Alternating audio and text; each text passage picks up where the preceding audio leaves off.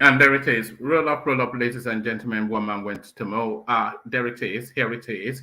Here I am. Hope you're there. The session starts. Your company is required. Happens twice a day. First under a view, and then in the second instance under your good, my good self. It's not your good self, but well, under your good self as well. Under all of us. So we gather for the latter session, which is what we're doing now. So one man went to more presents.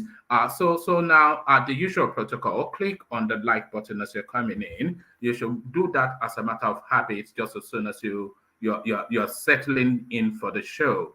Make sure you have clicked on the like button, and then you know that you fulfilled part of the righteousness. The other part of the righteousness is to ensure that you're subscribed. So click on like and subscribe. Make sure that is done just as a matter of routine. So you only have to click on the subscribe once, by the way. Don't click on it twice, because if you clicked on it a second time, then you unsubscribe. So that means then you have to click on it again. So it's a once in a lifetime, one time for life sort of click the subscribe button. But the like button is something you have to do every single time you interact with the session or with the platform. So every single time you interact with the platform, make sure you're clicking on the like button. Click on the subscribe button as well. Make sure that you are subscribed, of course. And then if you want to come and interact with the session live on the screen, click on the hyperlink that says StreamYard. So that way you come into a studio space as soon as I've finished reading out the body of the discussion points. Then I'll let you onto the screen and engage you in a conversation around the talking points. So there are two mandatory things that you must do as you come onto the session. You must necessarily click on the like button to help the YouTube algorithm of the platform. And then you are in just one instance, you must click on the subscribe button. Then that way you are a member of the platform. And then if you want to come join me on the screen, you click on the hyperlink that says StreamYard. So that is discretionary. That is at your will. If you want to come and engage in a conversation around the talking points that has been highlighted, then click on that hyperlink that says StreamYard. It brings you into a studio space. As soon as I've finished reading out the body of the talking points, then I'll let you onto the screen and engage you in a conversation around the talking points. So that's a discretionary, that is a discretionary click. That click is at your will if you're inclined to click on it.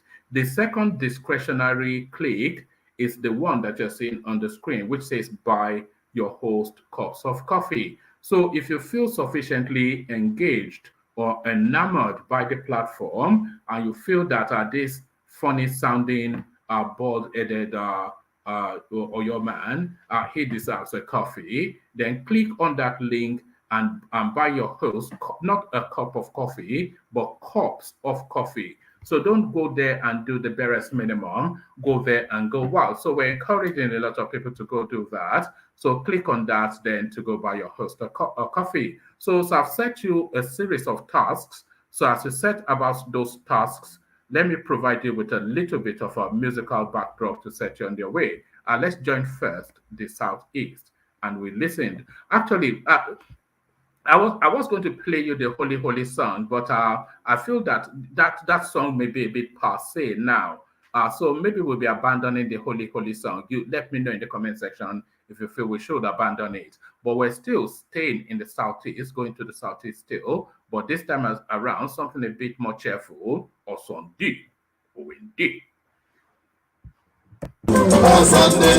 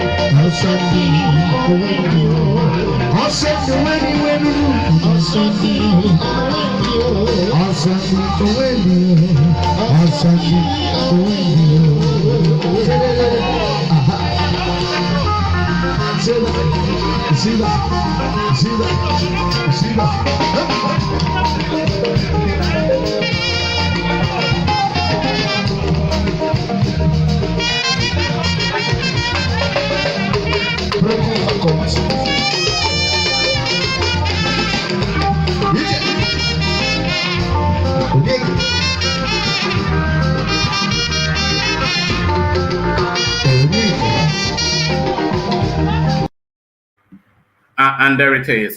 So there it is. Sunday Wendy from the eastern parts, So the eastern parts, federal government is not marginalizing southeast with non-presence of real projects in the region. This is the Minister of Transportation, Moazu Sambo, saying this. So Moazu Sambo, of course, so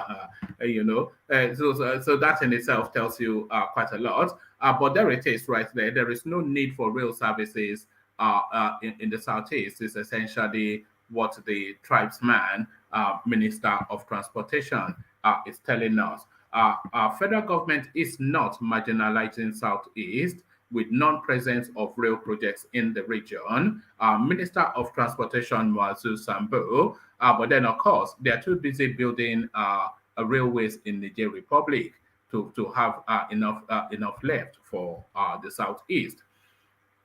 Zamfara PDP governorship candidate vows to go ahead with campaign despite court nullifying his candidacy. So there it is right there. The biggest problem that we have within the Nigerian state is the sort of governance that we have are often hosted by a particular tribe or sect who have no regard for the rule of law. So the lack of regard for the rule of law is really one of the biggest, if not the biggest thing that we're contending with as a nation. Just total categorical.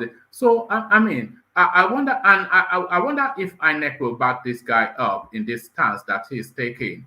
The court nullifies you as a governorship candidate, and you are telling them to go whistle in the wind as you will continue with your campaign.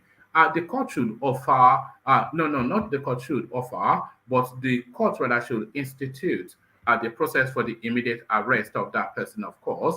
But then that would mean absolutely nothing.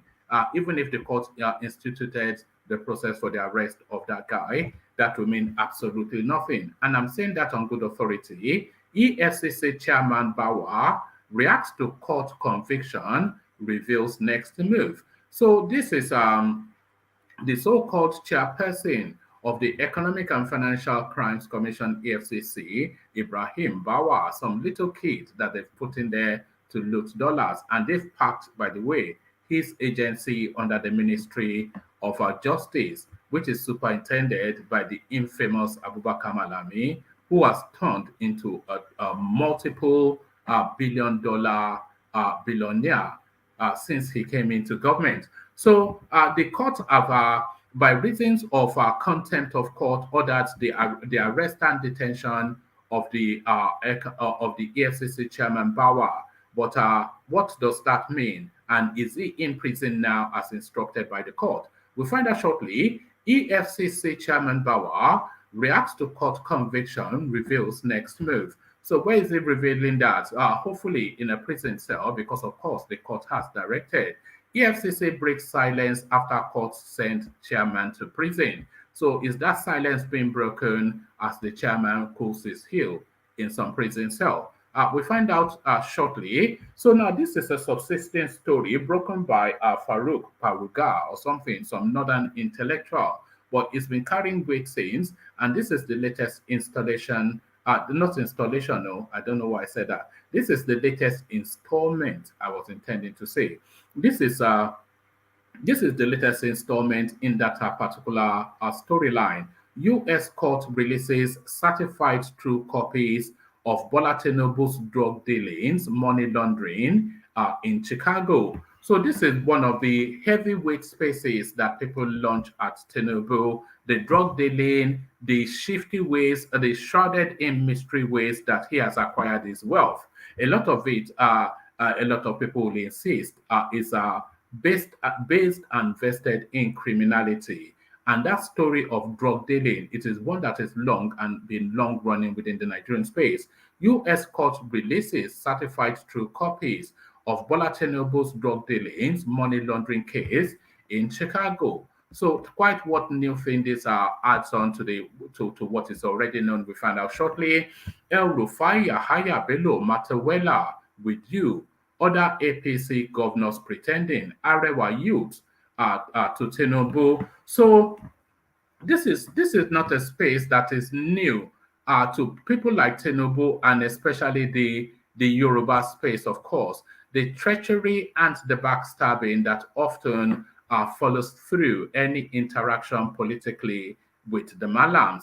It looks as though, as was with Awolowo and then with Abiola, it is now headed in Tinubu's direction. The stab, that now infamous stab in the back by the Malams, the Tekia, the lack of being upright and being men of their words? Or will they be upright and be men of their words? We find all of that out in February, but on the pathway to finding out these intrigues, only El Rufai Yahaya Bello Matawela with you, other APC governors pretending, Arewa youths to Tinubu. So quite what they are vesting that turn, we find out shortly. So this is now the final stanza in a story that's been running for about 12, 18 months. So the curtain falls and the signal is then the cinema is over.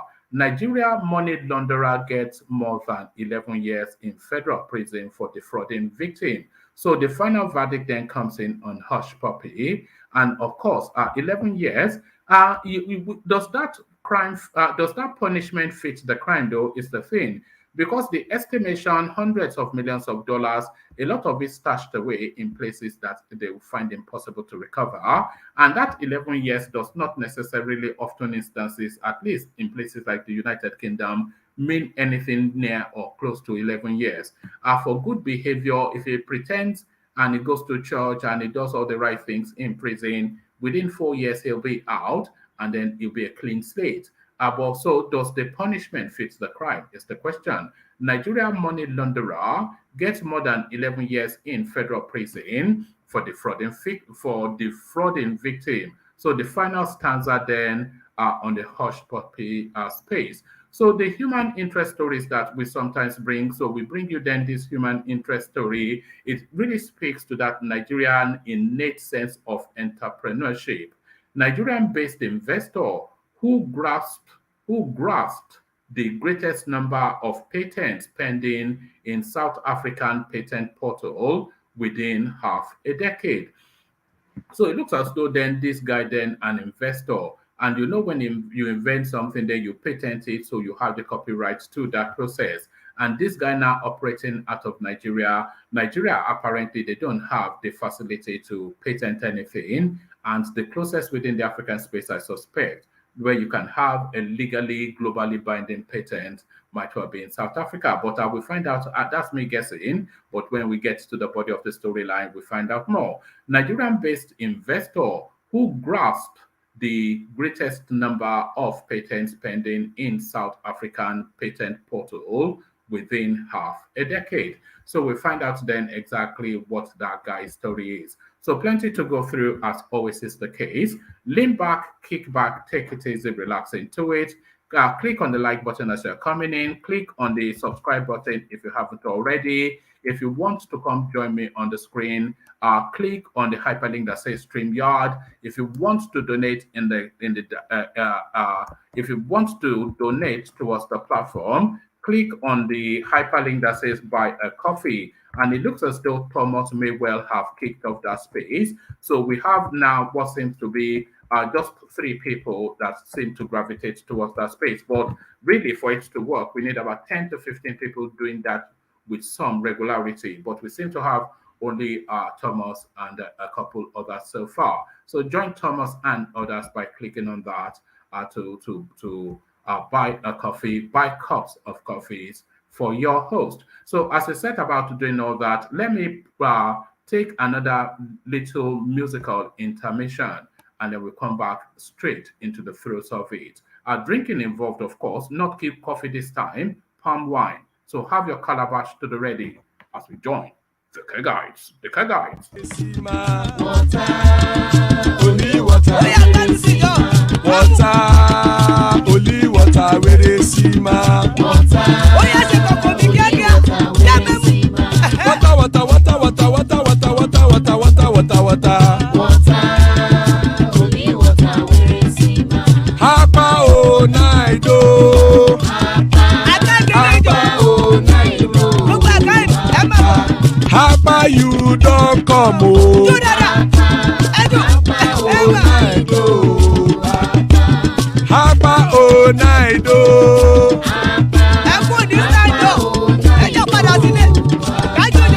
Oro kẹ̀kẹ́ kẹ̀kẹ́ ẹlẹ́mùrè o. Ilé sọ́dí àkẹ́kẹ́ ẹlẹ́mùrè o. Bọ́bí màsà kẹ̀kẹ́ ẹlẹ́mùrè o. Chifu Wáìlà tí kẹ̀kẹ́ ẹlẹ́mùrè o. Eruku lẹ̀lẹ̀ ẹlẹ́mùdé. Eruku lẹ̀lẹ̀ ẹgbẹ́ ẹlẹ́mùdóde ojàre o. Eruku lẹ̀lẹ̀ Ghana ti dé ẹgbẹ́ bọ́dì o. Ọmọ ẹlẹ́yẹ ẹyẹ o ó dilé o. Odúyẹ̀lá ẹyẹ o ó dilé o. Petrosonama ẹyẹ o ó dilé o. Petrosodúnkẹ́ ẹyẹ rẹ̀ ó dilé o. Ẹlẹ́kọ̀ ọ̀run mú ìní o.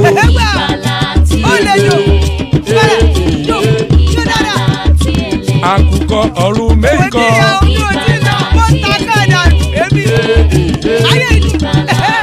Ikú kò ní ríwà gbéṣe o.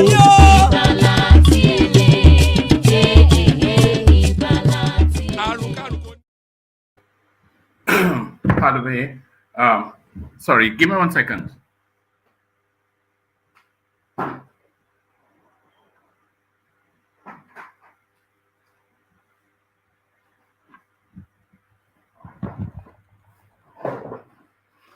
I actually went to grab my phone charger whilst that song was ongoing. Let me play you one more song just to gather myself. Just a couple more minutes.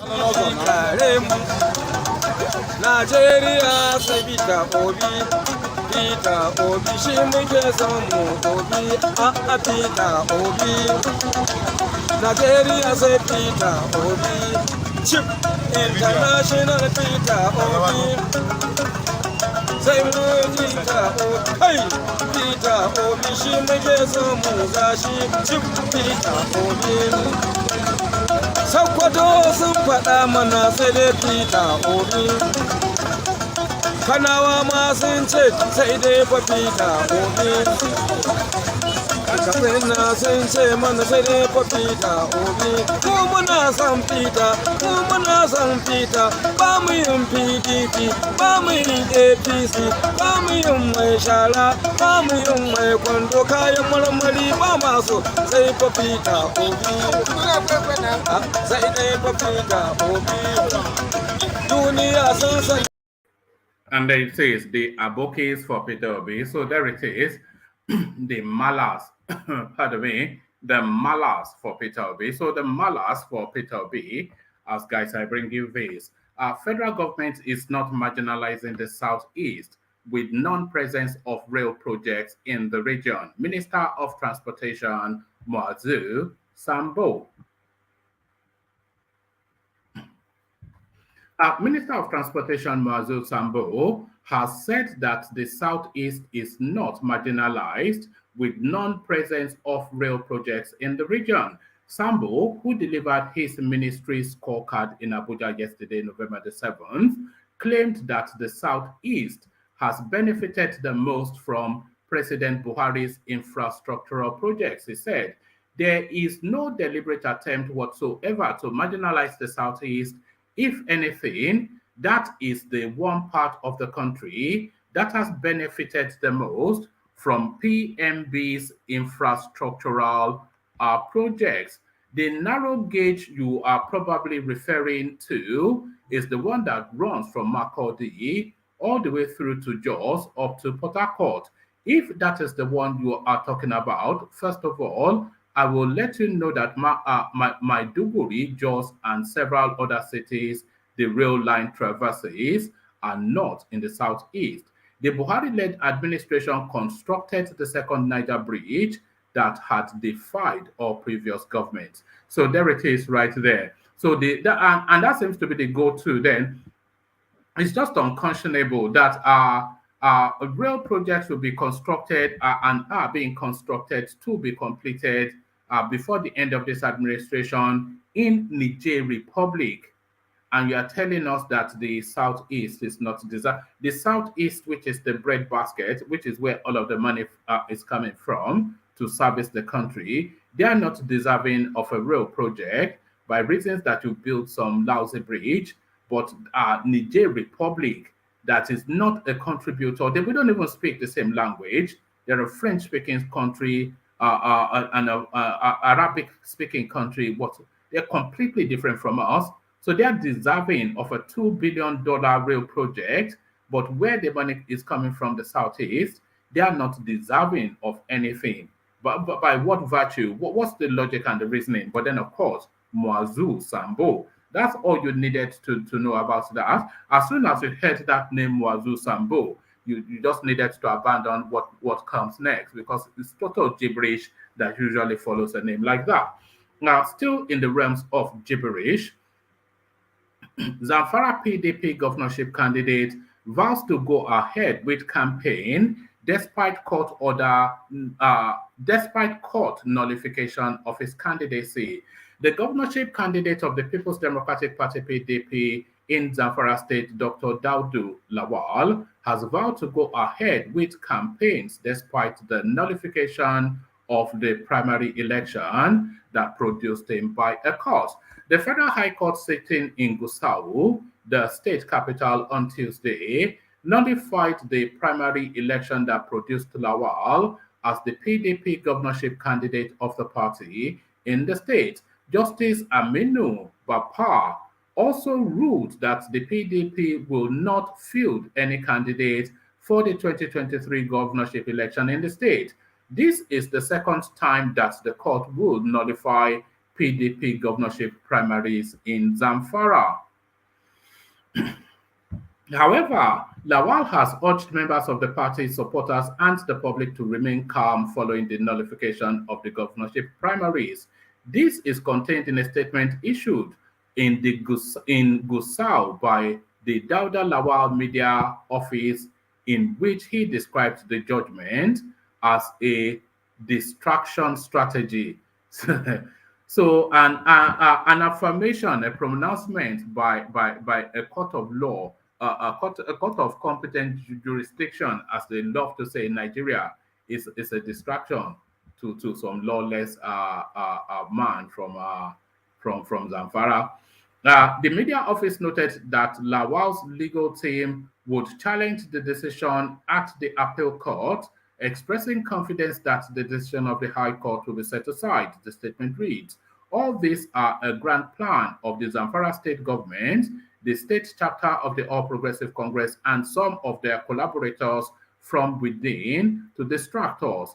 But like many of their sinister plans to remain in power against the people's wish, this too shall fail by the will of Allah. Dauda and the People's Democratic Party are ferociously gaining momentum across Zamfara state with victory in clear sight. They have resorted to all sorts of tactics to distract us from focusing on the campaign, but we shall remain focused until we rescue and rebuild Zamfara. So there it is. It goes on and on, but it's all in that vein. But the abject disregard for the rule of law, it is something that is deep within these people. EFCC Chairman Bawa reacts to court conviction, reveals next move. So I hope he's revealing that next move from Kuje prison, where the court directed that he should be placed. The chairman of the Economic and Financial Crimes Commission, EFCC, Abdulrashid Bawa, has reacted to his conviction by a federal high court in Abuja on Tuesday. Bawa was convicted for contempt of court. Presiding Judge Justice Chizoba Oji, in a ruling, held that the chairman of the Economic and Financial Crimes Commission is in contempt of the orders of this honorable court made on November the 21st, 2018, directing the Economic and Financial Crimes Commission, Abuja, to return to the applicant his Range Rover supercharged and the sum of 40 million naira. So they've of course sold or owned the guy's car, and they've shared the money amongst them. So impossible for them then to, because it's a criminal enterprise, of course, the EFCC, haven't continued willfully in disobedience of the court or of the order of this court. He should be committed to prison at Kuje Correctional Center for his disobedience and continued disobedience of the said order of court made on November the 21st, 2018, until he purges himself of the contempt. Bawa, who appeared before the House of Representatives Committee on Anti-Corruption to defend his agency's budget on Tuesday, said the law would take its natural course. Well, we have appealed against it, so we will allow the natural course of law to take effect. So you see, this is the one thing that offends me the most within the Nigerian space. A court directs, and then you set aside at your will because you hold the instrumentalities of violence, because Nigeria, of course, you know, is being ruled with and by violence, because you hold instrumentalities of violence and enforcement, and then you at will disregard a court order. Even if you are appealing, you still have to carry out that instruction of that court, subject then to the determination of your appeal. Because if that appeal does not go in your favor, then you have flouted the court order. But you have even flouted the court order once it has been pronounced and not carried out. So it is not at your discretion if you obey or disobey. The court, by the way, they directed the IGP to effect the putting of this guy in Kuje prison. So the IGP ignores this court order completely. Bawa ignores it completely, and they just carry on as though not. They are a law unto themselves. So if you have no law, if you have no laws, then you have lawlessness. And then if you have lawlessness, of course, then you have Nigeria. So still within that space, EFCC breaks silence after court sends chairman to prison.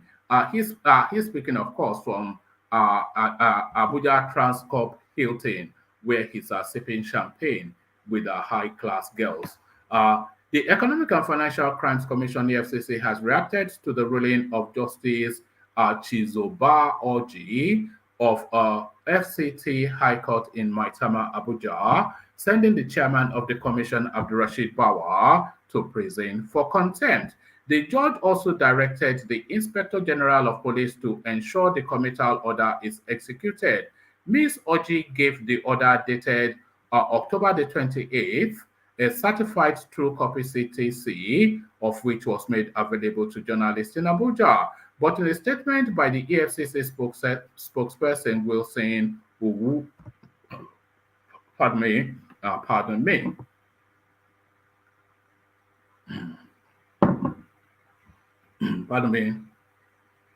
But in a statement by the EFCC spokesperson Wilson Uwujere, blamed the court decision on misinformation, saying the chairman had already released the vehicle in question and approved the release of the money.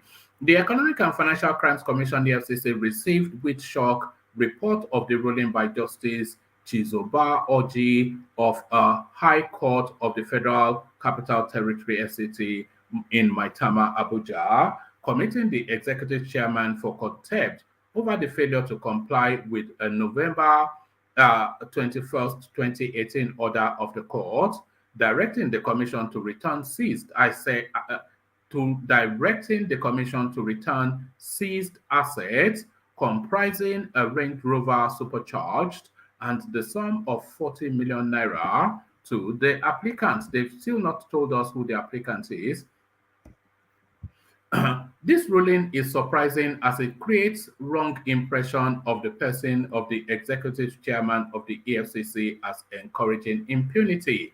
As far as the relationship between the EFCC and the judiciary is concerned, the executive chairman, Mr. Abdurrashid Bawa, has been an apostle of rule of law, due process, and close collaboration between the two institutions in justice administration. As an investigator and the only chief executive of a law enforcement agency who regularly goes to court, the executive chairman will not tolerate impunity or disregard any lawful order of the court. So is he in prison then? Because that's a lawful order of the court. Abdul Rashid Bawa, in his capacity as executive chairman of the EFCC since March, and they are telling us when he came into place, just to tell you that court judgment was outside of his tenure, was long outside of his tenure. So that's why they're really doing this. Abdul Rashid Bawa, in his capacity as executive chairman of the EFCC since March the 5th, 2022, did not disregard any order of court. For the benefit of the public, the said order of the FCT High Court was given on November the 21st, 2018, 3 years before Abdul Rashid became EFCC chairman. This fact is germane as the contempt process is quasi-criminal in nature and must be served on the person involved. In this case, Bawa is incumbent chairman of the EFCC, was neither served Form 48 nor Form 49. Despite this fact, the executive chairman, upon being aware of the said order of November the 21st, 2018, had released the Range Rover in question to the applicant on the 27th of June, 2022, and had approved the process of releasing the remaining 40 million. So what does approve the process of? Just give the money back. Give his money back. Because the money seized, they should be kept in a dedicated account, of course, and that dedicated account should not be your personal account so that you can go and spend it on Amina and the rest of them. Taking into cognizance the procedural lapse in the contempt proceedings, the Commission has initiated process to set aside the entire contempt proceedings and committal of the executive chairman for contempt. Despite the discomfort of this ruling, which is seemingly promoted by misinformation, the Commission remains committed to working closely with the judiciary in furtherance of the fight against economic and financial crimes in Nigeria, the statement said. So there it is right there. They have no truck for any court orders. Total disregard for the rule of law. Aboki style, Aboki style. Aboki style, so let's go to the United States now. U.S. court releases certified true copies of Bola Tinubu's drug dealings. money laundering case in Chicago. So now let's latest installment in this never-ending saga. The United States District Court for the Northern District of Illinois has released fresh documents holding Bola Tinubu's encounter with American authorities over allegations of narcotics trafficking and money laundering. Mr. Tinubu, the presidential candidate of the ruling All Progressive Congress and former Lagos State governor, has come under intense public ridicule and political onslaught. So that already tells you that this is a hostile piece. So a hostile piece by a hostile. Let's see who's written this. Ade Femola Akintade. So yes, so a hostile piece. Mr. Tinubu, the presidential candidate of the ruling All Progressive Congress and former Lagos governor, has come under intense public ridicule and political onslaught for his role in the early 90s, in an early 90s drug trafficking case in Chicago. Mr. Tinubu has not commented on the narcotics affair, which has made headlines since at least the mid noughties, which is the mid, you know what the noughties are preferring instead to discuss other parts of his background in corporate accounting, consulting, and pro-democracy activism.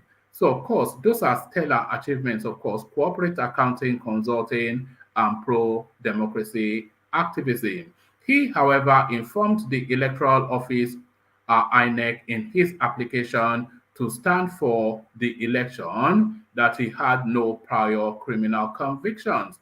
Mr. Tinubu's allies have also made efforts to downplay the matter entirely as a trivial distraction to Nigeria's democratic experience because it happened decades ago in a distant land. But Nigerians have insisted, Nigerians are insisted, Nigerians want, Nigerians are saying, this is yours, personal opinion, of course.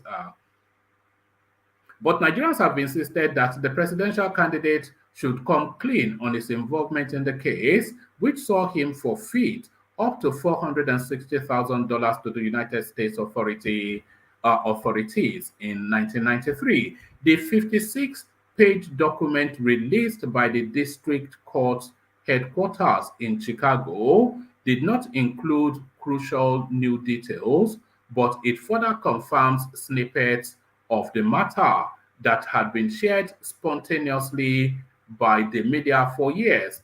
Journalist David Hundeyin, so it wasn't actually Ferugu, it was David Hundeyin. Journalist David Hundeyin also reignited interest in Mr. Tinubu's drug dealing background following a July the 13th article in West Africa Weekly. The latest certified copies of the court case obtained on August the 10th showed Mr. Tinubu and two others named K.O. Tinubu and Alhaji Mogati were involved in banking proceeds of the illicit drugs and money laundering with Heritage Bank and Citibank. It was not immediately clear whether or not Alhaji Mogati was a misspelling of Alhaja. You look at that. I don't know if this is even worth the effort, but let me read it to you and then you make of it what. This is a desperate piece. The latest certified copies of the court, I was hoping that this will offer us more, but in just conjectures and speculations and inferred feeble meanings. The latest certified copies of the court case obtained on August the 10th showed Mr. Tinubu and two others named K.O. Tinubu and Alhaji Mogati were involved in banking proceeds of illicit drugs and money laundering with Heritage Bank and Citibank. It was not immediately clear whether or not Alhaji Mogati was a misspelling of Alhaja Abibatu Mogaji, Mr. Tinubu's foster mother, who passed away in 2013. The United States government had on July 1993 sought forfeiture of proceeds of narcotics Mr. Tinubu was accused of laundering. The matter was resolved in a compromise between the Tinubus and the United States authorities, with the Tinubus being asked to keep the money in the Heritage Bank account, whilst 460,000 in the City Bank was forfeited. So the American authorities then are asking a drug dealer to keep the proceeds of drug dealing. A federal judge subsequently dismissed the matter with prejudice on September the 21st, 1993, which effectively foreclosed the matter from being litigated again by all parties. It, however, remained unclear whether or not Nigerian authorities could still bring charges against Tinubu over the same case in Nigerian courts. Kalu Agu, an Abuja-based lawyer with ties to opposition politics, has been amongst those seeking to hold Mr. Tinubu to account over the matter.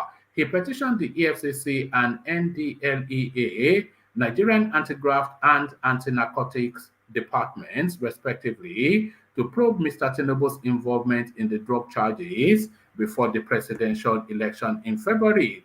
In the November 8th petition, Mr. Kalu Agu gave both offices 7 days to launch action against Mr. Tinubu or be compelled through a judicial order of mandamus, a process that involves ordering a public department to perform a public duty.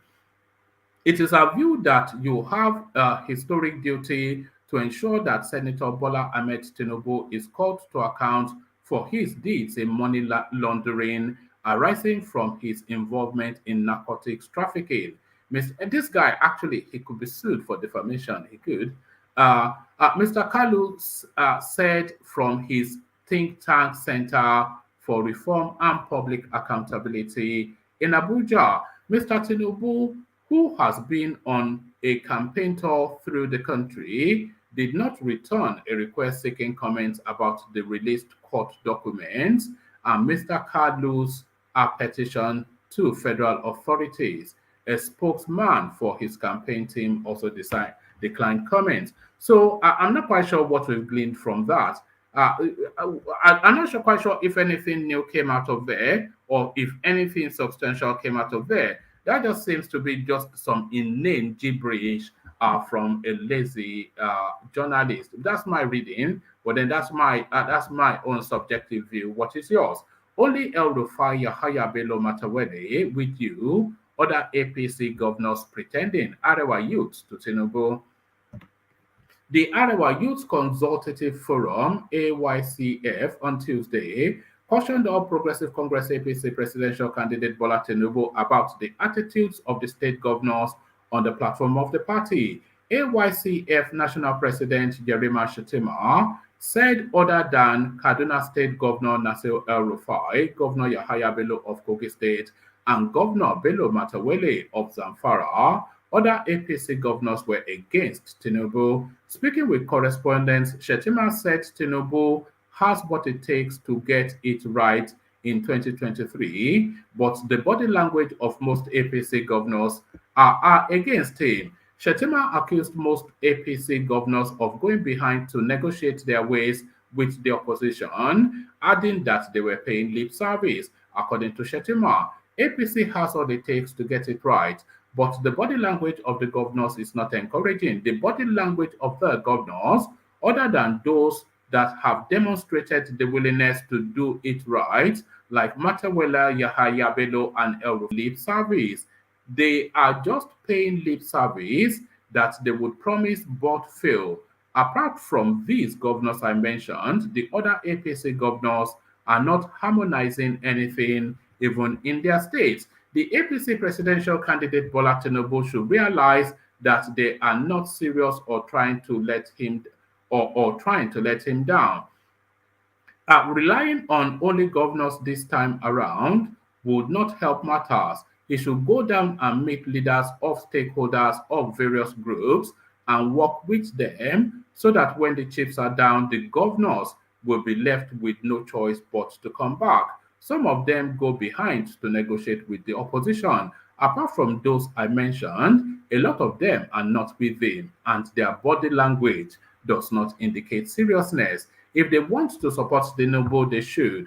And if they are not interested, they should come out like other governors and say no. And by other governors, I suspect he's talking about the PDP space.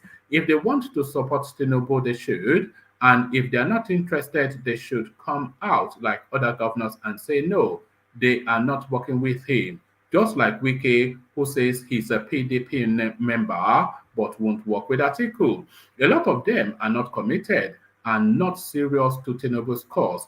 AYCF national president also declared that Tinubu would get sympathy vote from the north due to his choice of Kashim Shettima as running mate.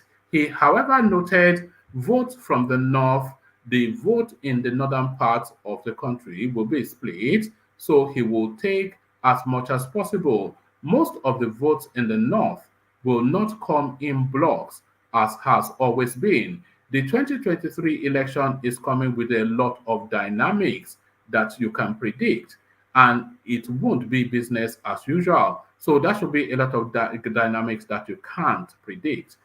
Anybody who tells you that the North will give you full votes, either on religious or ethnic grounds, is lying. It won't work, he said. So yes, a lot to unpick from that, but the latter half of that, I very much concur. There's more sophistry in the northern voting space than we give them credit for, and we've seen it severally for us not to do that. We saw it with the Abiola pace, with the Abiola space when they voted overwhelmingly against one of his own, and a senior member of their space, by the way, from Kano, which is the epicenter of the north, and an elite of that space as well, so far. And he lost even at his own local government area. So they're a bit more sophisticated, and they did it again with our good luck Jonathan, returning him to office against Buhari in 2011. So a bit more sophistication in the northern voting than we give them credit for.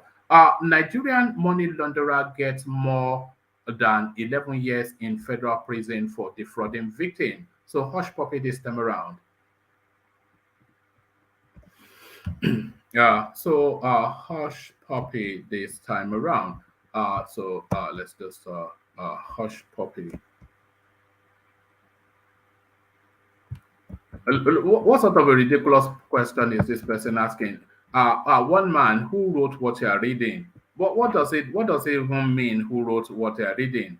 Anyway, let me just ignore that. Sometimes you just see the most ludicrous comments in the comment section. Sometimes, Nigerian money launderer gets more than 11 years in federal prison for defrauding victims. So let's see what's going on here. A Nigerian national best known by his Instagram handle, Ray Hush Puppy, was sentenced to more than 11 years in federal prison for orchestrating multiple money laundering schemes in and outside the United States, according to prosecutor. So this is Washington Times that I'm reading from. The United States Attorney's Office for the Central District of California said on Tuesday that Ramon Olorunwa Abbas, 40, was sentenced to 135 months in prison. He was originally arrested in Dubai, United Arab Emirates in June 2020 and pleaded guilty to one count of conspiracy to engage in money laundering in April 2021. He has been in the United States federal custody since his arrest, and his Instagram account, where prosecutors said he boasted about his scheme, has been shut down. By his own admission, during just an 18-month period, the defendant conspired to launder over $300 million. Prosecutors wrote in a sentencing memorandum per the attorney's office. Whilst much of his intended loss did not ultimately materialize, Abbas' willingness and ability to participate in large-scale money laundering highlights the seriousness of his criminal conduct. With the help of convicted Canadian money launderer Galeb Marie, 37, prosecutors said Abbas defrauded people by carrying out bank cyber heists and business email compromise schemes where scammers gain unauthorized access to a business email account and trick businesses into wiring them money. One scheme Abbas admitted to participating in involved stealing more than $14 million from a Maltese bank with the help of North Korean hackers in January 2019. Abbas and Alua Marie conspired to launder the stolen money through banks in Romania and Bulgaria, with federal prosecutors alleging that those funds were intended for the North Korean government. Abbas and Alua Marie worked together again in 2019, May 2019, to launder millions of British pounds stolen from a United Kingdom professional soccer club and UK company through a bank account in Mexico. Abbas worked with other conspirators to defraud a person from Qatar who sought a $15 million loan to build a school. The Nigerian national also convinced a New York-based law firm to transfer over $922,000 to a co-conspirator controlled under someone else's name. Some of the money Abbas defrauded from the Qatar businessman was used to buy a 230,000 Richard Milles watch, which he flaunted on his Instagram page at the time. Abbas bragged on social media about his lavish lifestyle, a lifestyle funded by his involvement in transnational fraud and money laundering conspiracies targeting victims around the world.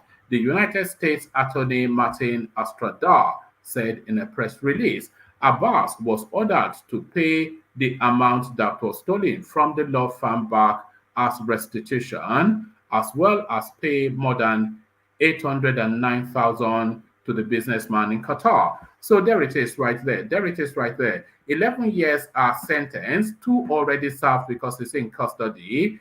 He'll be released halfway through on good behavior or good conduct.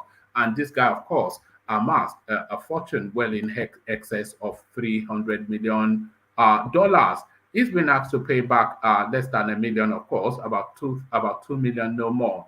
So $2 million payback, 5 years or so in prison, and then you walk away with $300 million. Is this a trade-off that you are willing to make? And what value is your life for 5 years if you were not in prison and you could as against the 300? So what I'm asking you to counterweight is, would you sacrifice 5 years of your life for $3 million? To be in custody for $3 million, not $3 million, even $3 million, or about $300 million. So that is the moral maze that I'm inviting you to walk. Oh, my name is important to me as I continue to eat bread and baked beans every day. And I'm soaking gari, but my name is important to me. Okay, then. So there it is. So this is now the last readout, and then we see who is available in the comment section. We say who is available on the platform to take it on.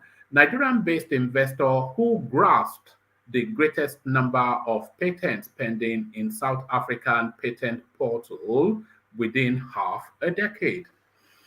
A young Nigerian-based man has broken record as a lifelong investor. Let's take it again. A young Nigeria-based man has broken record as a lifelong inventor with over 50 innovative inventions within half a decade, patented and published 32 on South African patent portal and journal. The man named Ijere Joshua Azuchukwu, who is also a member of Inventor Group of America, he is foremost in inventions and innovation in Nigeria. He is one of the limitless thinkers in Africa when it comes to invention. He has been in business for over half a decade with outstanding results and has grasped the greatest number of patents pending in South African patent portal. So these are so it then goes on to show you the list of the guy's patents and inventions. He's yeah, he currently has three inventions that are world first electronic products, namely electronic foot mat, and then it goes gives you the application something. Uh, so it goes on and on anyway. But I probably have to share the screen for this because we're not talking about usually when you talk about Nigerian inventors, it's just some clever kid that has put together some Paco and wood and then put a rotor on top of it and will tell you that he has invented an helicopter and people will be shouting. And people will be shouting that, oh, look how brilliant Nigeria is. But this guy, it looks as though he's. Let me share you the screen, and then you see why I am going on in the way that I am going on. So let me share the screen with you. So it says a Nigerian-based inventor who grasped the greatest number of patent pending in South African portal within half a decade. So let me show you what this guy has patented. Then you see that, and that's the guy, by the way, young and fresh-faced. And those are his patents, of course. So those are the intellectual property portal. So those are the patents processed, not even pending. So status processed. So those are his patents on the South African portal. But these are some of the things that he has patented. So these are properly constructed stuff. These are really done up stuff. So not the usual cobbled together wood that we call inventions in Nigeria. So this is what this guy is inventing. So a proper inventor. So these are sort of things that he is inventing. So you can see, I'm not quite sure what half the use is, but the quality of the presentation is really, I think he's even invented some form of iPod. So there it is right there. So imagine then when we unleash the innovative technological potentials of the Nigerian space. So these are proper stuff from Igbo our brother from the east. So there it is right there. So there it is right there, and here they are right here. So Des, I see you. Thomas, I see you. Brownberry, I see you. World Peace, good to have you, and the mighty Ajale Koko rounds off the list. So good to have you, gentlemen. Good to see you all. Let's kick it off with Des if he's ready to go. Des, are you ready to go? Not really. Can you go to someone else, please? All right. All right. We'll hold you in abeyance for a moment. So Thomas, what about you? Are you ready to go? Yes, please. All right, brilliant. Okay, so good to have you, Thomas. So straight to it and straight into it. This Nigerian inventor then just the largest amount of patents in South Africa.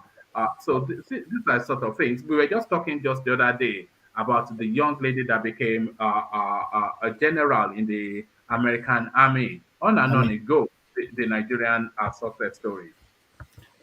Thank you, woman. Good evening, everyone. Like, share, and subscribe. It's a good direction, man. I saw, before I spoke on this, I saw a young lady, born Nigerian parents in the US. He was admitted to the university at the age of 13 years old. Just 13 years old, and she's studying maybe science study or something. So we are excelling everywhere. The brain is there. The innovations, everything is there for us. You can imagine you can imagine if those things can work in Nigeria, if they can come back to Nigeria and do the right thing to that country, uh, Nigeria would be a better place. You can see this guy now; he invent these things, and And he's inventing it it's from very. Nigeria, by the way. It's not in your abroad. Oh, he's inventing from Nigeria. Yes, Nigeria based. That's what they said. Is inventing it from Nigeria. It's not in your abroad. That really strikes me. Wow. With the way the country is, somebody is able. And did you see the screen when I showed some of his products? You did show some things. Oh, I Yes, didn't. yeah. No, I'll show them again because when you're talking about a Nigerian inventor, usually at that level, you are usually looking at somebody just putting some wood and some wire together. But this is yes, you know, when we usually see they say, oh, he invented a car and then he's done some parkour and put some tire. But this is the quality of what this guy is producing. So this you will go to any electronic store anywhere in the world and pay top money for. You know, look at the quality of this guy's invention. Wow. Wow. It's just this is global first, and this has some of his patents that is registered. So he has the intellectual property on those things. So that's the young man, Oh, that's the guy. and let's name check him again because we should always celebrate this sort of person. Ijire Joshua Izuchukwu. So that's the name, Oh, the young that, Nigerian that is inventor. it. Yeah. That's from the southeast, right Yes. there. Yes. So it's a welcome development, one man.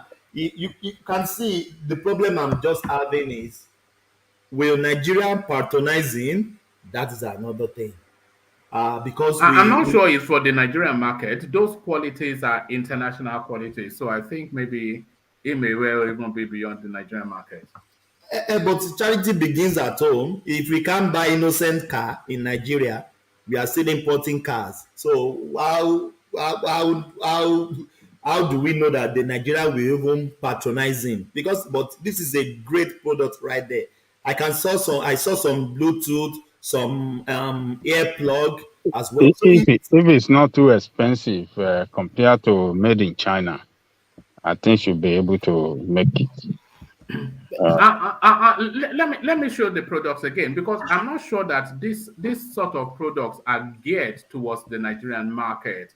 These products they are not for Nigerian people. You know, Nigerians are usually bread and butter people, but these sort of products, you know, if you look at that, I'm not quite sure that's some sort of mechanical rotor. So this is a foot massaging sort of thing, which is plugged into some electronic system. So he's patented that. And this is some trolley-based something. I'm not quite sure what this is. But if you look at these products, they are not really for the Nigeria. They are more international spaces, I suspect. look at hair plug as well. Look at it's the quality that strikes me.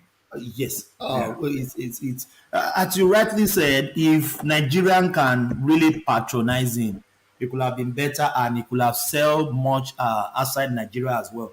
But charity begins at home. Nigeria should patronize him. It should go out there, let people know what he's up to, what is the quality of the product.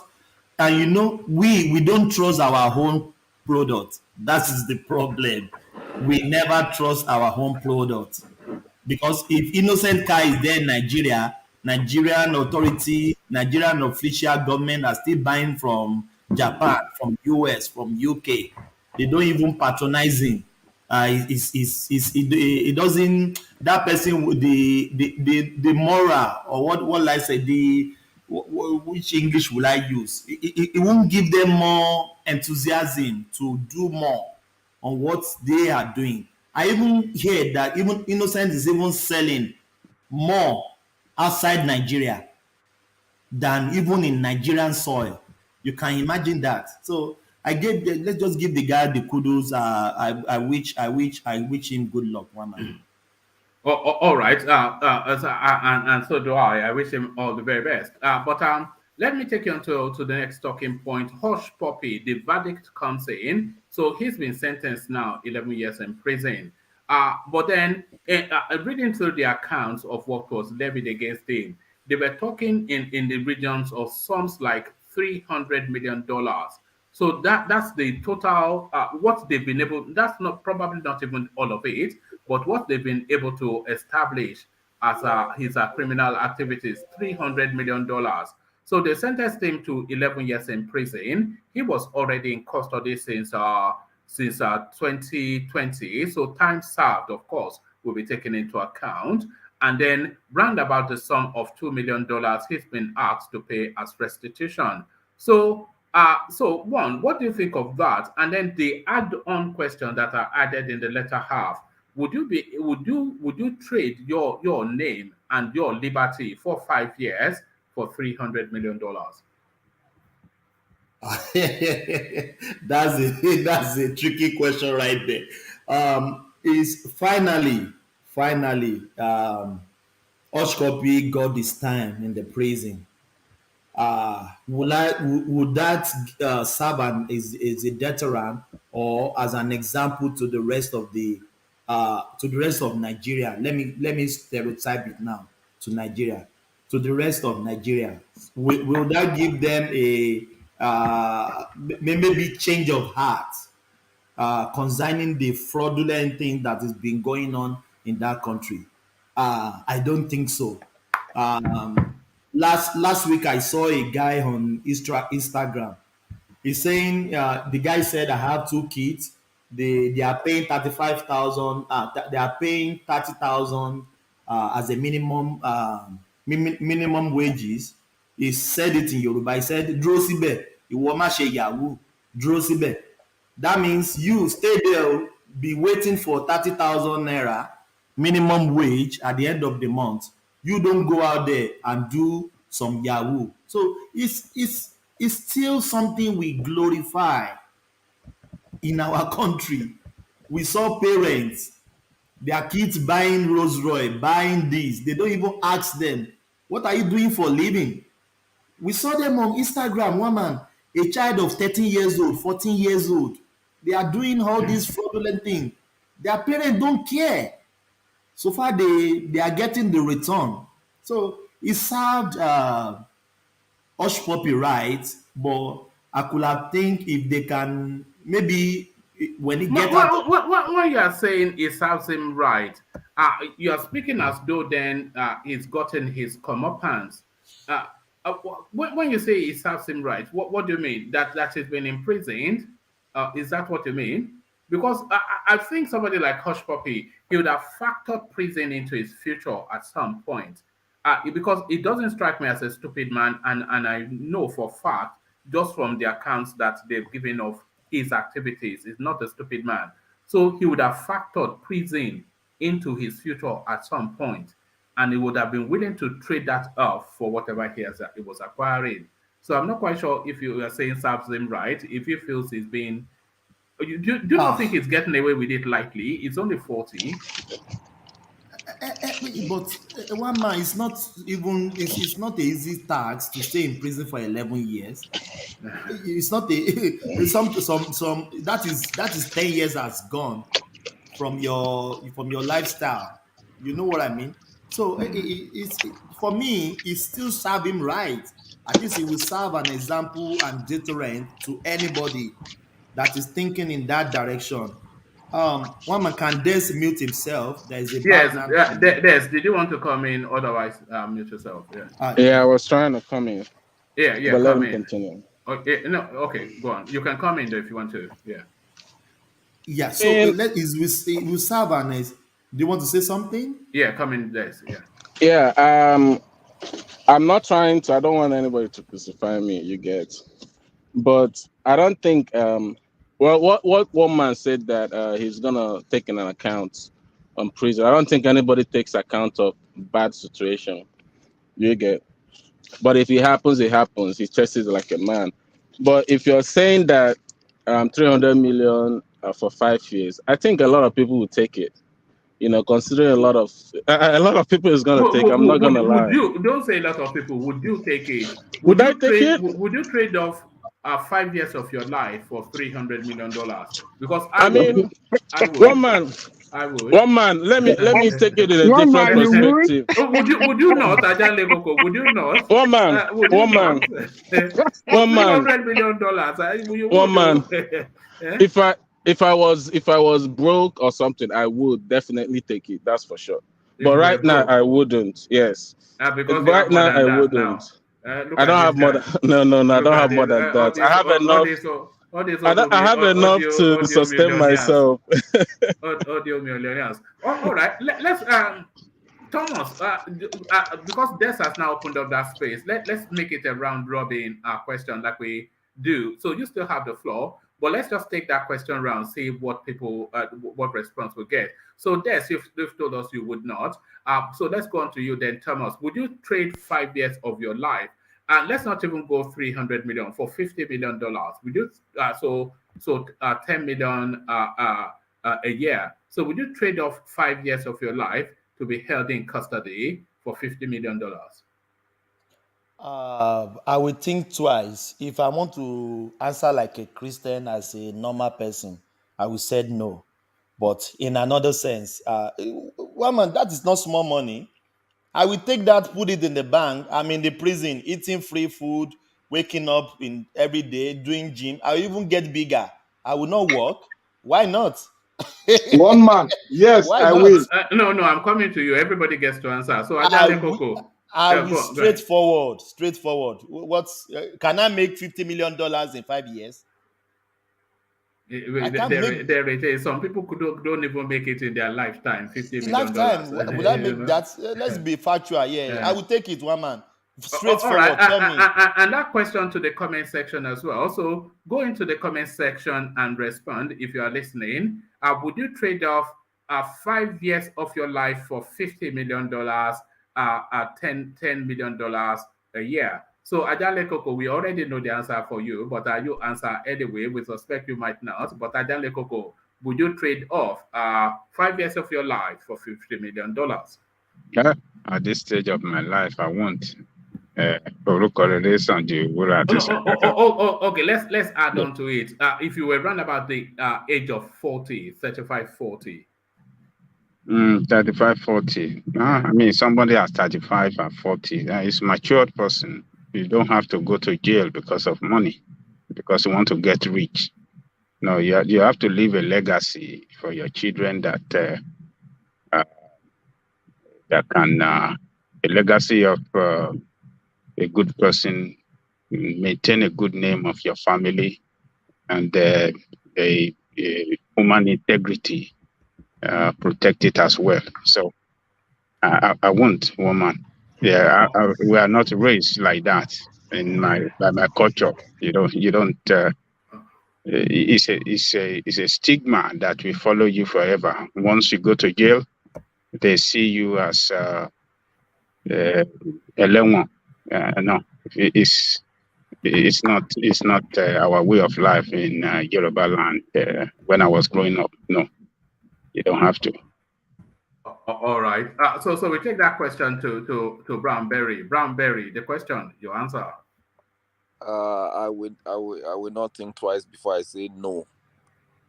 I won't. Even if it's $300 billion, I won't go to jail for 5 years, because I know in my heart of heart that I will count that money. So without going to jail. All right. So would you corruptly enrich yourself if you held a government position, Brownberry? Never. Never. You don't know me. No. Because there are people of high morality here. Yeah, I would people never. like Ajale Koko. I would never take what does not belong to me. All right, brilliant. So rational mind. The question, your response. This is rational mind, though. He always does that. Let's go on to Ego. Ego, the question, your response. Would you trade off 5 years of your life for $50 million? Ego. Yes, I will do that. Right. You did not even hesitate. I will do that. I will do it. 5 years, I will do it for $50 million. $50 million is not 10 kobo. There are people who say they will not do it. For the next 20 years, they will not see 50,000 say for 10,000, and they will still be alive. This is what I'm saying, suffering and smiling. My name So is I more will do it, precious than my gold. brother. All right. $50 million. You know what you are calling? 50 million for Nigeria. I will do it. But what about what Ajanle Koko said, that your name is stained forever? You brought Forget disgrace about what Ajanle Koko said. The whole politicians in this country, they are thieves. Many of them have gone to prison. What name did they got? So what are we talking about? Forget about those kind of talk. Old story. No. Those are the traditions we were brought up on, though, that your name more precious than gold. Forget about name. No problem about name. So far the money come to me after the 5 years, and my family live at least out of poverty for their generation. It's okay. All right. Let's take it on to World Peace. So World Peace, that question, your response. Mama, are you seriously asking that question? You know Morocco, Spain, those people used to cross to get there, and then you come and tell me to take 50 million and go to jail. What is 50 million? 5 million. My mama, I'll go there, take care of my children. We live well. This is it. Come back. That's well, you know, I said I would, but I'm not sure that I will, you know, but certainly what I will say is that I probably will not, but I will not dismiss it out of hand. I will romanticize about it for a moment. Even before then, I say no, but I will certainly think about it, because I will pause for a moment and imagine myself on a yacht on the Mediterranean with long legs Swedish girls all over. Then you say, do I really want with champagne and everything? And you do the glass like this, and your butler will without even so we will say. So I did not commit the crime. I did not kill anybody. They say just make yes or no. That's the only thing. No drug carrying, don't anybody say yes or no. Yes. When I say yes or no, I don't reach there. They wait to close the door. All right. Let's take the question to HO and then Patrick, and then we head back to Thomas. So HO, the question, your response. And what more than that amount? All right. Because the truth is this. I think our problem as a people is because we don't know how to make real money. Real money does not come from paycheck. Real money comes from turning an idea into money. Most of us do not ask for those ideas. And how do you get an idea? An idea comes from you identifying a problem in your community and finding solution to that problem. Then you have money. Because that same problem is replicable in every other places. So you able to identify that problem and finding a solution, then you become a potential millionaire. Like in Nigeria, they will say there is no job. There are plenty jobs in Nigeria. Reason is because there are plenty problems that need solution in Nigeria. If only they can identify each one of them and profess solution. All right, brilliant. Thank you. So you would not take it. Let's take the question finally to Patrick, and then we go back to Thomas. So Patrick, the question, your response. So, but the way I understand the question is that I have to commit a crime to get that money, or I'll just go to jail without committing any crime. No, you have to commit a crime, but you can choose the crime that you find acceptable. So yes, you can. But you have to commit a crime that you have to be sentenced for, and your liberty taken for 5 years. And in return, but somebody will dash me the money after committing that crime.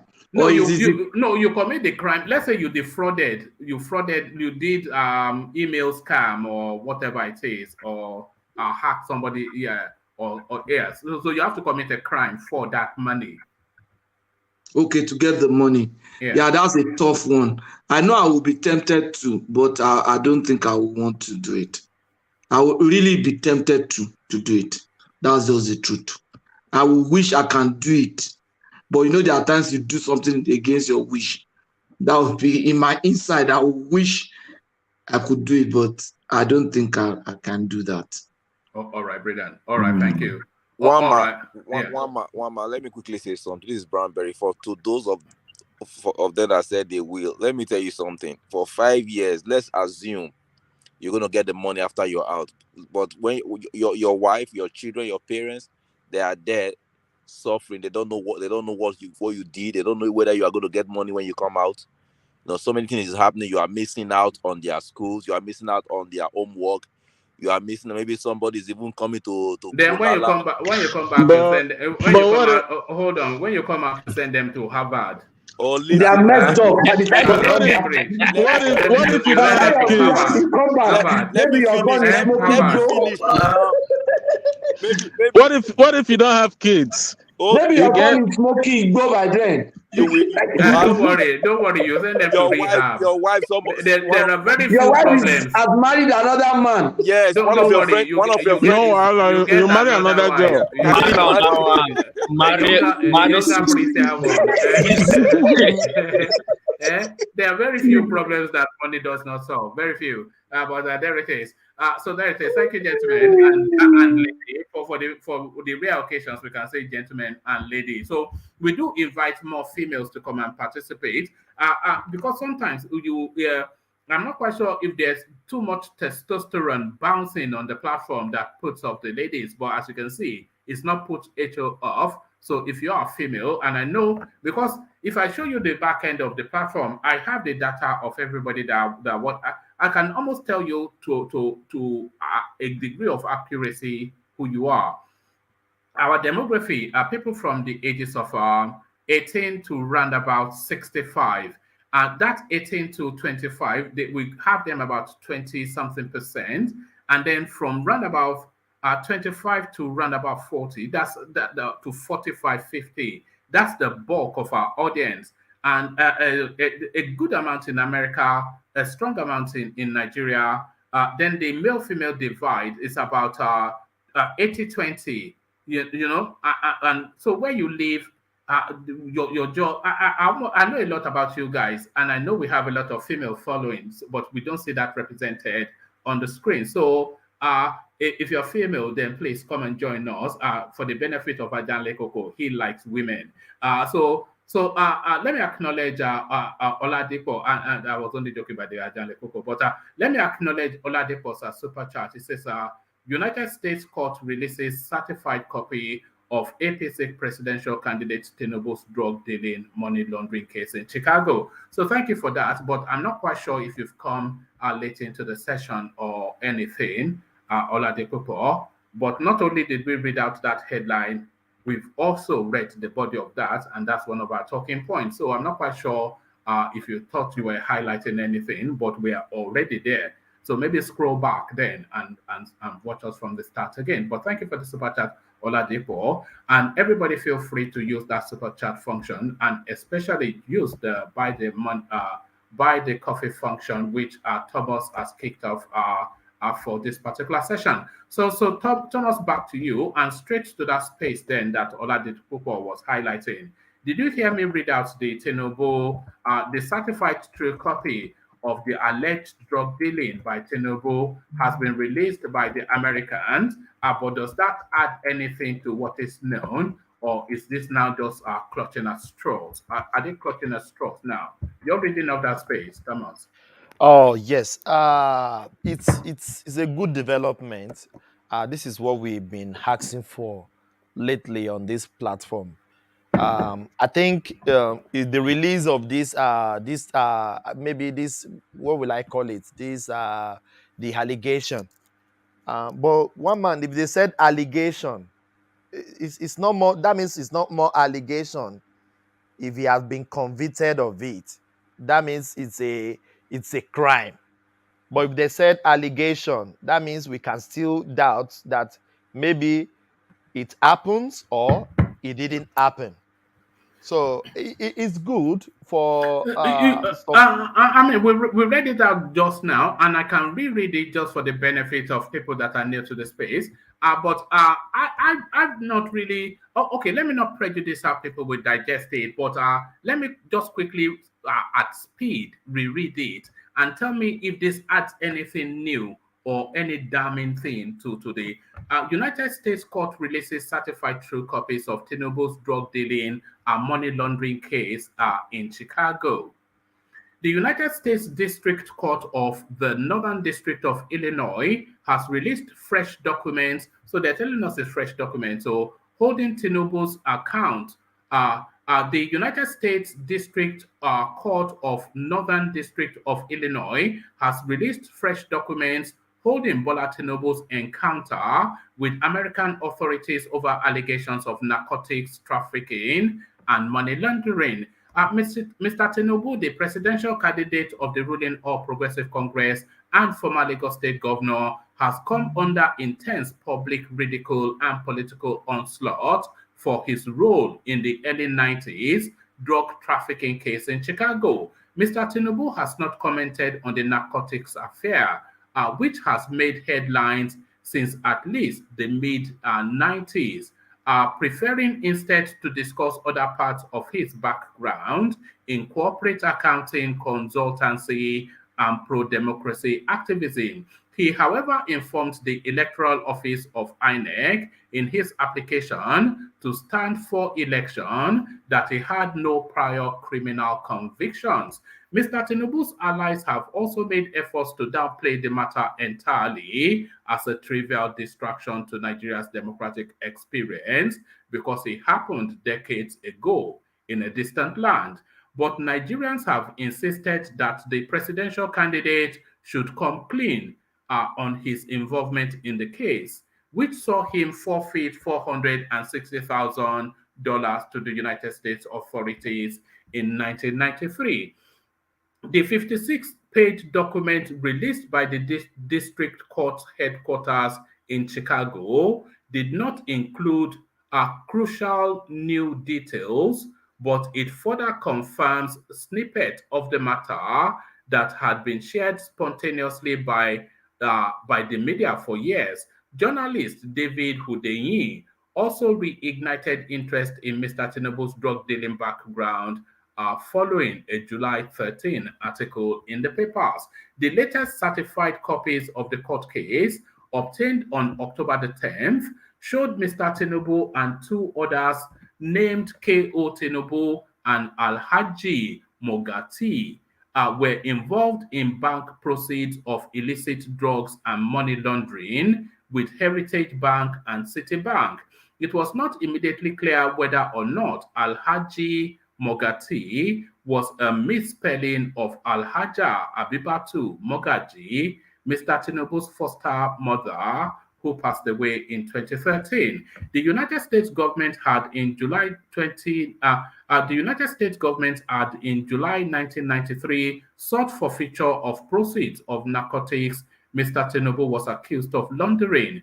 The matter was resolved in a compromise between the Tinubus and the United States authorities, with the Tinubus being asked to keep the money in the Heritage Bank account, whilst the $460,000 in the City bank account was forfeited. A federal judge subsequently dismissed the matter with prejudice on September the 21st, 1993, which effectively foreclosed the matter from being litigated again by all parties. It, however, remained unclear whether or not Nigerian authorities could still bring charges against Mr. Tinubu over the same case in Nigerian courts. Kalu Agu, an Abuja-based lawyer with ties to opposition politics, has been amongst those seeking to hold Mr. Tinubu to account over the affairs. He petitioned the EFCC and NDLEA, Nigerian Anti-Graft and Anti-Narcotics Departments, respectively, to probe Mr. Tinubu's involvement in the drug charges before the presidential election in February.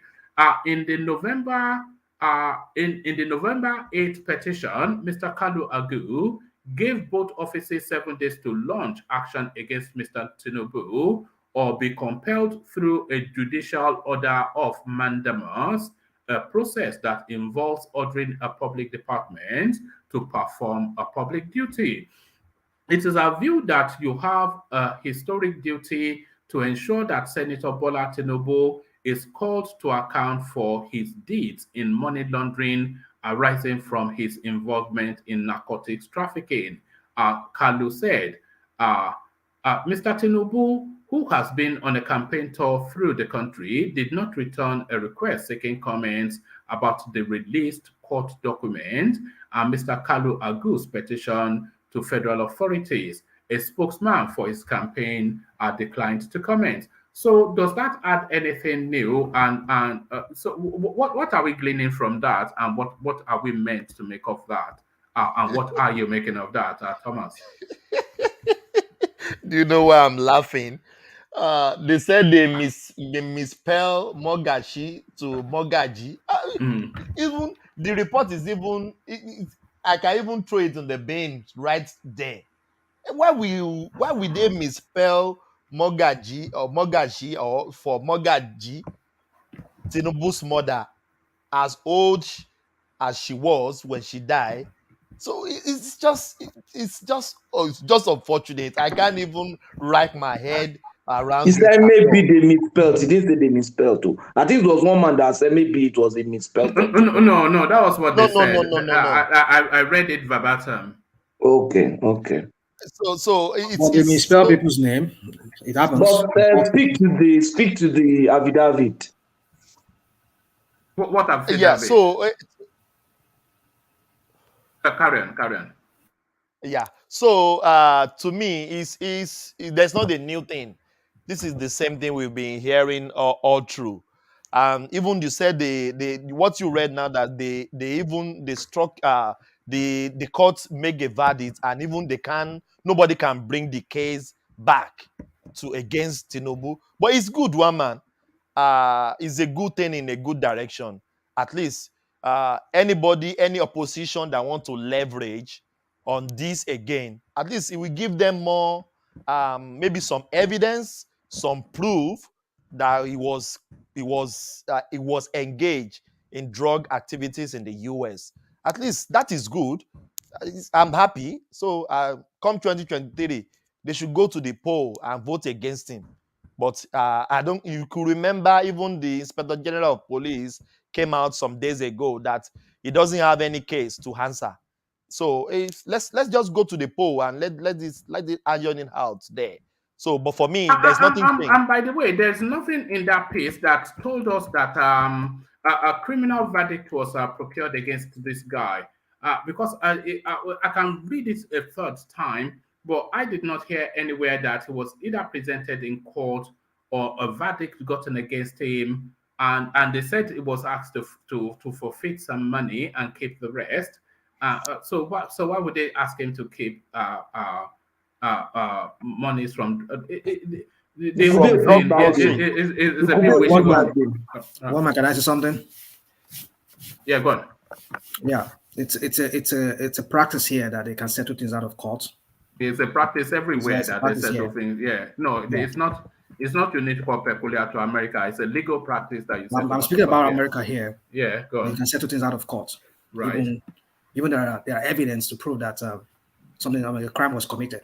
Depending on how you the plea bargain or whatever bargain you make with the prosecuting attorney or whatever. So it is about the gravity of the crime and the quality of the evidence. That's usually it could be again. If I had so many people do some grievous, heinous crime here, that's for some reason they were able to get a slap on the wrist. Yeah, the quality of the evidence. That's what I said. The gravity of the crime and the quality of the evidence. The point still remains that was there a crime? That's the question. If the money was traced to his account, that there tells you what you need to know. So, what does that tell you? It tells you, no, anybody wants to, whatever, it all depends on how you want to figure it out yourself. But no, how are you figuring for me, there was a crime committed. Which crime? Yeah, money was laundered through your account that has his name on it. And it has been consistently seen that money was being put into this account. So if money were consistently being put into this account by some known drug barons, that tells you what you need to know. That there's something going on. No. So no, you are appending to what is what is What am I appending established. to? Did you not just read it? No, I didn't read it though. I did not read that money was being paid into his account by known drug barons. Why was the account frozen? I don't know. It doesn't tell us. Okay, maybe you didn't read that, but the ones I read is there was money being laundered through that account, and it traced that money to some fellows who were convicted drug barons. Right. So that tells you right there that if I can allow my account to be used by some convicted barons or drug dealers, that tells me that I'm an accessory to that crime. But it's not left for me to be able to make a plea bargain that in any way I want to. So sorry, are you a lawyer, rational mind? I don't need to be telling you what I do, one man. Well, you're not because hold on. I come here on the different pseudo names and different pseudo characters.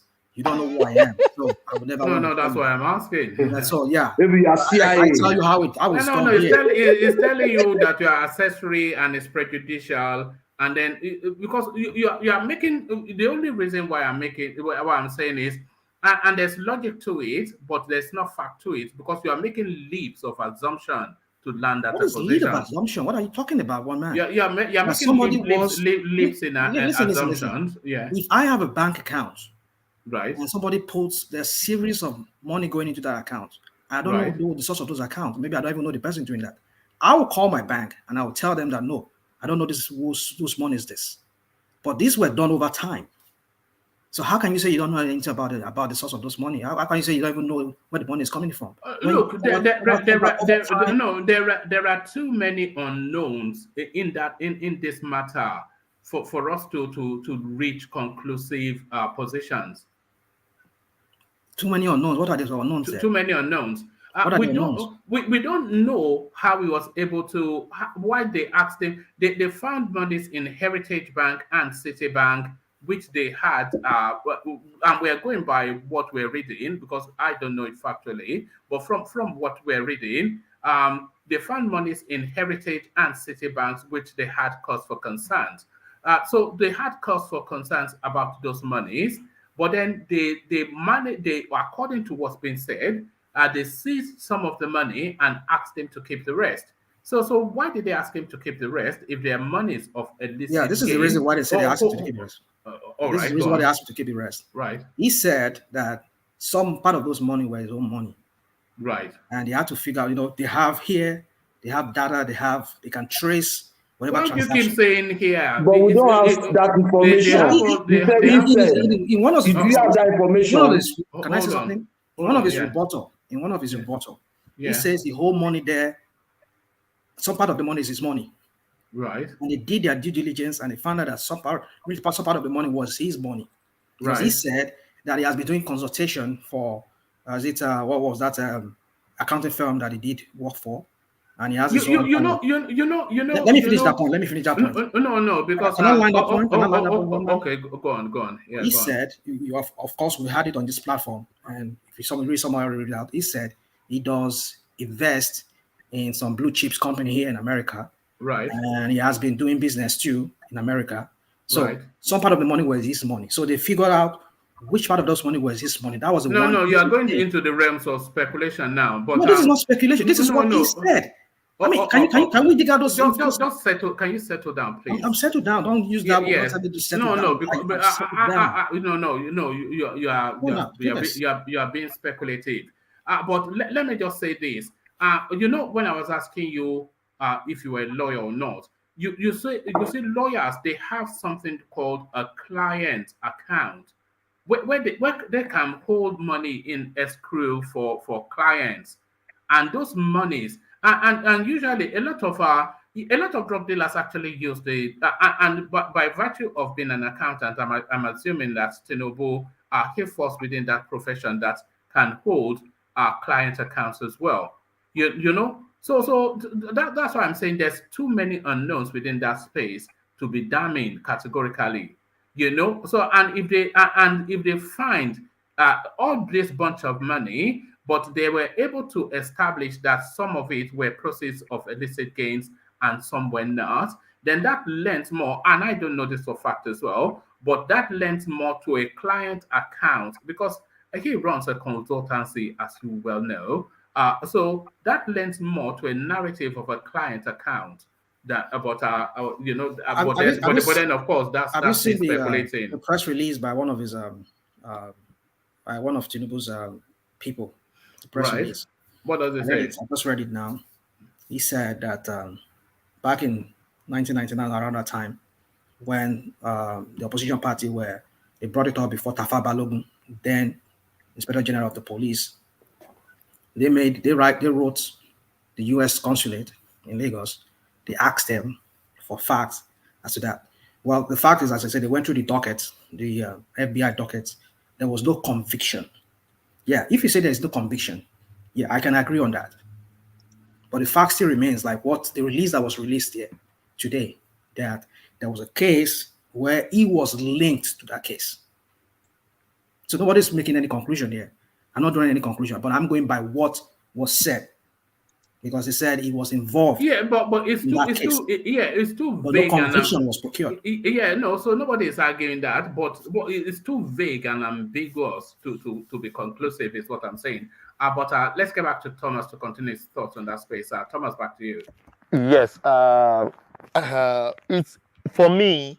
If there was no any conviction, that means the prosecutor didn't prove beyond reasonable doubt. That is why there's no conviction. You can't tell me you get money proceeds from a drug proceeds than the US government will just let you go like that. I don't think so. If he's really involved in this drug deals. Can I interject, Thomas? Yes, please. Yeah. Let me tell you. If you get involved in money laundering and you get a very, very strong lawyer that can stand for you, that can play bargain with the district attorney, you still may not be convicted. And that is what happened in this case of Tinubu. That is why he plead bargain. They were able to work out a deal. And that is why he lost some of this money to the state. They allow him to keep some of the money that the authority were able to establish that, yes, this is his legal money. And those other ones that were found not to be legal, he forfeited it. $400,000 is not a joking money. And I'm telling you, somebody that can forfeit $400,000 to the state, he must have some maybe 100,000 or 150,000 to give to an attorney that can fight all the way for him. So it's about money. I mean, he had a good attorney that fought for him, though. But to say, oh, he did not commit an offense, he laundered money, they caught him, he got a good lawyer, fought for him, and they worked out a plea bargain, and and that was what happened in this case. So, they will tell you it's speculation, right? That's what they tell you now. They say what are you doing now? The rational mind. Okay, just carry on.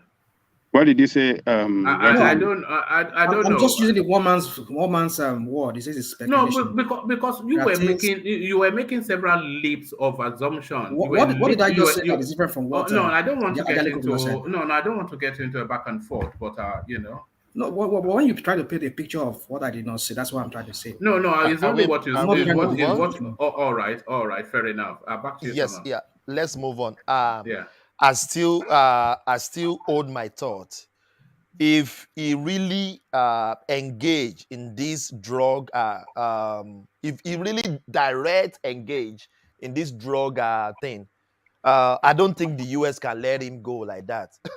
I don't live in the US, but I know people of US very well. The government of US, they don't joke with anything drugs. Why are you talking like this, for God's sake? Ajali Koko, Why are I you heard talking like you. this? If government of US or the what are you talking? You don't listen to what I said? Ajali Koko, what I'm still holding my thought. Why are you holding the wrong thought? What kind of thought you are holding? Ajali Koko, I just still holding my thought. Okay. You have Continue to yours. hold your thought. If you can Continue to respect hold that, it. I But respect can I yours. give you some professional tip to? Can I? Yeah, carry you on. can. Yeah. Yeah, go ahead. Okay, Yeah. good. I think what one man said was not wrong. He said, yeah, we are in the realm of speculation because we don't have information. It's not wrong to say that. You understand what I'm saying? Even those of us that are saying, no, it's not drug, we are still not sure because we don't have the information. Even those of us that say he carried the drug, oh, we are still speculating. All we just have in front of us is an affidavit. And it could even be fake. You understand? We have an electronic copy of affidavit, so it's still speculation. But the professional idea that I have there, I've looked at the affidavit. I saw that some of those accounts were companies' accounts and some of them were personal. All right. Okay. Hold it there. Did you say some of them were company accounts? Yeah, some of them were company accounts. So that then when I was speculating that Yes, because any professional, if you know an accountant on a law or a lawyer, they will tell you all about client accounts. Where you have an so carry on. You have trust accounts as a CPA. We can have in my firm. I can hold a trust account for my clients, maybe to manage their dividends or to manage investments for them if maybe they are a group or family or something. So I will manage those investments for them, help them with their taxes around it. So they could be individuals from Nigeria or from any part of the world who have investments in the US and is managing those investment accounts on their behalf. And I think if you look at the account name, some of them are something investments. You understand? And normally, as an accountant that is holding trust account, if you are registered CPA, you probably take up some liability insurance too. Because the point is that you can't really know as much as to whether some of the source is when you try to investigate and the information that the client make available to you that you rely on and you do your investigation as to the source.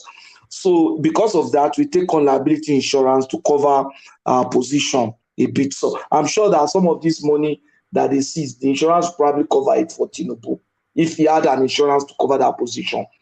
His involvement on the face of this affidavit, we can't know.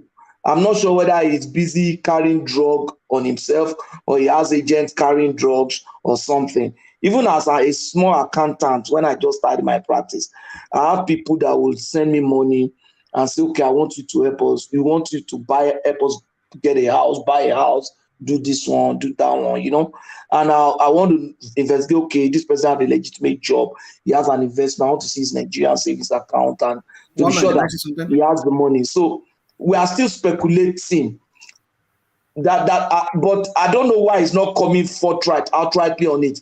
But maybe because Nigeria, when you try to even be open, they just take it and begin to rub yama. They don't want to listen and articulate things objectively. So I think that's why it's just been shrewd with information that it goes out there. So we are still in the dark. That's the truth. All right. Have that interjection, a rational mind, and then round out that space, Thomas, and then we move on. Patrick, you said these were just affidavits, right? Yeah, that we have now. I don't have like as a CP, I work with evidence too. I want to, when I see assertions, I want to inspect them.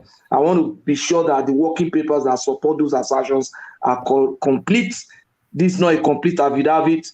They are accurate. I want to be sure that they relate to the time. I want to be sure the party. Hold on. Criteria that are used to check my assertion. Yeah, go on. You understand? I have those criteria that I used to check my assertion that is complete, it's accurate, it relates to the person, that's Tinubu himself. The amount they claim there is the correct amount, and the details of the transaction is actually what the details of the transaction is. I am not in a position to investigate that now because even if I approach them, it won't. Like I did that when Buhari's certificate was an issue. I tried to approach. I didn't get the effort. So Would you? I couldn't have gotten that. Okay. But on the face of this, it is just speculative as far as I can see now. All right, thank you, Patrick. Let's hear your insertion, rational mind, and then Thomas round of that space. Yeah. You said it's an affidavit, but it's a court document that was released by the court. It was admitted by the court. So it was released to you. Not to me. It's there. It's there. We just heard.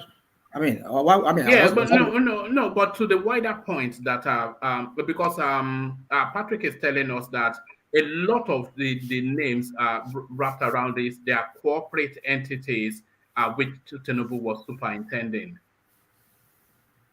Well, my only point I'm trying to make here is this: that as long as there's a court document that was released, yes, and is a document that linked him, is something that we should consider. That's all I'm just. Yeah, no, that's what we are doing now. We are considering it, so but we're considering it in an informed, not a prejudicial manner. No, I'm not being prejudicial. No, I'm not accusing you of that.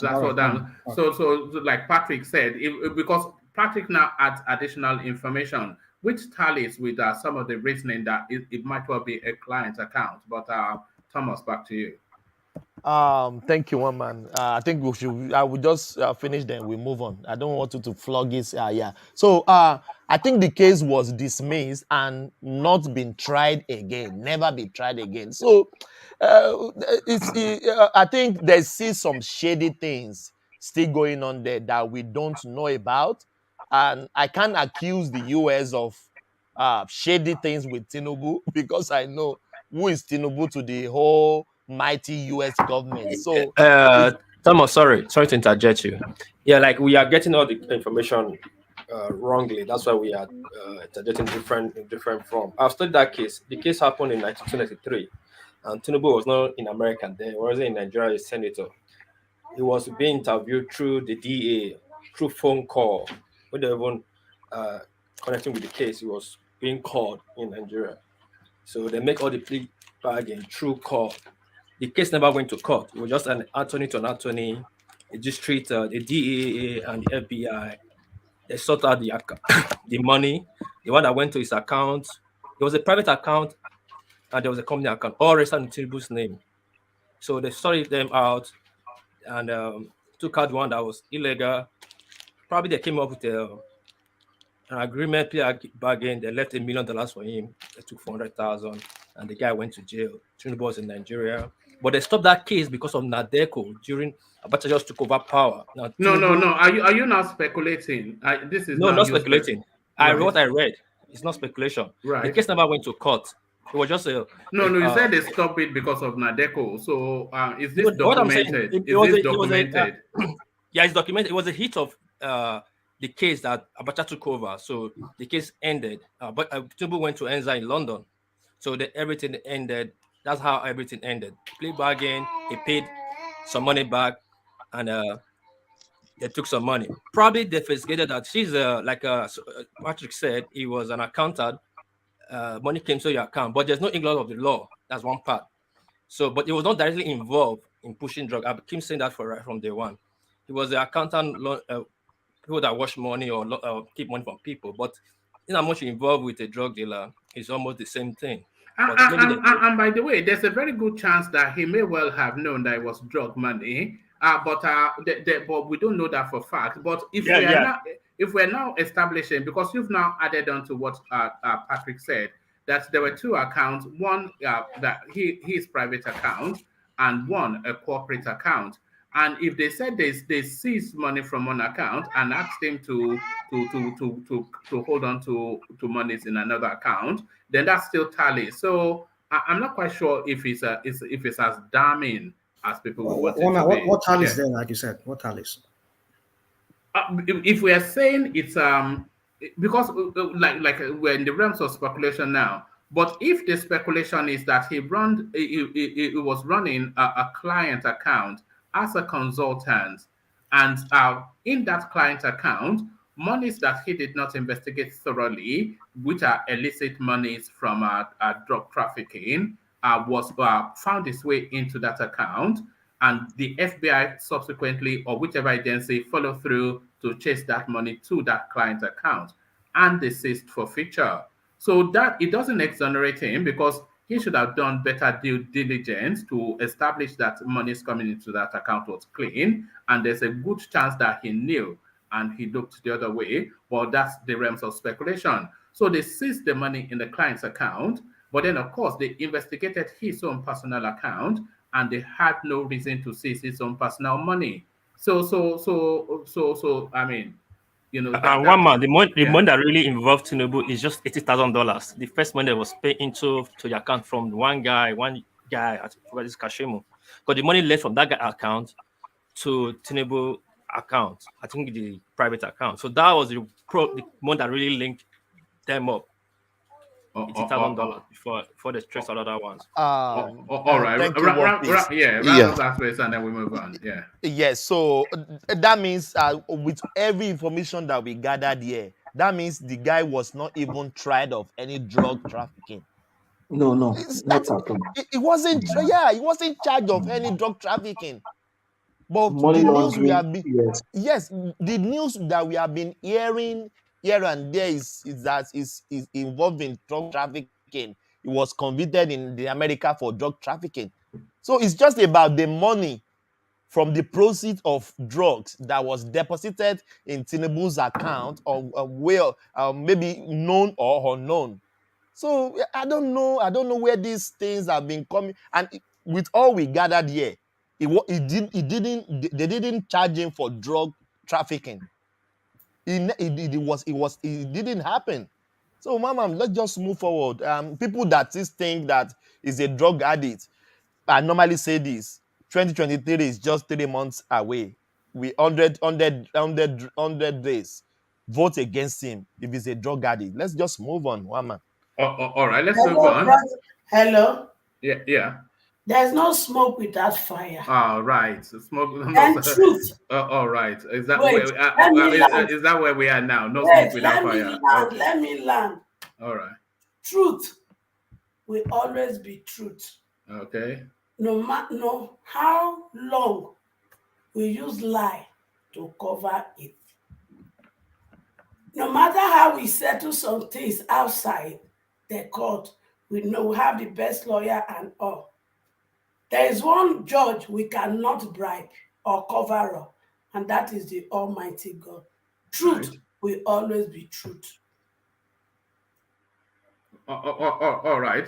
Thank you. But truth will always be truth. But yeah, go on. Who wanted to come in there? I wanted to come in. I know we're in the Tinubu space about money laundering.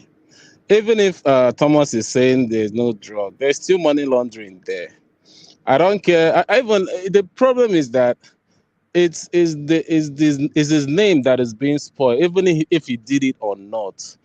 We are talking about the credibility of this man. Do you get? It doesn't matter if it's allegation or whatever. The fact that the story is out there, that clears everything. So whatever happens. I just want to tell Thomas that what he's saying is not even there.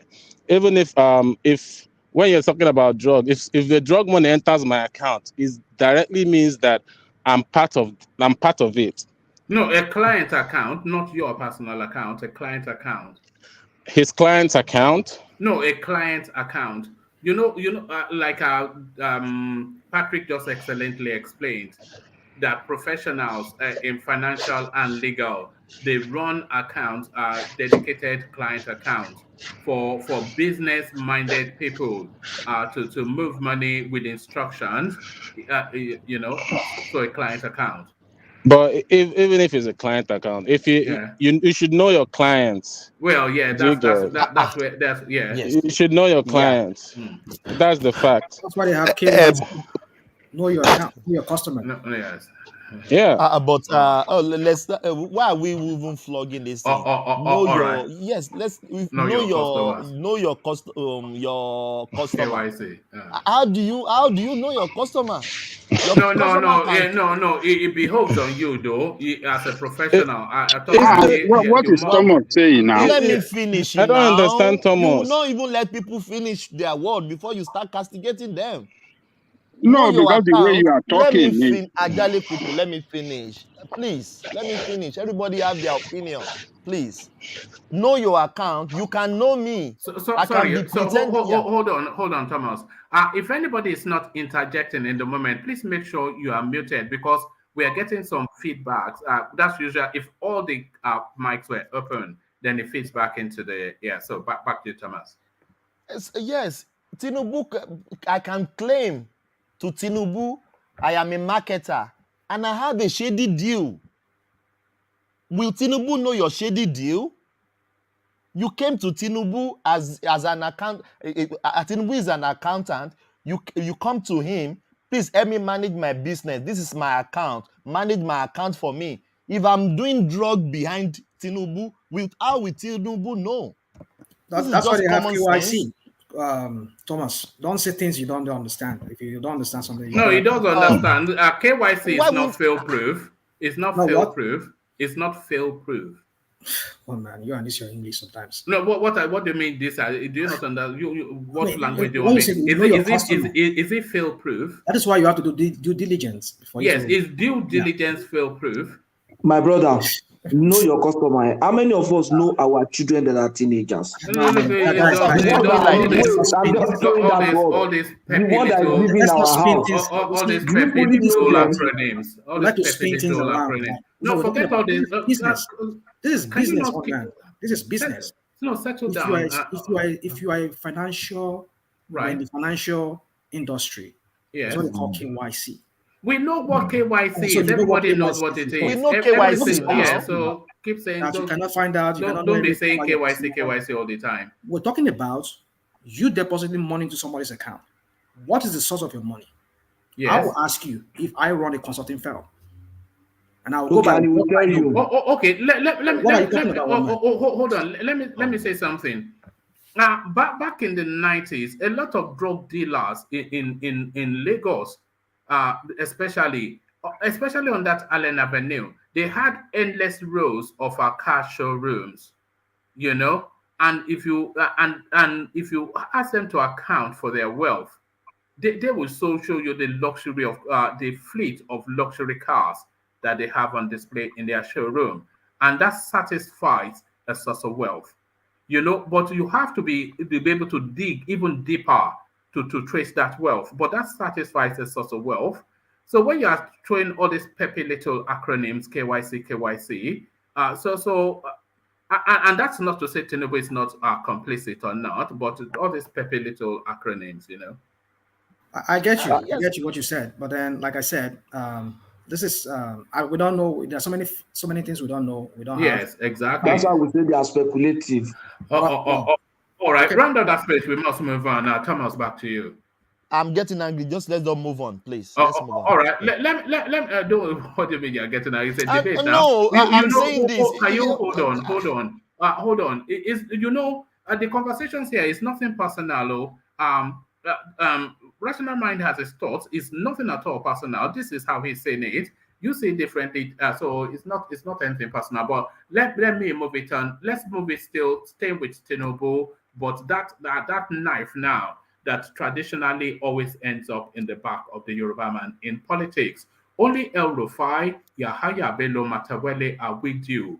Other APC governors pretending. So the people saying this has to be taken seriously is the Arewa youth cautioning Tinubu. So and as we know, Tinubu is not the preferred or the favored choice of the North. He, by his will, forced himself onto that ticket. And the Northern youths are saying that knife has now been retrieved from the back of Abiola and is going to be inserted into Tinubu come February. So what are you then making then of the caution from the North, Thomas? Yes, he should not take this caution lightly. But I don't know where these guys are getting their facts from. I'm not sure. At least we could remember some governors they declared for Tinubu, and you rightly said that maybe they were declaring from him for maybe they are pretending, they are just deceiving him. But for me, many of them have declared for him. Ganjude mentioned them, but if the Hariwa consultative group are telling them that they should be Tinubu's camp should be alert, that they are just deceiving him, yes, that is good. It's a good advice.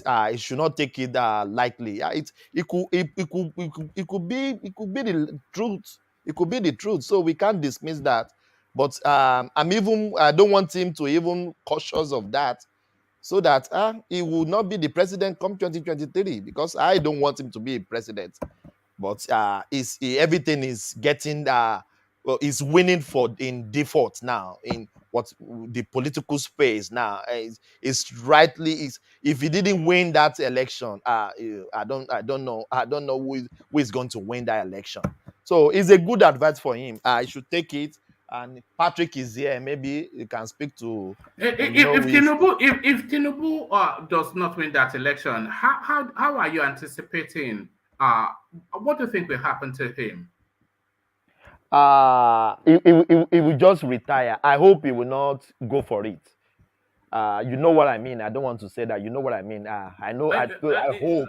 You know that, because that's what he's of frail health already, and he's riding emotionally, physically a lot on this on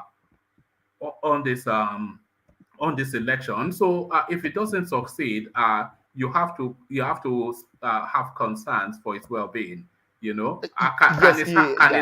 his heart take it? The disappointment? No, it will be downcasted so much, because the what they call it, he has since he won the primaries, he has thought he's become the president already. If you remember the speech that he gave after winning the premise, it's like a presidential speech that day. I can't like a presidential speech. So if he didn't get this thing, it's going to weigh him down. I hope he will not go for it, because all the indication is pointing towards him for now. In my own speculation, all the indication is pointing towards him. But if he didn't get it, I don't know. It's going to weigh him down. But if he didn't get it, who is going to get it? Is it PDP that they are housed in shambles now, or Peter Obi that the numbers are not adding up? I don't see anybody, in my opinion. I don't see anybody that will win that election. Is the numbers is adding up for APC. It's not adding up for Atiku. It's not adding for Peter Obi. How is it adding up for APC? Tell me, Thomas. My brother, I'm not arguing today, please. We want to know now. I am Give us the numbers today, please. We've done the numbers severally, but let me ask you this question, Thomas. Just in terms of the disappointment of not winning, I want you to, in a hierarchical order, tell us who you think is least likely. Actually, let's do it from positive to negative.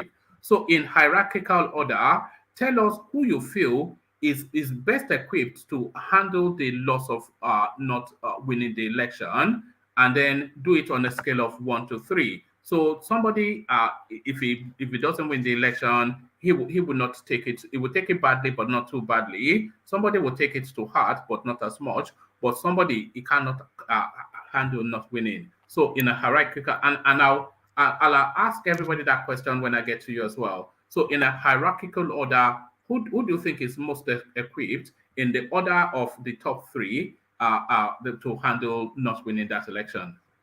Not winning that election, the person that I think he won't take it too much, he won't care.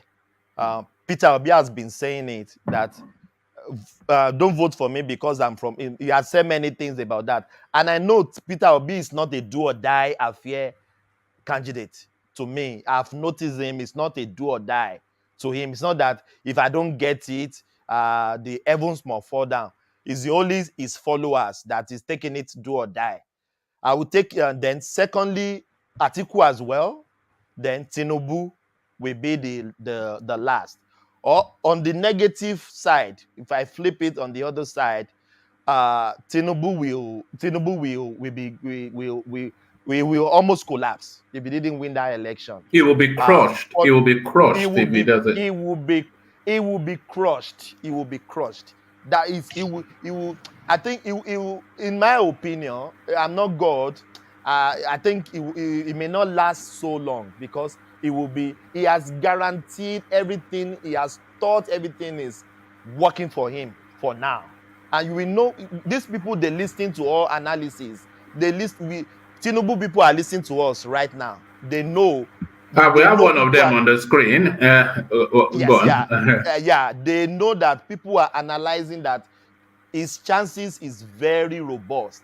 Look at that. The guilty has acknowledged. I hope Patrick is listening. Patrick is listening. Yes, now a senior functionary I'm listening. Don't worry. Patrick is listening. Tinubu campaign organization. Look at that. So Tinubu will be downcasted so much, then followed by Atiku, then Peter Obi. Yeah, that is it. But Peter Obi won't care. You know, I agree with that order. Peter Obi, of course, he'll be disappointed, but he can handle it. Atiku, he will be angered, but he'll just go back to, you know what they call him now, the Waziri of Abu Dhabi. So he will go back to Abu Dhabi to go and continue to spend his ill-gotten gains. But Tinubu, he'll be crushed. He will be crushed. He will be crushed. And even Peter Obi said, in his heart of hearts, he know that this election is maybe 70 to 30. He knows. Let us deceive ourselves. This politician, they know if they will win election. They know because the numbers, if the numbers are not adding up, they know that I'm not winning this election. They know. Showore know that he won't win this election. People know that they will not win this. Showore is not even in the election, so how can they win? It's just there. Let us deceive. Let's just talk reality here. Don't let us deceive ourselves, one man. That is it. That is my hierarchy. Yeah. All right, brilliant. All right, thank you. So, did you want to come in there? Yeah, I'm trying to interject him. So, let me answer your question at first, because I don't see how Tinubu will be, hot or whatever. Because now you're seeing Atiku that's been running it for like how many times, and you're saying that Tinubu will be more hot than Atiku that has run it almost all the times I've been running for presidency. I don't see that happening. I think Atiku, and considering the age too, so according to you guys, Atiku is older than Tinubu. So why would Tinubu be what do you mean according to what? According to their documented ages. According to their age, what do you mean? Fine and good. Yeah. Atiku is older than Tinubu, so I don't see how someone will say that Tinubu is gonna be hot than Atiku. But anyway, when Thomas is saying the numbers are not adding up, I'm confused because let's say the polls has come and said the numbers are adding up for P2B. Yeah, let's it's a factual statement. When Thomas makes a statement, there's no facts to it. No. Okay, add up those numbers, but very, very quickly. I'm only saying very, very quickly because we've done the numbers at least. Yeah. Ajanle Koko will bear me witness at least 20 times on this platform. Yeah. Okay. Because now Tinubu hasn't run presidential election before. Even Atiku has more chance than any Tinubu and the P2B because Tinubu has run presidential election a lot. We know how much number he has. So we don't even know how much P2B has and Tinubu. So when someone is saying that the numbers is adding up for APC, I don't really get it. The fight is for Norhtern. We don't know how much numbers Atiku have. We know how much numbers the PDP has. No, considering that Tinubu has run so much election, you will know that he has a fan. He has a number of fans in the presidential election, and he has so much numbers, millions of numbers. So you know how many millions he has in the pockets. Just like if Buhari is contested for election. You know how many? Tinubu actually has more verified followership than Atiku. Because Atiku, you have to understand that Atiku ran under the banner of the PDP. And the vote, so there are two elements to that. The vote one was for the PDP, and then the vote also was against Atiku. So against Buhari rather. So very few of the votes that actually, and then Peter Obi was a factor too in 2019.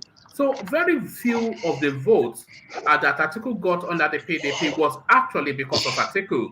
It was a lot against Buhari and a lot for the PDP. So they're not personal to him. But Tinubu has a dedicated followership that we can document. It's a followership, thank you. But who has more? If you're talking about followership, obedience are everywhere. We're not talking about followership. We're not talking about followership. If you're doing the numbers, you can say that Peter Obi and Atiku has run an election together, so they have a number of followers in that presidential seat. What do you mean? What are you even talking about? Okay, let's hear from Ajan Lekoko. Yeah. This, as opinion poll won election before, presidential election before in Nigeria. What is going to change this time? Ajali Koko, what I said is Thomas is making a statement. Ajali Koko, Thomas, Ajali Koko, listen to me. Thomas made a statement of that doesn't have a fact. So I'm like, this is the facts on ground. So when you're talking, say something out of facts, not out of sentiment, out of that's what you wish. Do you get? We're trying to make an intelligent argument here, not out of blue air. You just spin numbers out of the air and put it to us that yes, he has the numbers. That's not how it's done. I'm sure that polls haven't won election before, but this is the facts on ground. So we have to talk about the facts on ground, not making numbers out of thin air. You get what I mean, Ajali Koko? One man, please. Sorry to interject. It's not about this topic. Please, can you highlight Kulata first, second? I'm seeing it. I was actually going That's actually what happened. Yes, what happened. Yes, I was actually going to speak to Kulata just in a moment. So now, Kulata, when there's a window, just come and because Kulata, he likes to read a lot. He read the 80-page manifesto of Tinubu, and he has now gone to read the 51-page document released, so-called, regarding the Tinubu drug space. So Kulata, if there's a window slot, if you can just come on, I know you might not want to come on, but if you can do it for the platform, just come and give us a fact-based summary narrative of what you have gleaned from reading that. Yeah. So yes, what is it showing interest to come in? I may, stepped out. If he's showing interest to come in now, I may step out. So let him come out now. Adali Koko, let me finish. I'm going to work. I will come out. Then he can come in. All right. So round off, and then I'll go on to.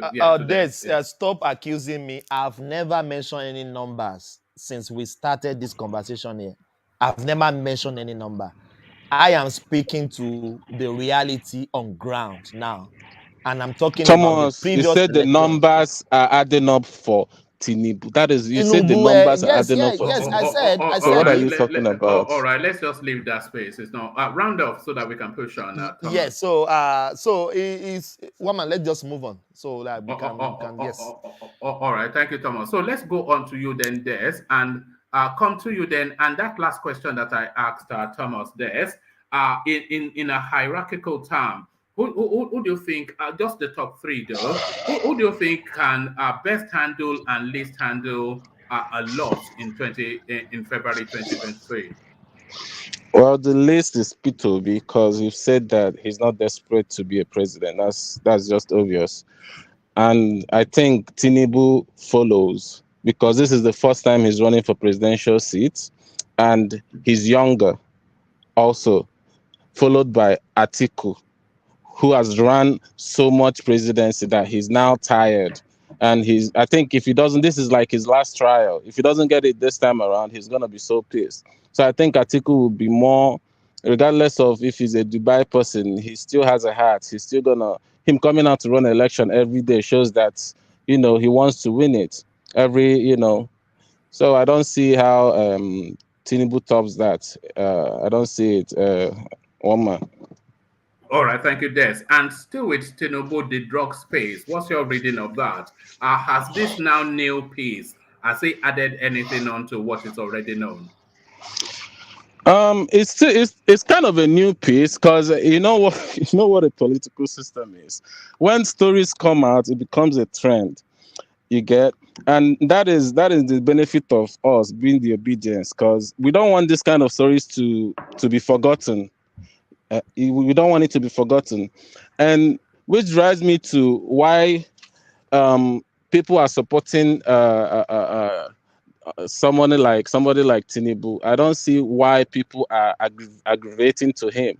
You know, he's a man that has so much bad record that we don't even know where to start. It's just crazy. We don't even know where to start to, like, get all this whole thing they're accusing him of. If he's taking Lagos money, or if he's taking United States money, or drug, we don't even know where to start. There's a lot, and it's the kind of character that people are trying to push towards Nigerian presidency. I really don't see it. And most of the time I see people that is on abroad that is still pushing towards this agenda of Tinubu. It baffles me. It baffles me. I have one of my friends that is doing the same thing that Thomas. I stopped talking to him because he doesn't. I don't see how it benefits me as a friend. I'm thinking about my family over there, and I really don't see it. One man, you know. I don't know what to say. One man, Tinubu's case is just out there. That's just it. All right. Des, let me point you in the direction of a video that I'm going to be dropping 1 p.m. UK time. So I'm not quite sure what the time equivalency is where you are. 1 p.m. UK time. If you go on the platform, it's already scheduled to land 1:15 UK time. If you watch that video, and then you weigh Peter Obi's atrocities against Tinubu, and these are documented atrocities, by the way. But I'll tip you in the direction of that. So and still with Tinubu, only El Rufai, Yahaya Bello, Matawelo with you. APC governors pretending Arewa used to Tinubu. So that's now well noted and documented in history. Stab in the back that the Yorubas always get from the Malas. It's coming again. This time, the knife to be inserted in Tinubu. What says you? One man, I've said this, like, when Thomas is coming here to say numbers is adding up for Tinubu, I still really don't see it, because now you're bringing this story about governors not supporting him. Where are the numbers? Where are the supporters? I don't see it. We know that Northerners are always gonna support. Low key, I feel like they're supporting Atiku. Low key, all these governors. I feel it because I know Northerners want to support their Northern person. You get, that's what they've always done. That's their agenda always. Always, it's been their agenda, and with this election, well, it's gonna turn out, like I said before, it's gonna turn out to be a runoff. It's just. I mean, the blind can see it. It's gonna turn out to be a runoff. I'm not saying it because I'm trying to make. I can say Obi will win. I won't be that sentimental. I'm gonna say it's gonna be a runoff. What happens then? We'll see. You get Runoff between whom? Runoff between Tinubu and Peter Obi. That's just. I mean, it's obvious anyway. What do you mean it's obvious? That's your speculation. Okay, your thoughts on this space though. The hush puppy verdict comes in 11 years. So does the punishment fit the crime? And would you take that punishment for the crime? So hush puppy, Des, what says you? Hush puppy's case has been there now for 2 years, and I don't even know. One man, he has. I mean, 11 years. 11 years. I mean, a lot of people will take that money. One man, I will, in a certain scenario, I will. Let me not be hypocritical. I will, and it's a lot of money to tell me that because of 7 years, 8 years, I will reject. No, I mean, I will take it, one man. But do you think the punishment fits the crime, though? 11 years for what he's been accused of. Why not? Do you want him? Do you want him? Did he kill somebody? do you want him to get many years? Do you think it's excessive? 11 years. Do you think it's excessive? No, it's not. It's not excessive. I think is in the range of the right amount of years. Maybe is actually I would think is actually a little bit excessive because he didn't kill anybody. Do you get? I think is a little bit excessive. I would say like 7 years would have been better. 8 years. 11 years is a bit excessive. All right. And to this space, the young Nigerian inventor with the largest amount of patents in South Africa.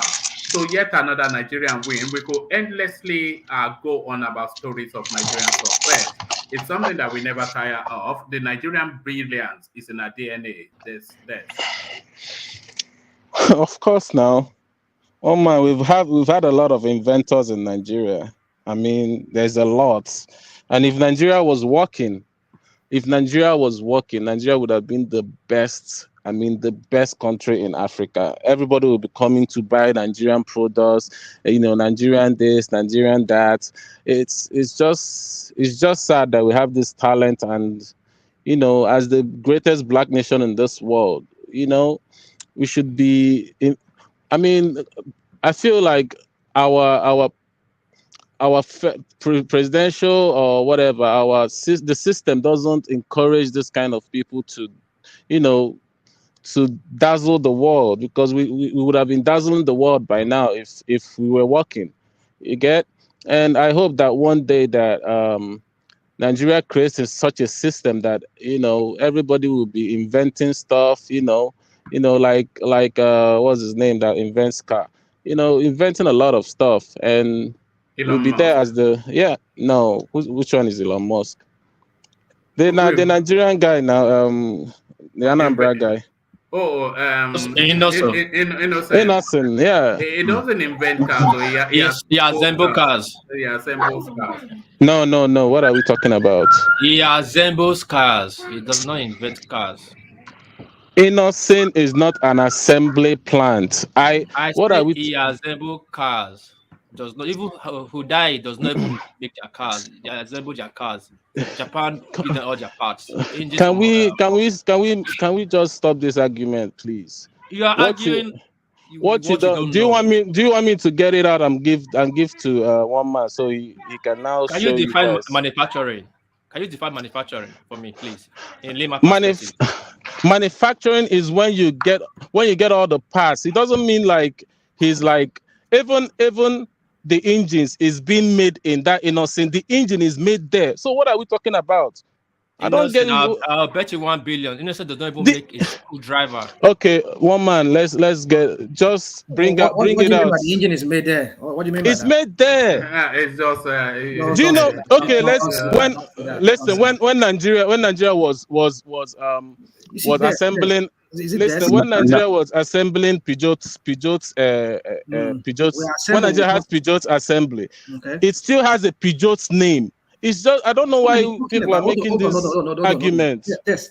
You see, I don't like countering you, but when I see the need to counter you, I'll do that. You see, you gave an example of Peugeot. Peugeot they assemble in Kaduna. So all those parts were brought in from France, and they assemble it there. So Innocent could not say that he built all the engine there in Anambra State or whatever. No, you see what Innocent is doing. You see the fabrication of the body parts. Yes, they are doing that. But when it comes to engine block and the electrical part, everything they assemble it. But the body. In fact, we know the factory. We know the factory in Asia. Yeah. We did it once where they get the engines and the. Yeah. The guy said they could be. I mean, if they are, if the government give them a very strong financial support and some, and some others, support, they could build the engine. He said they have the capacity to do it if they got government support and they open up this Ajakuta, steel to in cooperation with them. He said they can do it. He said, but they are not doing it now. But he said it categorically that the body. There is no one company that can build a full car by itself, even here in the United States. No, not building. He said the engine block is what they are not. He said, but the body part, they are doing the fabrication. Let me add to you. You also get it, but you only do design. One at a time, yeah. You also always get only design. One man. You also get only design of how you want to do the car. The sheet they said they are designing in that place in the factory is already made and brought. You only just design it, bend it to the shape he wants it to. So he assemble. He does not manufacture anything. What are we talking about? Yeah. Even the name. Listen. Not emotional. Hold on. Let me tell you. No. I'm not trying to be emotional. Hold on. Hyundai, as big as they are, they don't manufacture nothing. They assemble all their cars. The engines from Honda, the bodies from Toyota, the brake pads, I think from Ford, I've been working on the engine, but everything is being imported. So you're saying Hyundai is an assembly this thing? You don't know that. That's the point. You don't understand how this thing works. Understand. What are you? Listen. Hold on. No one company can tell you that everything they manufacture it. No one company. Not even here. Innocent is an assembly plant now. Everybody. No. That's it's an assembly plant. One man.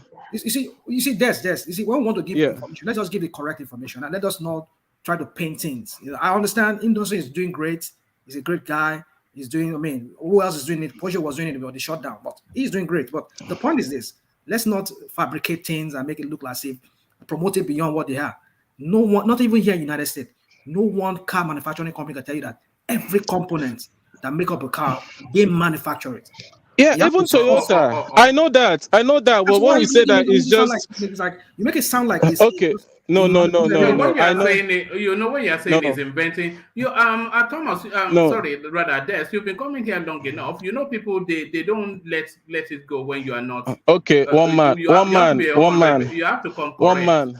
Just the name alone cancels this argument. Innocent manufacturing plant. It cancels this argument that we are making. That is not a manufacturing this thing. Anybody it cancels it. Now, what are you talking Come about? Come on, Des. Don't use this word. Anybody can claim to be manufacturing.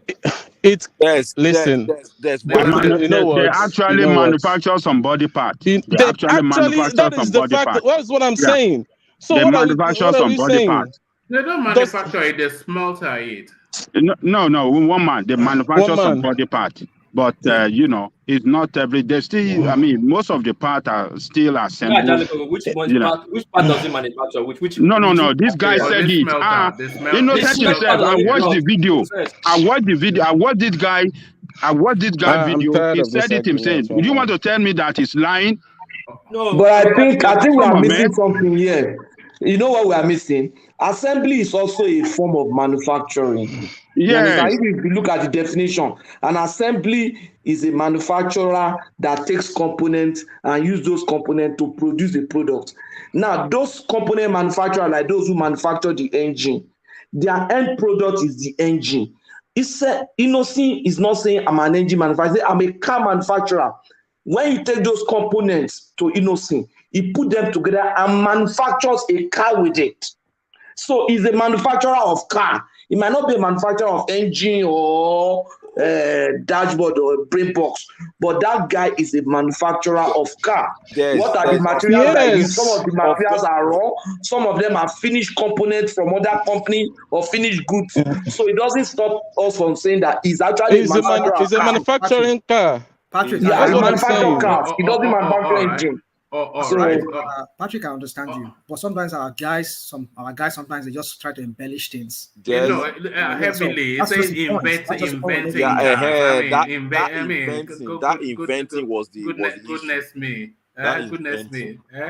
In the next 50 you've been years, spending too much time on yeah, in the next 50 years, on that Dom Osage. in the next 50 years, Nigeria cannot manufacture an exhaust. Do you know the technology to manufacture an exhaust pipe of a car? You know the chemicals.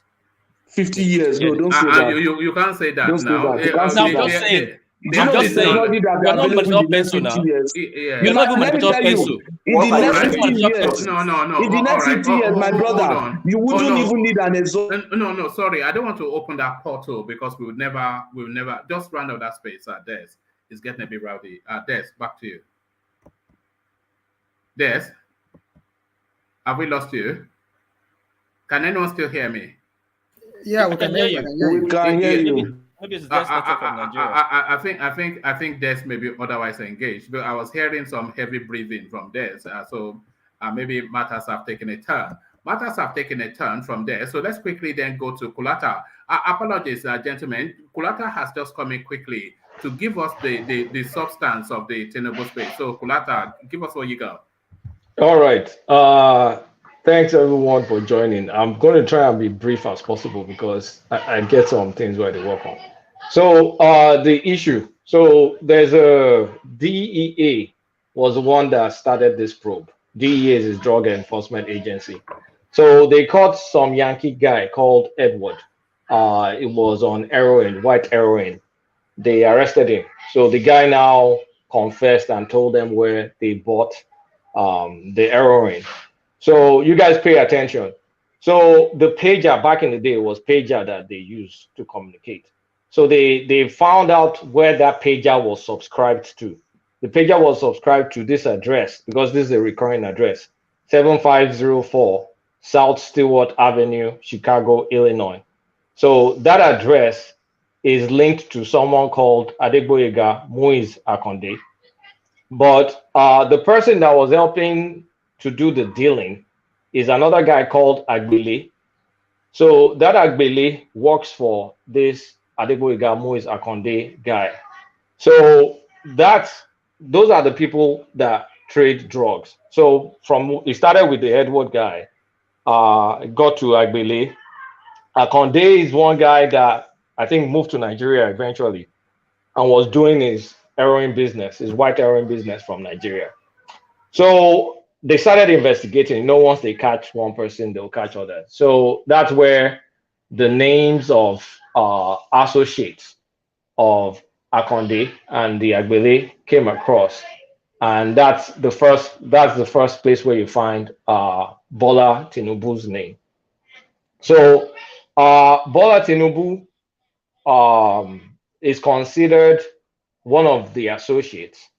And Bola Tinubu came to the US in December 1989. He opened two accounts. One is an individual money market account, like a trading account. And one is something called a now account. I don't even know what that means. But pay attention. Tinubu stated that his address is 7504 South Stewart, Chicago, Illinois. That's the same address as that, what's he call him again? Agbele and the Akonde, the drug dealers. And meanwhile, they arrested Agbele. Agbele confessed to his crime. So Agbele is a confirmed drug dealer. And he let them know that Akonde is his don. So Tinubu opened the account, deposited $80,000 into First Heritage Bank via wire transfer. So the transaction was completed on the direction of Akonde that resided in Houston. So it's still the same Akonde guy, Houston, Nigeria, drug dealer. So according to the bank records, Tinubu also opened joint account with him and his wife, Oluremi. They opened a joint account. So anyway, that 80,000 was there. Tinubu withdrew 20,000 from the now account. They went into a lot of details. There was remaining 10,000. So the bottom line is there's a link, which is the address that Tinubu used to open those accounts, and the same address that was caught on the pager that he caught the drug person. So you can say, well, that's correlation. You don't know whether correlation is causation, but I'm just letting you guys know there's a link. So I think Tinubu came back January 6th in 1990. He completed a credit application In the credit application, he did inform that he was working for Mobile. He said he was getting $2,400 per month in Mobile. That was what his salary was in Mobile, and this was January 1990. So, however, his credit report in 1990 also has this same address, 7424 South Shore, Chicago, Illinois. This was the same address that was used to open. So I keep repeating that address whenever I find it. So anyway, Tinubu was given the loan, $8,000 to buy a car with a car dealership. Then again in January 9, 1990, Tinubu bought a Nissan 240X. They even have the VIN number for $17,754.03. But it provided a different address, 3515 Maple Lane, Hazel Crest, Illinois. So it provided a different address. So bank records also disclosed in 1989 that Akonde opened checking account provided the social security number, and I think was still using one of those old addresses. They wired that 80,000. You see that initial 80,000 that Tinubu used to open account. I think he wired it back to that guy. So FBI continued doing the investigation, and I think record shows that the Akonde guy, the drug guy, with his wife, her name is Audrey, they filed joint income tax and said they were self-employed, that the adjusted income was $10,500. Now, this is where Tinubu, things now get different, where you cannot tie it back to this Akonde, because the initial transaction, that 80K, that's definitely coming from the Akonde. But Tinubu now came in 1990, deposited $661,000 in his own individual money market account in 1991. He also deposited $1,216,500 into the same money market account. And the balance in the account, I think eventually, is a trading account, was $980,967. But this was deposited separately. This particular deposit is not linked to the drug guy, and is also using another address. So, of course, FBI started doing investigation to find out, Tinubu, because in 1991, they found out that Tinubu started opening accounts in Citibank, and he transferred $560,000 from that account he initially opened, that First Heritage Bank, the money market account. It transferred $560,000 to the Citibank, and so they contacted Mobile to find out, okay, what's this guy's employment status? Mobile confirmed that he's a treasurer. So they also asked Mobile, is he moving money? Is the treasurer, is he moving money on your behalf? Mobile says they don't have any account in South Chicago, that is not moving any account on the behalf. So they now want to say that, well, Tinubu has not paid American taxes since 1984. Because by law, as long as you're a citizen, I think Tinubu is a citizen, you should be paying your taxes. Even with green card, you probably need to be paying your taxes. So he hasn't paid taxes in 1984. So in January 1992, they applied for seizure warrants by a magistrate Judge Rosemond or something like that from North District of Illinois. So they applied for seizure warrant, and shortly after, they contacted that First Heritage Bank, the first account he opened, for money, whatever. And they also confirmed, Tinubu admitted that he had wired $100,000 to Akonde's bank in Houston. And that $80,000 of the funds that was used to open that account initially, that it came from Akonde. But you can link that first opening of account, that first $80,000 to Akonde. But the big sums, that 1.2 and that 600,000, I don't think you can link that with Akonde, and also the transfers he made to Citibank. So eventually, what they did was just to talk to Tinubu. They asked if he had other accounts in other places in the US. He said no. Then they now went to Citibank International to see if he had additional accounts in other Citibanks worldwide. He did have additional accounts in other Citibank worldwide. So with that, they issued a seizure warrant. It was issued in South District of New York. seizure warrant was issued for him, and they said he had 2 additional corporate accounts, Compass Finance and investment company. So he was running some other corporate account, maybe not directly under his name. So at the end of the day, they got him on unexplained money. So yes, there's a link between him and that Akonde with that address I've been reading out. And there's also a link with him and that Akonde with that $80,000. But what they got in the Akonde, of course, is a known drug dealer. Is a known drug dealer, of course. The Akonde and the Agbele, they arrested the Agbele. The Agbele confessed. The Akonde is an heroin dealer. That one is straight up. The Akonde is on the run. He ran to Nigeria. He's on the run. So yeah. So they said for the reason of, first of all, for the reason set forth above, there's probably cause to believe the funds in the account held at the first bank account he opened, First Heritage Bank, the Citibank, and the Citibank International, in the names of Bola Tinubu and Compass Financial Investment, blah, blah, blah, represent properties that was involved in transaction in violation of section, blah, blah, blah, blah, blah, to such property, or represent the proceeds of drug trafficking. So they are not sure. They said, or. They said, because if they were sure, they would not let him go. So I think this is where maybe he is smart, or maybe that money was from corruption in Nigeria, separate from the drug money. Nobody knows. So they said, well, is illicit money, is unexplained money, and because of that, they seized it. And that's why he could bargain and get out of it. Because if they caught him red-handed with drugs, he will not go out. Maybe they may reduce, if he had a plea bargain, they may reduce it to some misdemeanor or something. They won't let him go, because after that, they judged the judgment. They dismissed the case with prejudice. When they say they dismiss the case with prejudice, that means you have nothing more to answer for. So I think they just got him on unexplained cash. But does he have a relationship with Akonde? He definitely has a relationship with Akonde and that Agbele. And a financial relationship. Financial relationship for sure. With a known drug dealer. With a known drug dealer. And he was handling money for a known drug dealer.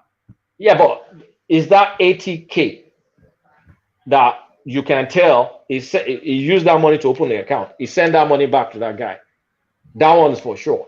But the 500K, the 1.2 million, all that stuff that is moving so from the 460K, that it wasn't drug related. It was unaccounted. No, it's just unaccounted money. Okay. Yes, because they said we don't know all. Because if they know, they will tell you are being charged for this. They just said probable cause because it may be related to this or this. So can we ask you now?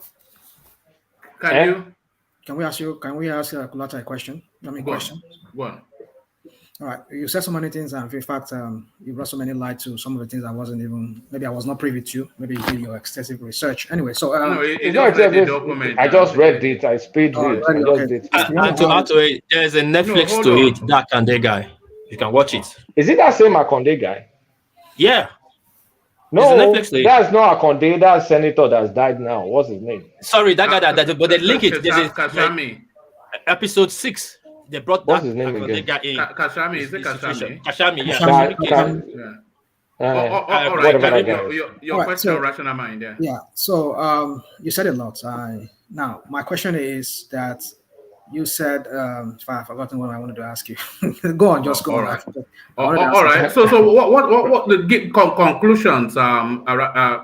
Kulata, what did you conclude? Conclusion: Tinubu definitely knew of the Akonde guy. Probably knew what he was doing, because they is the same address that the pager that the initial American guy that they caught, he bought drugs from, heroin.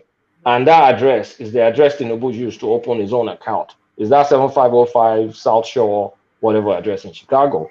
So that initial account he opened is linked to Akonde.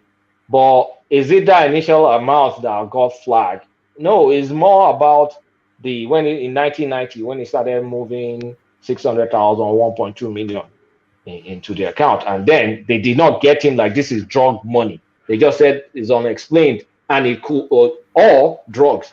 So my case is, why did you now dismiss it with prejudice? Meaning you have no other case to answer. Because if they dismiss a case with prejudice, it's not prejudice meaning you do something bad. It's more like, we've dismissed this case and you will never answer for this case again. You can go and check the definition of dismiss with prejudice. So it raises many questions. Like one man said, that brings about speculation. Now, one of the questions that I would want to ask is, to the best of our knowledge, is that how is because from what I read from the court documents, there were 10 different accounts in different banks linked to Tinubu. If you count those number of accounts there, you see there are 10 different accounts. What would somebody be doing with 10 different accounts? It's a consultant now. That won't hold water in court. What do you mean? What can how many bank accounts do you have? Hold on. How many bank accounts do you have? I have about 4. That doesn't hold water now. Rational mind. Come up with something more. It's okay. I mean, I'm getting somewhere with that question. That's what I'm asking. I know he said he does consulting. He's a consulting accountant and whatever. Now, I'm not saying he's a consulting accountant. It's clearly linked with the drug guy. I'm not carrying brief for anybody. You can't make your case by saying, well, why will you have 10 different accounts? That's kind of like, come on now. You get that. I'm just using the word that some of us use it, like people like Patrick and one man, that people have accounts for their clients. In a word, they are consulting. Their client consult them for whatever tax related, whatever they want to do. Now, you see, let me just get to the point, one man, before. When you start doing like that, I start losing my train of thought. You have the floor. Carry on. I don't want to say things that would infuriate you, that will make you feel like maybe I'm here to start. No, you don't infuriate me, but I'll push back if you're not saying something that is factual. But get to get to where you want to take Kulata to. My point is that how is Abibat and Oluremi linked to this? And like you established, I did not see. The only time I saw Oluremi was joint account in the open with Oluremi. Okay, so then they said according to these people, this Gazette, People's Gazette, they said she was linked, and like one man read. Now my question is, I said Mogaji. I didn't say Abibat. Mogaji, yeah, Mogaji. That's the first time mother. Oluremi is the wife. I know Oluremi is, but I read from People's Gazette that she was also involved. Who is K.O. Tinubu? Because I'm also seeing another name, K.O. Yeah, K.O. Tinubu. Yeah, so anyway, so that's you became Oluremi, I don't know, whatever. So anyway, so Alaji Mogaji. They meant to say Abibatu Mogaji. That's what they did. Alaji. They didn't say Alaja. They say Alaji. But I know they say Alaji, some of Alaja. We know who they were all referring to. So now, what do you mean we know? We don't know. Anyway, I mean, okay, maybe somebody else is being mentioned, but then.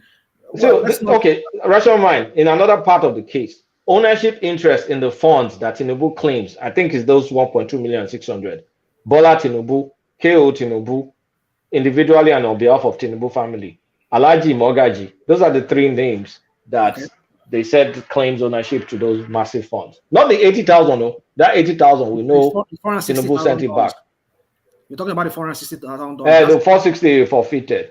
Now, you see, so many questions, but let me go straight to this point. This question here. The question is, why did Tinubu not dispute this money if really this money were legit? But they can cut. They've already caught him that you've not paid taxes since 1984. Yeah, that's what I'm saying. And then they said your salary is 2,400 a month in Mobile, and Mobile said you're not transferring money. So that means like, do you want to go to jail for IRS or you want to settle? Yeah. So that brings me to another question, like the IRS part of it. The court that was released today asked to one of the financial investigators within the IRS who did that investigation. Now, the issue now is not just money laundering alone. Also, tax evasion is also part of this. We've already said he's not paid taxes since 1984.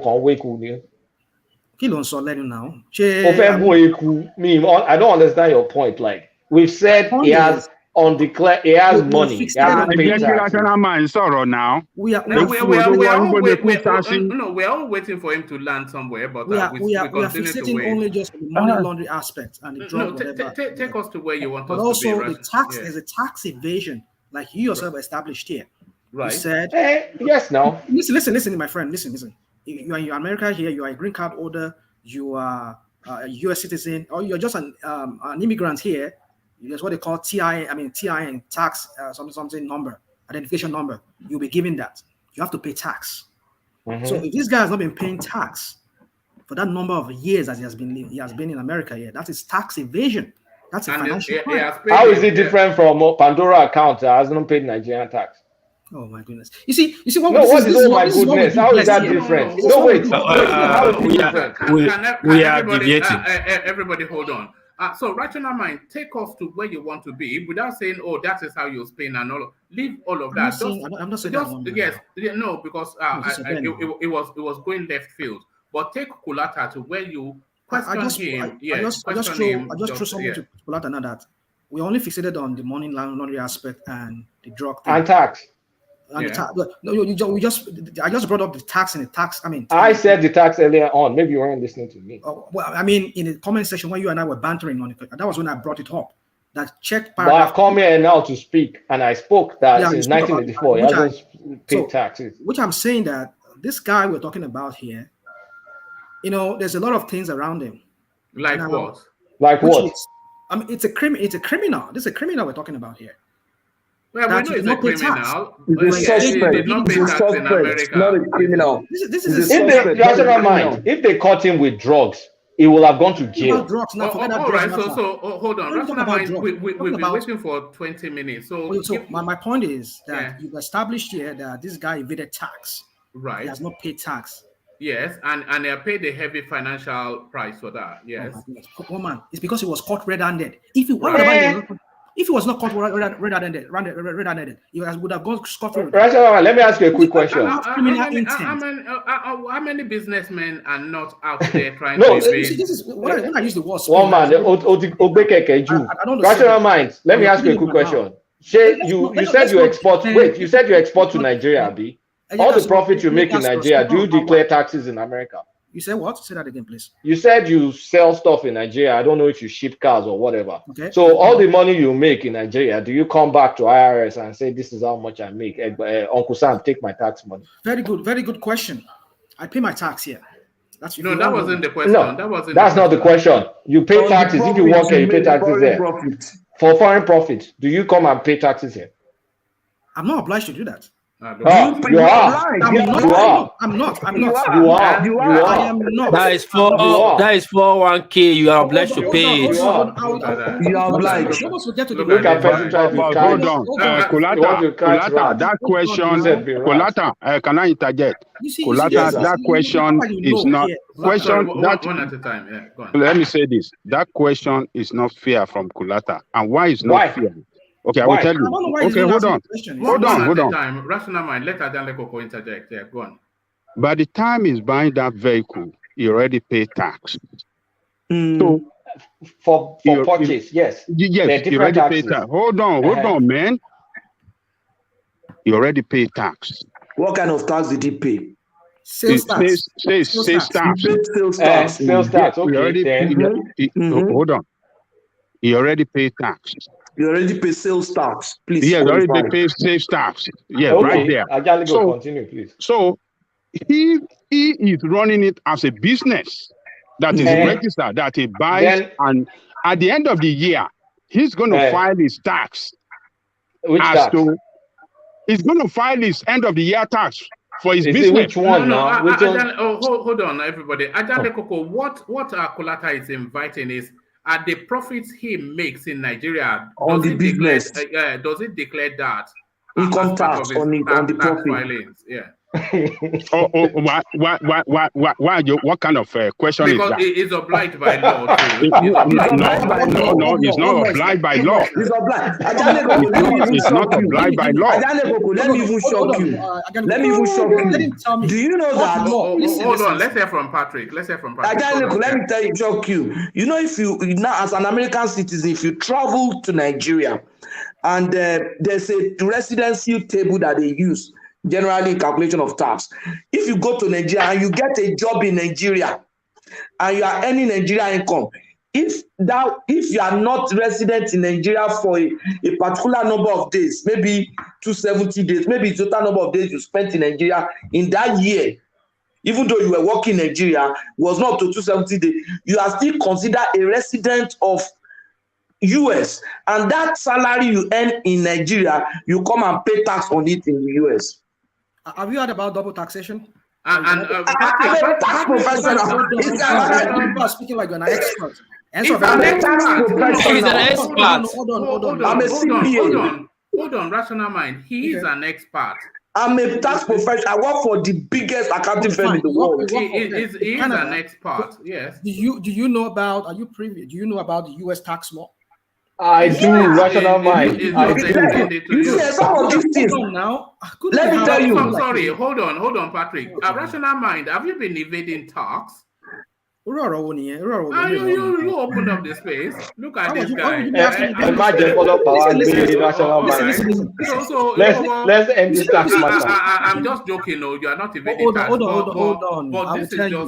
I will tell you. All right. I found my tax. But then we move on. Yeah. I found my tax here in America, and I've never had any problem with the IRS.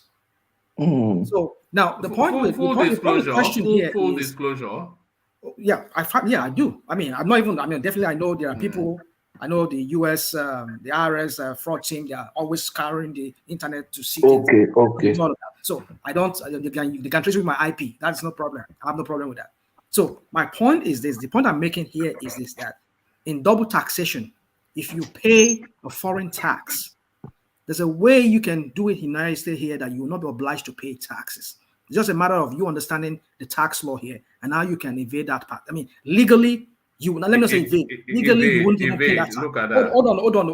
One rational mind. Just this guy is speaking like he's an expert. And he is an expert. No, I'm talking about Kulata. Rational mind. Sorry, what you are getting wrong. See, rational mind. Sorry, what you are getting wrong. In any boss in America, in any boss in America, which involves monetary aspect, the IRS comes in because they have to addict that person what he really wants. So Tinubu case is not different. Since there's a drug bust and there's money involved, the IRS will come to check if this man pays tax is paying tax regularly. If he's paying tax regularly, the IRS will back out. Different section will come in to check. So it's normal in America. So bringing that tax section in Tinubu like it's a different crime. It's not. It's an American procedure. Oh my goodness. What are you people talking about? All right. I don't want us to labor it too much. Have the final word on that space, rational mind, and then we move on. And then Kulata will have the final say. Yeah, my point is this. I think Kulata has made so many points here already that we should all think about. It's left for everybody to think about it. Those people who want to vote in Nigeria, there's another dimension I want to bring into this matter, but I won't bring it right now. Maybe when I have my own time to talk about it. All right, bring it so maybe Kulata can take it. You see, it's not something. It's beyond what Kulata can answer, but it's something I just want to bring to everybody so everybody think about it, reflect on that. All right. The same style we've seen with the same pattern we've seen with this man. The way he does is because it's a very should I say, an astute accountant who knows all the tricks in the book. The same thing we are seeing with the Alpha Beta. The Alpha Beta matter. One of the director brought a money laundering allegation against Alpha Beta, which is still is it Ajero or something like that? We did that here. So I think the case is out of court. When somebody's an offender, has a criminal intent, criminal mind, and they've not been convicted and not been going through some kind of rehabilitation, it's very hard for such people. Criminal mind is not enough. It's called actus reus and mens reus. That's law. Criminal intent, then criminal act. You can't convict on criminal intent, actus reus, mens reus. They use that. They do use that in court. That somebody has a criminal intent. They use that. That could be. No. What are you talking about? Law is predicted. Okay, let's just leave it. So you can't convince someone from intention. You cannot. You always talk about things you don't. Hold on, now, one man. Let me just say, there's one abiding rule in law that subsists as the primary rule, and in Latin they call it mens reus, which is criminal intent, and then actus reus, which is criminal action. You cannot convict on mens reus. I'm not saying you have to convict. I'm not saying you have. Don't get me wrong. I'm not saying you convict on criminal intent, but it's left for the prosecutor to prove that criminal intent, which is the other one you talk about, the action part of it. And you cannot even convict on actus reus. You have to convict. There has to anyway. Let's round off your. My point is, well, land that point though, because you've been on it for half an hour. We've seen that part. We see when somebody is a repeated, sex offender, repeated offender. Yeah, it's ingrained in them. We've seen that pattern. You're a psychologist now. You're a psychologist as well now. Yeah, no, we've seen that with alpha beta, because somebody just accused him. I mean, there's an accusation and it's still pending in court. An accusation, so, right? You see, it's left for Nigerians to ask themselves: do we want somebody like this with a shady history and so many allegations around him, with so many question marks around his personality, about his history? And is that going to find one person? Because after one man. Name one person in the field that doesn't have a shady past. That is why we want people with no shady past. Like whom? Well, it's up to Nigerians to mention that, to say that. I'm not here to come and tell anybody who that. But I have my own. I know the person that I would vouch for, and I've said it here. Vouch for him now. Is he not a presidential candidate? Vouch for him now. Who are you vouching for? Well, I said Sowore is my number one. But in the absence of him, Sowore has a shady past. What's the shady past? Bring it up if you have it. His association with Makata Foundation is shady. So what does that have to do? Because he has an association with Makata Foundation, because he got grants from them. For what? What does that? What is the criminal thing? All right. What is it, woman? Let's not. Don't worry. It is shady, but we've been with you for 40 minutes now, so let's go back to Kulata. Kulata, please. Kulata, are you there? No. Let's move on. No, sorry, nothing. Just hold on. Kulata. Right. Sir. Yeah, you enter here, you don't even give me a call. At least let me give something closer to what you are saying. You remember I told you. At least I go quick rush. You know, say they had me during the week. And you will give me a call because I give them the definition of what really happened. That this thing are just 80,000 naira for this matter. Don't be say go, but anyway, give him accolade. Yeah, I beg. You try. All right, give him his accolade, sum it up, and then we move on. Make I just warn every US citizen and green card holder. If you make foreign income, you are mandated to pay the taxes. So you have your Schedule A to declare what foreign taxes you pay, so you can get refund on your Schedule A and Form 1116 or something.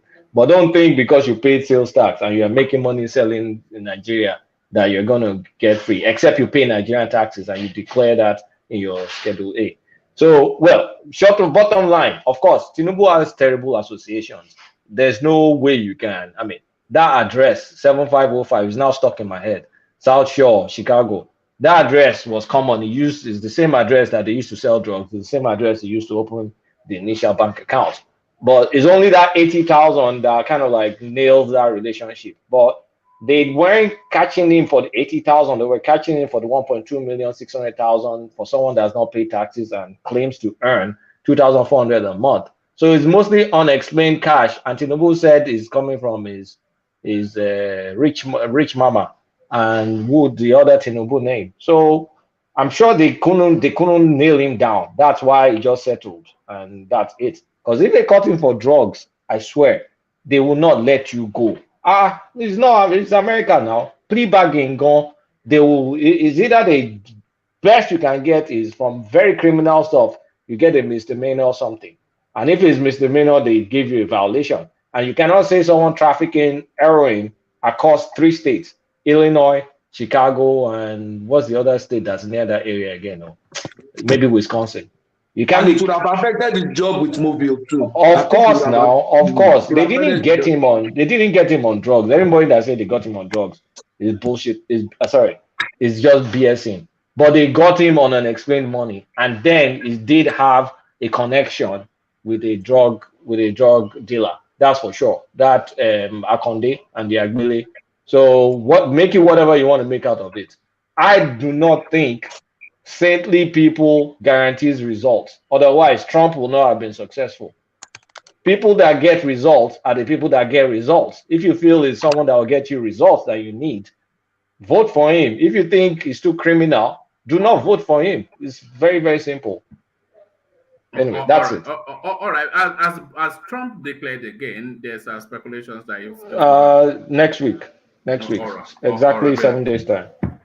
All right, brilliant. Thank you for that. So that's our data analyst, the data analyst of the One Man Show. So you see now why he's so revered on the platform. So a man of equal reverence. Let's head it in the direction of Ajanle Koko as we listen to Patrick go through his meal. So Ajanle Koko, are you ready to go? Yeah, woman. All right, brilliant. Thank you, Ajanle Koko. So that was my hint for you to mute yourself. Okay, he has. So that was Patrick. Patrick, you go through quite a lot of food, you know, Patrick. Food is either if we go and get bread in a minute, or what? If we go and get bread in a minute. Okay, you know when you just sit down from morning till night, you eat a lot. Yes, you know, get some I would not say get some exercise, but who am I to talk? You look. But the snow will not even allow you now. Look at one man. You see the snow in Patrick outside as yesterday. I was shocked. I saw the workpiece. It was to my knee. Wow. November. I will not near Canada. You for free. You know you can build a gym in your house, so there's no excuse. You know you can. Kind of. Yeah. All right. Yeah, you're right. And I built one in my house, but I don't use it. So that's the point. I have one in my house. I don't use it too. You know, so there it is. So Ajanle Koko, to you then. Let's kick it off with the hush puppy space. Does the punishment fit the crime? 11 years in American penitentiary. Yeah, greetings to our listeners around the world. Please click on the like button, share, and subscribe if you haven't done so. Well, I believe that guy, I believe that he plead bargain. He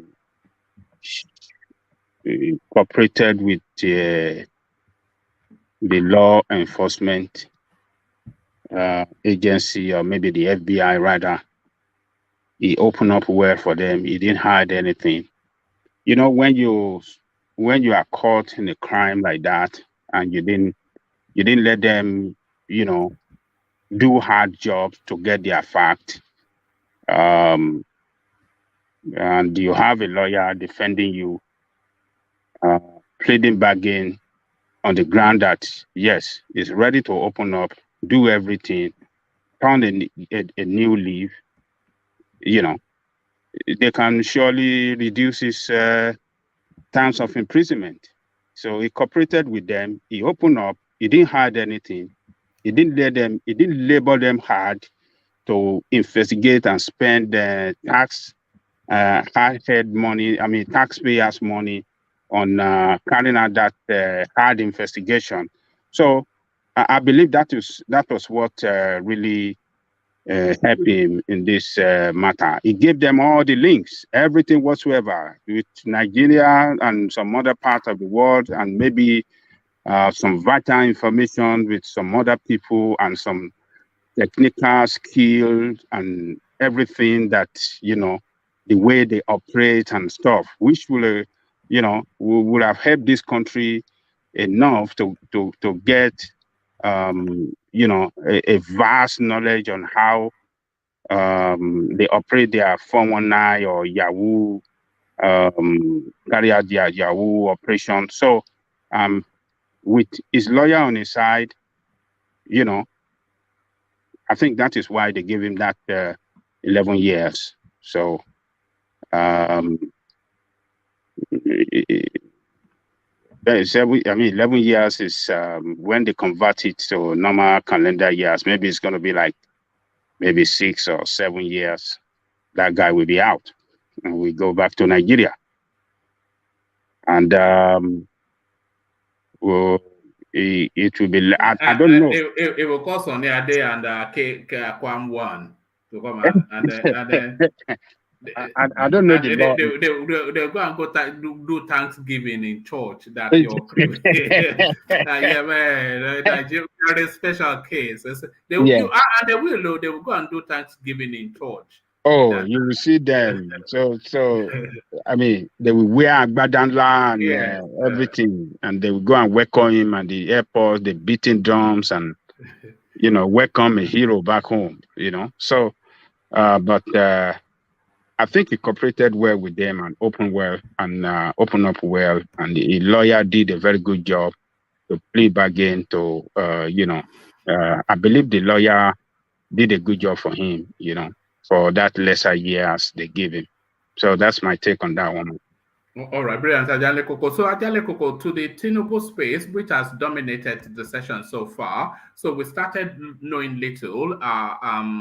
Kulata came in to expand on what we know. But what are you concluding, Tinubu and his drug dealing ways? Well, let's thank Kulata for briefing us, giving out some details with regards to his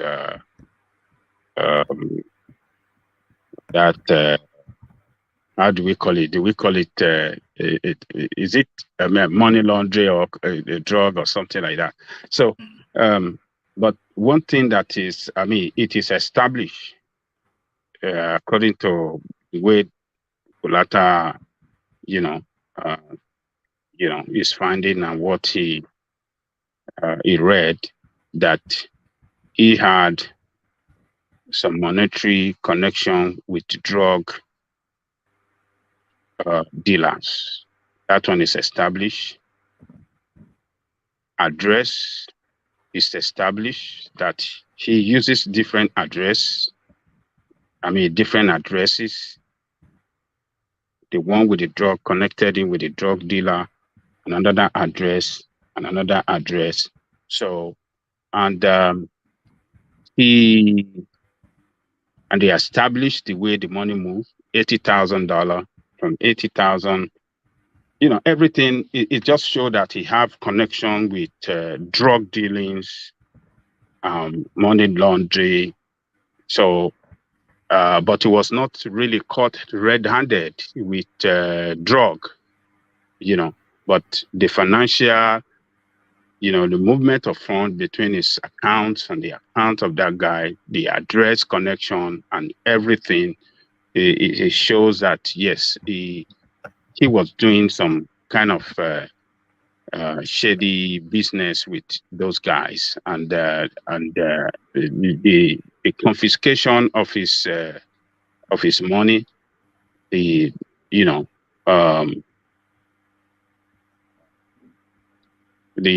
forfeiture of his money in the bank account, the 400,000, that is amount that he could not give account of.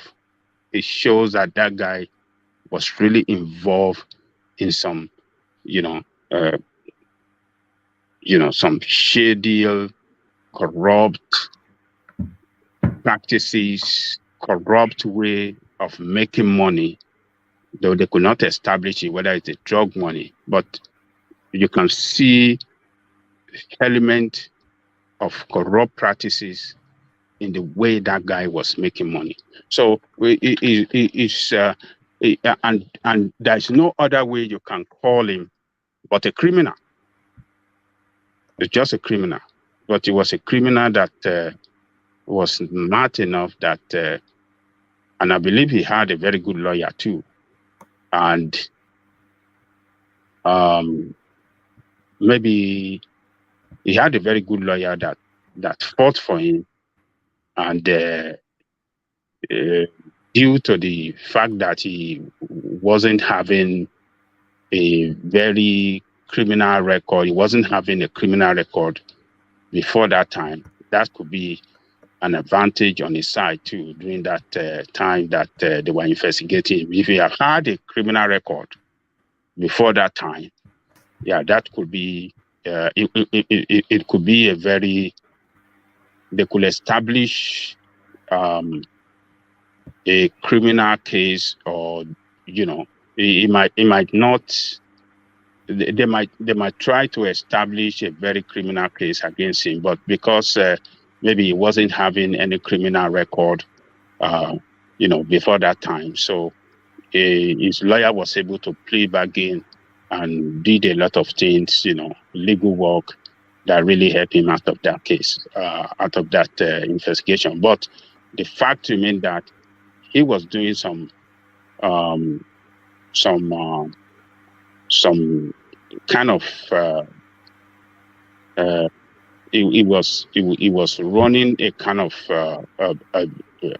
underground business, not known, illegal way of making money, which in any way it could be described as corrupt, criminal, and that is just it. It was just lucky that they didn't find drug on him. If they found drug with him, that would have been a different ballgame. But how would they find drugs on him? He's not a drug dealer.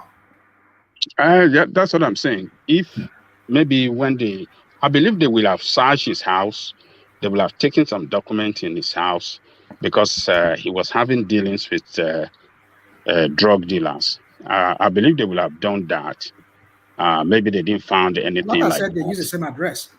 It's like the same address. Yes. So if they have found drug, maybe in his house or something like that, that could have, they will have used that against him. That they found drugs in his bedroom or in his apartment or stuff like that. So he was lucky that they couldn't get that. They couldn't get. Maybe that guy is a criminal, so he was using that guy address and used another address. He was using several addresses. He knew what he was doing. He knew that if he has scattered address like that, it's going to be very difficult, to get you. If they go somewhere, they might not get you there. He'll be some other place. So the address he used to get that loan for the car that he bought was a different address from the address that he used to open the bank account where he deposited 80,000 within 2 days or within a week, according to Pulata. So he was just involving in some kind of criminal financial activities. So, but we cannot. It's just a corrupt person, man. It's just a criminal. So that is just the way we can see it. He laundered money. He had connection. There's no way you can have.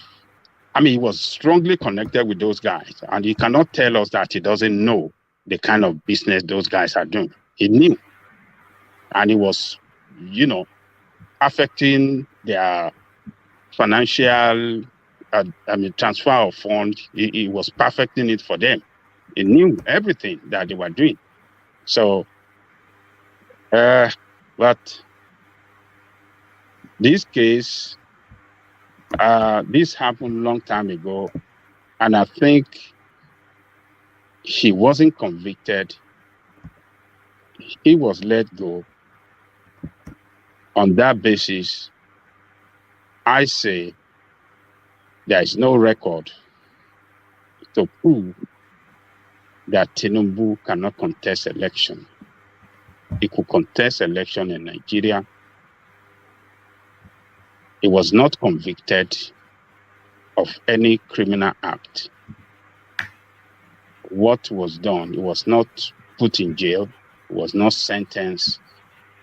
So, but what we know, or the fact that's been established, is that he had dealings with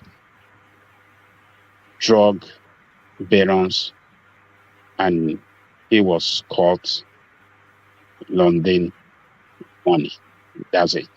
But the legal aspect, on the legal aspect of it, he was not convicted, he was not jailed, and therefore he could contest election in Nigeria. So that's my take on that one. All right, brilliant. Thank you, Ajale Koko. So thank you, Ajale Koko. So when in excess of 200 people are fluctuating, even 300 at some point, only about 40 likes. So please try and like the stream because that helps the platform on the YouTube algorithm. So if you have not clicked on like already, try and help us get to 100 likes on the stream. That'll be great.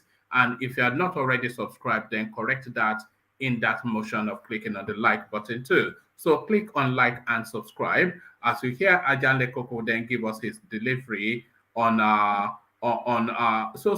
this one now, federal government not marginalizing Southeast with non-presence of rail projects in the region. So this is the Minister of Transportation, Muazu Sambo, saying this, that they're not building any rail facility in the Southeast. It's not a form of marginalization, even though famously they are building rail facilities in countries foreign and alien to the Nigerian space, like Niger Republic. So what are you then making then of this rather unguarded remark by the Minister of Transportation? Oh man, you got it right. It's really unguarded remark, unguarded statement. It's better he didn't even say anything concerning whether they have a rail project in the east or not. Was saying that they are not marginalized for not having rail project there. It's a ridiculous statement. Every part of Nigeria should have rail, there should be rail projects that can take, a rail transportation, through rail transportation should go through all parts of Nigeria, and that will that is, what is the what is their campaign slogan? They've been shouting and telling us that every money they are borrowing, they are injecting it on project. Infrastructure. So if you can have infrastructure, you can build a rail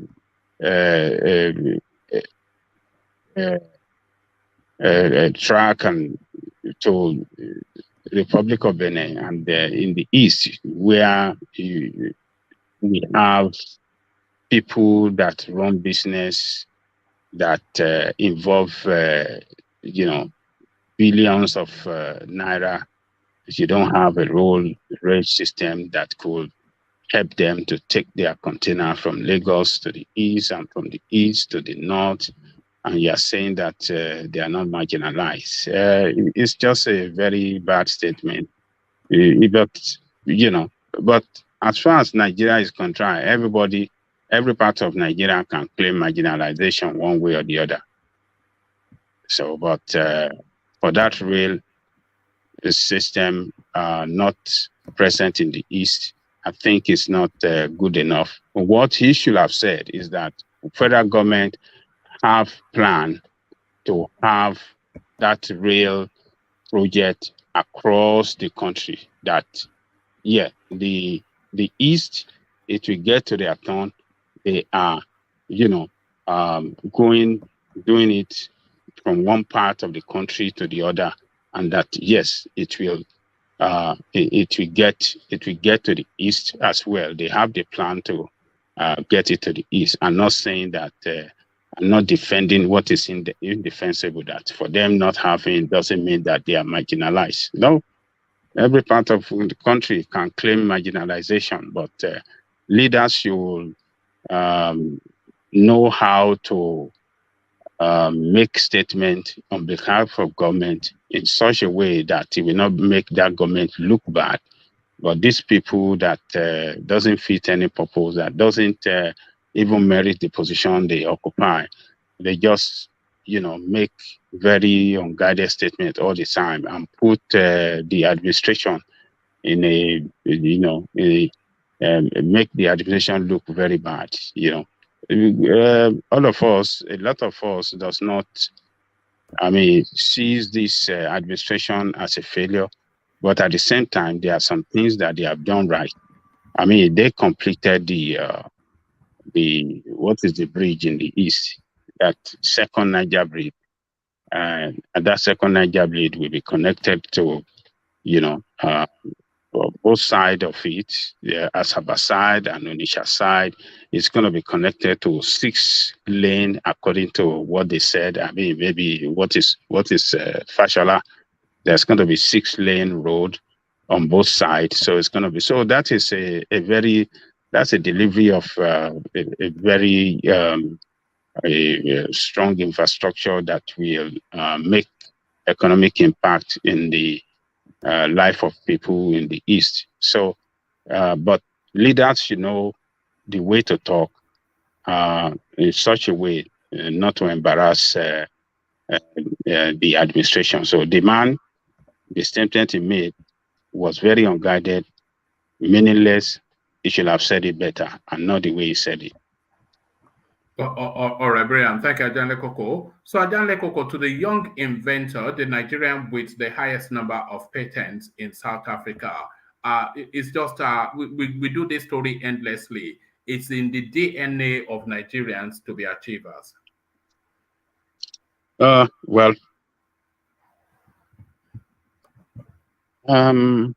I don't really understand if that guy, when they are saying inventor, what did he invent? All those products you're showing there are all over, everywhere in the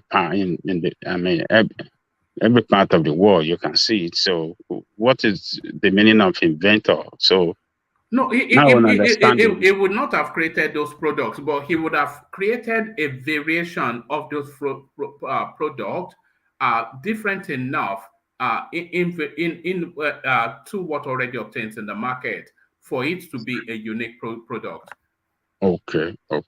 Well, yeah, that is commendable for in Nigeria, in country that is not suitable for production, a country that is going through a very difficult economic circumstances, a country that is anti-business, a country that is, not business friendly. So, but for him to still manage to invent those stuff and produce them in Nigeria, they are producing them in Nigeria, right? It doesn't actually state. Okay, so well, it might not be producing. Maybe it's producing in China, but just like you say, it must just have added some little features into them that make a difference. So, because if he has to produce all those things in Nigeria, it could have cost him a lot of money, because cost of production with what do you call it? No electricity. You have to, you have to be responsible to generate your electricity to power your plant, or maybe you'll be running on diesel to power your production. That will cost a lot of money. So it might be producing them in China, but or some other places, or maybe Turkey or somewhere else. But it is commendable. It shows that we have Nigerians that are talented Nigerians over there in that country. But because we don't have a country that works well for everybody, and that is why we cannot really showcase our best in terms of talent and ingenuity of purpose of who we are. But kudos to him. He make us look great as people and as a country, because if I don't know what is going to, I don't know what is going to, I don't know where, I don't know what is going to write on it as where it's made from. If it's writing made in Nigeria, that will be a good step in the right direction. At least people can buy it in any part of the world and say, oh, made in Nigeria. And that can make people outside Nigeria to start looking up to Nigeria. Going on website to search for some other product that could be available in Nigeria. But he has done a good work. It's not easy to invent anything at all. It's not easy in this world, particularly if you live in Nigeria, is very, very hard, except if you are ready to do some pancake, kuli. I know they mix a lot of kuli, they ship it, kuli chips, and some maybe popcorn. I'm wondering if we should start, if we should be moving away from all those kuli and let's actually get into the Granite. technology, because it's taking us into technology. Our cousin from the east, so yeah, kuli and dried. Remember when they had the Minister of Science and Technology to come and defend his ministry at the assembly, and they told us that the discovery of science and technology in Nigeria is how to dry kulishi, or and that was for all of the billions of dollars that they budget. And it went to the Senate to tell us that yes, we've come up with a way to dry kilishi. Well, we have a lot of, look, let me tell you one man. If you go to Nigeria, if you see what Nigerians can do, even in terms of shoe, if you see made in Nigerian shoe, you would think it's made in Brazil, you think made in Italy. Last time I saw some shoe, I saw some guy walking in just a little, you cannot believe what he was doing there. I just saw, he had the show glass outside, and I was just passing and say, okay, let me check the shoe. Let me see. I saw some beautiful sandals. I saw some beautiful shoes, and I was questioning you. Are you the one? It's a real leather, and I said, are you the one that make it? He said, yes. The sole was good. I mean, the everything looked perfect. And you know, I saw some guys that that sews a suit. I said, what is going on? So sorry, do you know what really shocked me? Yeah. I saw those shoes too, some shoes in Nigeria. I don't know why they cannot make a place like Shoe Village, just like they did with Computer Village. Look at the kind of technology company that has come out of Computer Village. Some companies too are coming out of that Computer Village. People selling the product, the amount of transactions that take place in that Computer Village. So, and that's what I think China does. The last time I went to Guangzhou, I discovered there are some places that they are known for maybe furniture, some places are known for wine. So we can have maybe Shoe Village and all those kind of things. You'll be surprised that they will bring shoemakers, all of them will have shops, their inventions, and people will just be going there to buy shoes. I don't know why they are not thinking. Sometimes I feel like disappointed in APC too. The problem is you bankers that most of those small businesses cannot have access to loan to improve on their business and expand on their businesses. It's hard for them to get loan, and when they even struggle maybe by one means to get loan, it's always short time. You don't give long-term loan in Nigeria. So when you have a country where the banking system does not give loan to small businesses, inventors like that, you cannot have a country that can produce anything. So that is, everybody just struggle with the little money they can borrow from their friend, from their mother, from their uncle, put it together, and they'll be struggling, and inflation will be taking the money. The cost of production will be climbing high because some of these material and some other things they use this, to make those shoes, they have to import them. And all these things are killing businesses. Even those people that make pure water, they are crying because all those is it rubber? What do you call this thing that they put that water in? They import those like do you mean the nylon? Yeah, the nylon. Everything was, it's imported and it costs money. They import it in dollars. Some of the water manufacturing companies, manufacturing companies, they are even closing down because they said so much money. They buy this nylon today for maybe 10,000 per roll. Next tomorrow it has jumped to 20,000. So they cannot really plan. And would they be increasing money? I mean, the price of the water every day. So it's just because you bankers doesn't give them loan, so they cannot expand, they cannot improve, they can't do it. They're just struggling in the same place. So that is the problem. You won't even blame the banks themselves. You see, a country as Nigeria, it's very difficult. Okay, listen to what if you remember what Emefiele said the other time. He said they borrowed about 200 billion or 400 billion to the this mass production of rice. He said they've not gotten a dime back from that money. A kobo, they've not gotten that money from the farmers.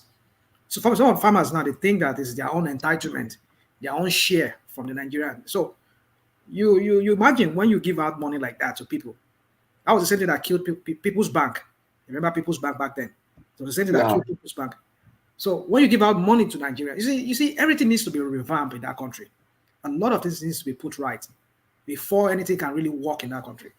Maybe the only people they can only borrow money are established people like Dangote, Otedola, the rest of them that are well-to-do, who you can really pin them to a particular thing that they have already.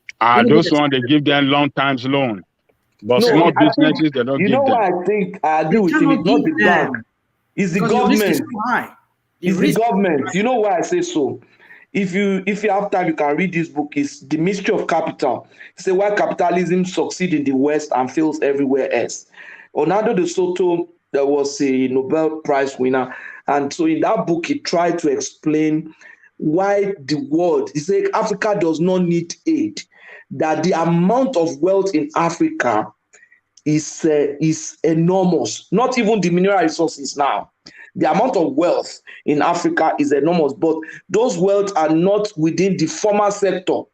So because of that, the banks cannot create assets, cannot create further capital with that money. But if all that money is in the bank, look at 3 trillion outside the bank in Nigeria. Now, if they put that 3 trillion in the banking sector, they can keep some cash reserve required, maybe about 20%. They can keep liquidity ratio, maybe about 30%. So they probably have 50% of that. That's 1.5 trillion to create loan. That means Nigerian banks will be able to create additional 1.5 million. That means they will have about 4.5 million just by not by even production, just by moving the systems around. So what they are saying is that Nigerians or poor countries must learn to set up a system where their assets can live a parallel life. You have a house. If you have a house that is well documented and can easily be transferred, that asset is your own. Now you can take the asset to the bank. That asset will lead a parallel life by generating additional, maybe a loan of maybe 500,000 for you if your house is worth $1 million. You understand what I'm saying? So with that, the system can run. And I did it when I was in the bank too. We did something like that, but it was very tough because we were not paid. But we ensured that, okay, it was easy for me to lend against a car than lend against a house, because the house, to get a document, to perfect a document, to perfect a lien on a house for a mortgage, it will take a long time, and the costs will even be more than what I try to lend to the person. So I said, okay, if I have a car that is registered, I can take the document with me. And it's easier for me to fling a car than to sell a house. So if the car is worth 1 million, I can say, okay, let me just give you 500,000 and do your business. And a lot of Igbo guys, every month, I was telling World Peace, every month I was giving almost 100 million naira out. And a lot of, I had over 300 Igbo guys that were doing business, and they were doing very well with it. So I think the government should look at that. Our houses in Nigeria should be well documented. Even the houses are not numbered. We don't even know how many houses are there, how many buildings you have in Nigeria. You can imagine that. You know, one of the biggest impediments to wealth creation and expansion of the economic space in Nigeria is just that land space. There is no documentation for land in Nigeria. to the point that you cannot just buy a land and then just have the title transferred to you. And then to get title for land in Nigeria is usually at least 2x, at least 1.5x of however much you paid for that land. So you buy a land for $1 million, $2 million, and you are spending about $3 million to perfect titles, and that's not still to say that it will not be stolen from you. It will take time because governor have to sign. It might take you like 3 years. Why have they left that space? Of all of the things, there's nothing to say that I cannot just go on a property website, buy a piece of land anywhere in Nigeria, and have that title. I'm not sure if there's technology now, the non-fungible technology, which is actually get towards those sort of spaces. And we kind of, it's a real mystery. Let me say something. I think Lagos is doing something there. Let me say this. They've been doing something for 20 years. You see, just map the landscape. Let us know who owns which land and what title they hold to the land, which is it should be digitally registered. I pay you money, you transfer the digital titles of the land to my name. Yeah, I think that's why it's not rocket science. What's the difficulty? Yeah, they're talking about using is it the blockchain technology for such? Yeah, no, that's what I said. Not fungible. Yeah. But then what I'm blockchain technology to buy land. You said? For the titles, yes. Okay, for the title. Okay, you can do it digitally.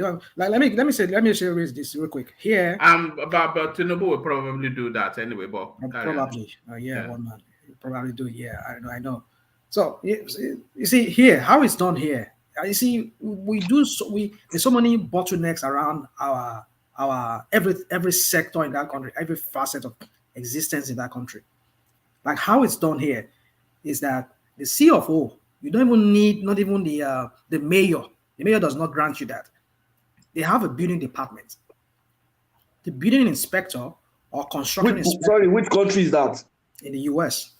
Okay. In the US. It belongs to every county. Every county has their own building inspector. Even some cities within counties have their own building department. So what they basically do is they'll come to they have what they call building code. This code regulates everything about your construction, everything in your house, whatever you're having built. And then they will come there from every phase, every part of the construction. They will inspect it to completion. And so when it's completed and they're satisfied that everything is according to code, then that inspector, which is just an ordinary local government's worker, will just issue you a CFO. Simple as that. But that's you have to go to a governor to get this. Oh my goodness! Do you know how many people you have to bribe? You know how many people you have to bribe? Some people, many houses in Lagos there, they erect them. They've been living there for about 100 years, almost 50 years. They don't have CFO. They don't have title. They don't have CFO. It's unbelievable. To get a CFO from Ambod. I mean, what's his name? This guy. Do you know how many people you are going to bribe at the governor's office? Just imagine. It's just a scary system. Ourselves. And we're saying that we're not developing. In short, you need to read that book, The Mystery of Capital by Hernando de Soto, and another one, Why Nations Fail. Why Nations Fail. You will see that we have a long way. There are so many things that you can do to just turn around. Just decide to even number all the buildings. Just numbering the buildings alone and making sure that, okay, if you are not giving a CFO, give them a right of occupancy that looks like a CFO. And that right of occupancy can allow you transfer titles. Just create something that allows easy transfer of title. And then to reduce the turnaround time for maybe government services, reduce privilege access. For example, if you create bottlenecks, maybe you create a lot of bureaucracy, and you put somebody in that charge of bureaucracy. That person have privilege access. He's the one in charge. So once you give him privilege access, you will create a rent around it, and he will keep making money from it. All right, thank you. But it's one of the spaces that maddens me in Nigeria. Not being able, if you know how many pieces of land that have bought and lost in Nigeria. You buy it from one, and then they tell you it belongs to another family. Do you want to go and be fighting? Then they will ask you to pay again. But you lost land? Severally. Oh my goodness. In Ikorodu, everywhere, you know. Wow. You buy one and then they say it belongs to another set of family. Do you want to go and be fighting them so they voodoo you or kill you? You just why don't you buy from all this estate?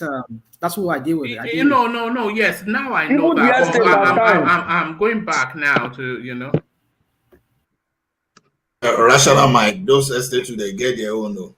After the estate, they have their own too. I have one now that not even one, two. That I just say let them just return our money. You can imagine having paid for something for over 10 years now.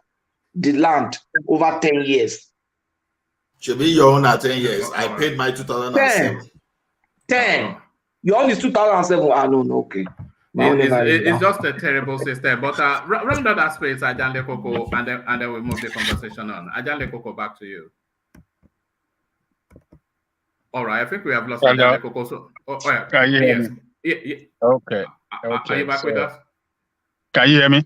Yes, we can now. Carry on. Yeah. Okay, so a lot of Nigerians are very hard work. Look, that country has gone, man. I'm telling you.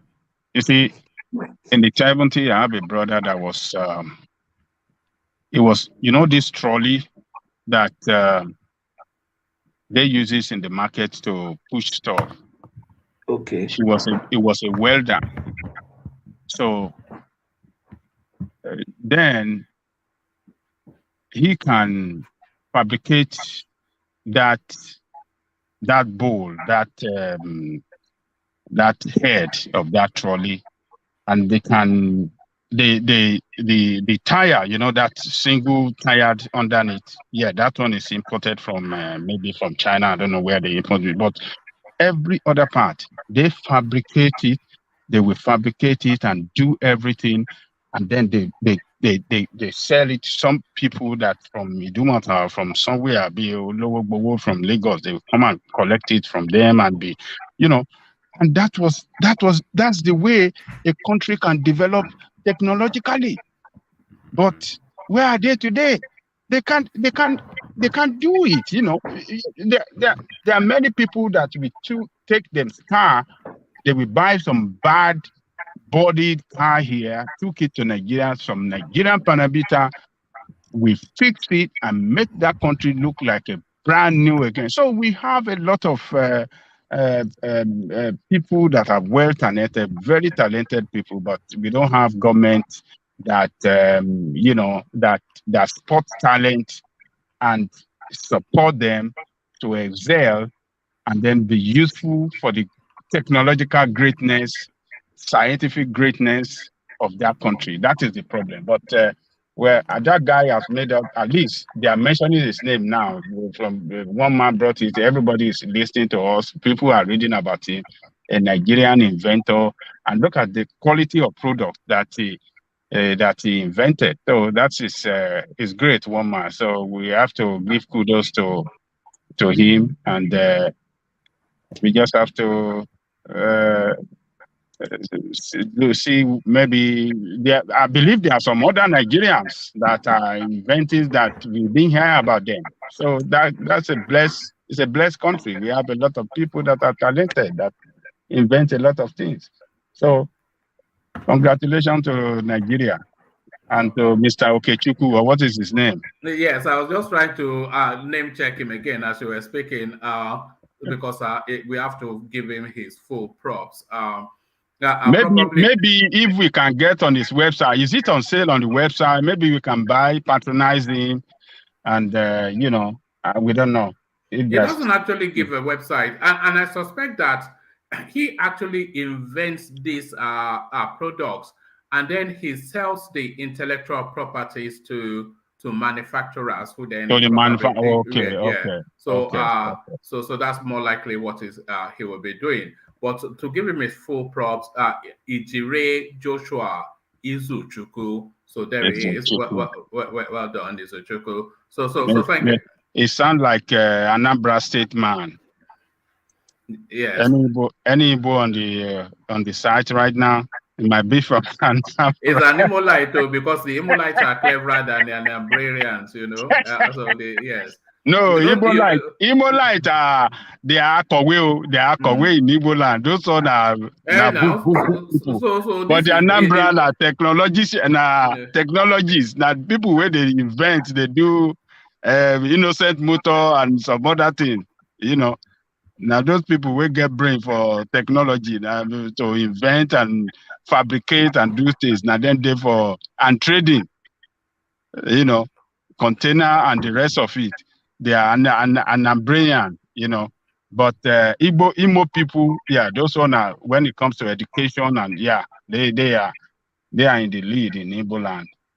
No, that's for sure. All right, brilliant. Thank you, Ajanle Koko. Yeah. So thank you, Ajanle Koko. For time, of course, let's move the conversation on and let's take it to Patrick. And Patrick, expand more on that Tinubu space, but I think we are reaching conclusions now, but that there was a misdemeanor, but not a felony, but that Tinubu space and its drug ways. Patrick. Yes, my concern now is if within the law of Nigeria, even though he had been able to get a plea bargain in the US and then he was discharged without prejudice. I don't know whether a Nigerian government can, under the law of Nigeria, they can try him for an offense committed in the US and for which he had been discharged with prejudice. I don't know whether they can do that. But when I read Keyamo today, even though that's likely to be biased, Keyamo said that legally they don't have any case, that they are just trying to flog a dead horse. That was his position. But I also believe that if they had a case, PDP would have taken it to court. They probably not. Nobody's got to take it to court because it looks like there's no case in it.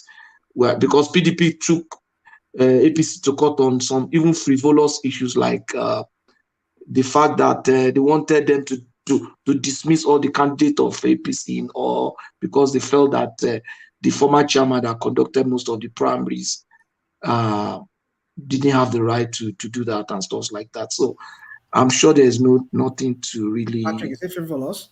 That's what you said? You think it's frivolous? No, what I'm saying is that the case that they took to court against APC was frivolous.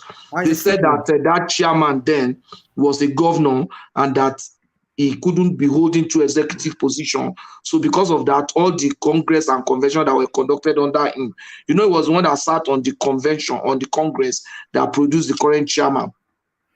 So if they were able to get him to be able to nullify that Congress, that means all the candidates of APC too that this current chairman organized their Congress convention on, those candidates would not be running. So they wanted to try it and they tried it, and then the court says no, like that. So when you say frivolous, you mean it's not of serious consequence. It's not of any serious. That case with respect to the chairman, is going nowhere. So I just felt that was frivolous. Did you hear about the case in Osun State? In Osun, that they said that Osun State governor. Yeah. I think as it is now, because they are beginning to push that, and if that case in Osun succeeds, that means Tinubu's candidacy could be questioned. Exactly. So that's not frivolous. But the judgment they have now is that man was an executive governor and that the chairmanship of the party was not an executive position and he was not even being paid a salary. That was the argument. It's not any salary, it was just a volunteer position that he took on. So, and that anybody in the party can sign, that's the assertion now by higher court, that anybody in the party, even a clerk, can sign on behalf of the party. So that is that was not the capacity he was acting. He was acting. That was not the capacity that hold on. That Mimala Boni was acting. He was acting. No, they said that. Hold on, no, let me say this. However, APC tried to spin and do this, whatever. The point is this: that After Oshomole was removed, he was named as the acting or whatever they call him, or whatever name they're trying to, however they're trying to reason out right now. But the point is that he was acting in the capacity of Oshomole. Mm-hmm. And if you And remember, that as a governor, he could not hold exactly two chief executive positions. But that they're saying that as chief executive of the party, that he was not being paid a salary. That's not the point. It was just a volunteer role.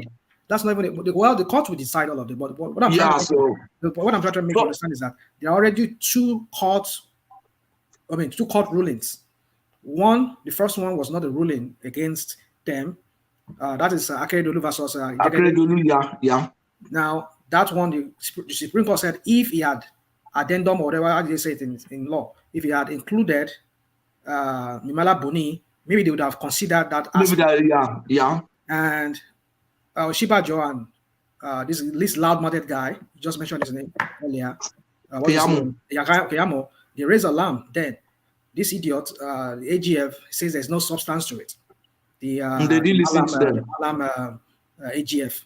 So and now Malami, the court just ruled in Oyetola's case versus some other person, I don't know who's challenging him, maybe from APC, says his candidacy is nullity, meaning that that was based on that Mimala Boni was the one who conducted the primaries that led to his emergence as the candidate. So all these things, although it's still in court, I think they've but the challenge I have is that if they bring it up now, it might be start too bad because the election is very close. And then if you have that issue, that means everybody will be joined. You have about 400 National Assembly, 36 governor, House of Assembly. The judiciary does not have the infrastructure to handle that kind of thing. That might require they shift the election. So, all right, round off your thoughts on that space, and then I'll move you on to another talking point. So, I don't. If there's anything there within Nigeria, I think PDP would have kicked down and would have taken that to court. So that's my position. Yeah. All right, brilliant. And to this space, federal government not marginalizing Southeast with non-presence of rail projects. This is Muazu Sambo, the transportation minister, saying this off the back of them now about to complete a rail service in Niger Republic. Okay. I think that might not be totally correct. What might not? Have you frozen or have I frozen? Can anyone hear me? They don't. I can hear you. I can hear you. All right. Okay. Hey. I think we've lost Patrick for a moment. But they don't deal with Patrick. Yeah, there it is. So let me go on to you then, Rational Mind, and take you to the Tinubu drug space. So expand your thoughts on that space. I suspect that your opinions might be contrary to the conversation so far. So Tinubu, what was that again? The Tinubu and the drug case. The drug. I already said it, one man. I don't need to say much anymore. What I just said is so many things has to be considered.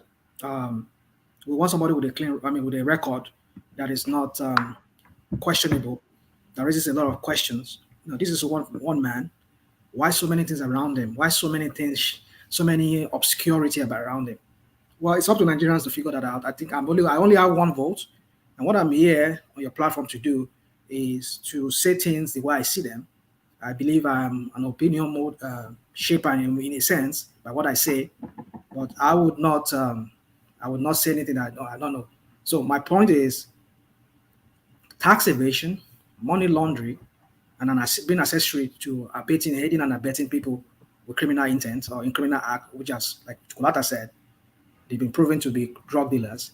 That in itself raises a lot of things, a lot of questions.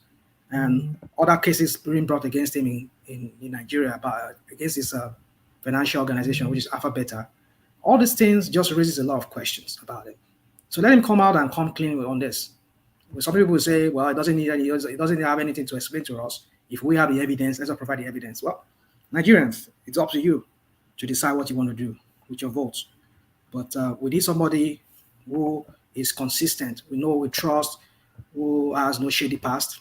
No, we've invited you to give us that person within the Nigerian political space. Well, man, I've said it earlier here. I said Shure is my person, but in the absence of Shure, Obi with somebody. And the only reason why, don't get me wrong, Obi is a criminal. You and I equally have also criminal said as Tinubu. Obi, but the Obi case, in his own case, I don't know if he has any tax evasion. I've not seen that. What do you mean? Have you not read the Pandora Papers? I don't want to go into all this discussion with you right because of time. Well, no, forget the time. Okay. We've discussed Pandora Papers endlessly and you are saying you don't know if he has tax evasion. Pandora Papers is entirely about, even himself. He confessed that he was evading hold on, tax. man. People do what he did in a legal way just to avoid paying tax in some ways. A lot of people in do that. In a legal way. Yeah, it's legal. I mean, there's a way you can legally. Let me say evade tax. No. I won't use the word evade tax. There's a legal way you won't even pay tax. They do it here in America. That's what Trump does a lot.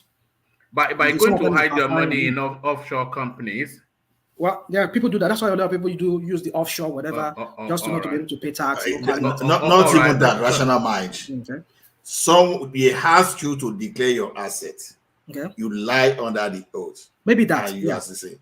So that one is an offense on its own. So if you say that, I agree with you totally on that. I'm on the same page with you. So Obi is a criminal. But and by the way, look out for the video that I'm going to be dropping later on in the day. It details even more when he's a criminal. He's no better than Tinubu if we're talking about criminality. Well, you see, like I use the word. Some people don't like me using the word. It's a lesser evil among all the evils. Right. What does that even mean, right? Yes. Well, what I say is a lesser evil. Lesser evil. Hold on now. Lesser evil friend. Lesser evil supporter. Mama, can I come in a little bit because I want to talk to Rational Mind? Hold on. Let Rational Mind land his thoughts. What I mean is lesser evil here. I'm just saying that besides all this thing we're pinning to this guy we're talking about here, like, okay, we say he was evading tax. Many of us can agree that people evade tax. Let me not say evade. People do not pay tax by using one of this offshore, whatever, just not to pay tax or just to put it on some kind of names, hidden way, which is legal because some countries recognize that. If it's not legal, but that he did not declare those assets, which, like, when he was asked, he said he transferred everything in his kid's name. But when did he do that? Was it when he was in office? It was when he was in office because we've read that. We've read it at least 10 times on this. I know you've read it, one man. We all debated it here, and I seem to be on your side on that. It was when he was in office. He has explained it, but I want to take him by his word. So when I say let's take him, but you're not taking Tinubu by his words. He has not said anything now, one man. What had he said? He just keep saying, "Go and ask U.S. consulate." There was not really. There is no evidence that he was successfully prosecuted and convicted of anything. Yeah. Well, you are convicting him here. Well, I'm not convicting him. You see, sometimes, okay, I don't want to bring up some things here.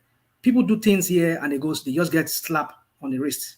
And that doesn't make it right. That doesn't make it. I've had a situation whereby here, I personally was the one who did that. But Peter will be laundering money whilst he was sitting in office, hiding it under his daughter's name. And not just under his daughter's name, by the way, he also had a proxy as a director. Maybe we should invite him here one day and ask him all these questions. We can invite him. Will he come? He won't come, of course. Yeah, we should invite him. So on Tinubu, for me, I think when so many stories around somebody, so many things, so many commas, so many questions, questionable things around him, it tells you that there must be. In every rumor there must be some substance to certain things. So that's how I'm going to rest it, one man. All right, brilliant. And to the hush puppy space, does the punishment fit the crime? You mean the punishment is having? Yes. Some people were saying that. Some people were speculating that guy is going to die in jail. That's the crime is too much. It's just too much what he has done. Some people say, well, he's supposed to have had like 20-something years or is it 30 years imprisonment. But maybe to some extent he must have had some kind of plea bargain to some extent just to have his. Maybe he cooperated with the FBI. Maybe because there are other people that were prosecuted in that case besides Hush Puppy. I don't know, maybe they were also arrested, but we only know of Hush Puppy. It's a syndicate. It's an international syndicate, crime syndicate, whereby they have this organized crime. They move money across the world.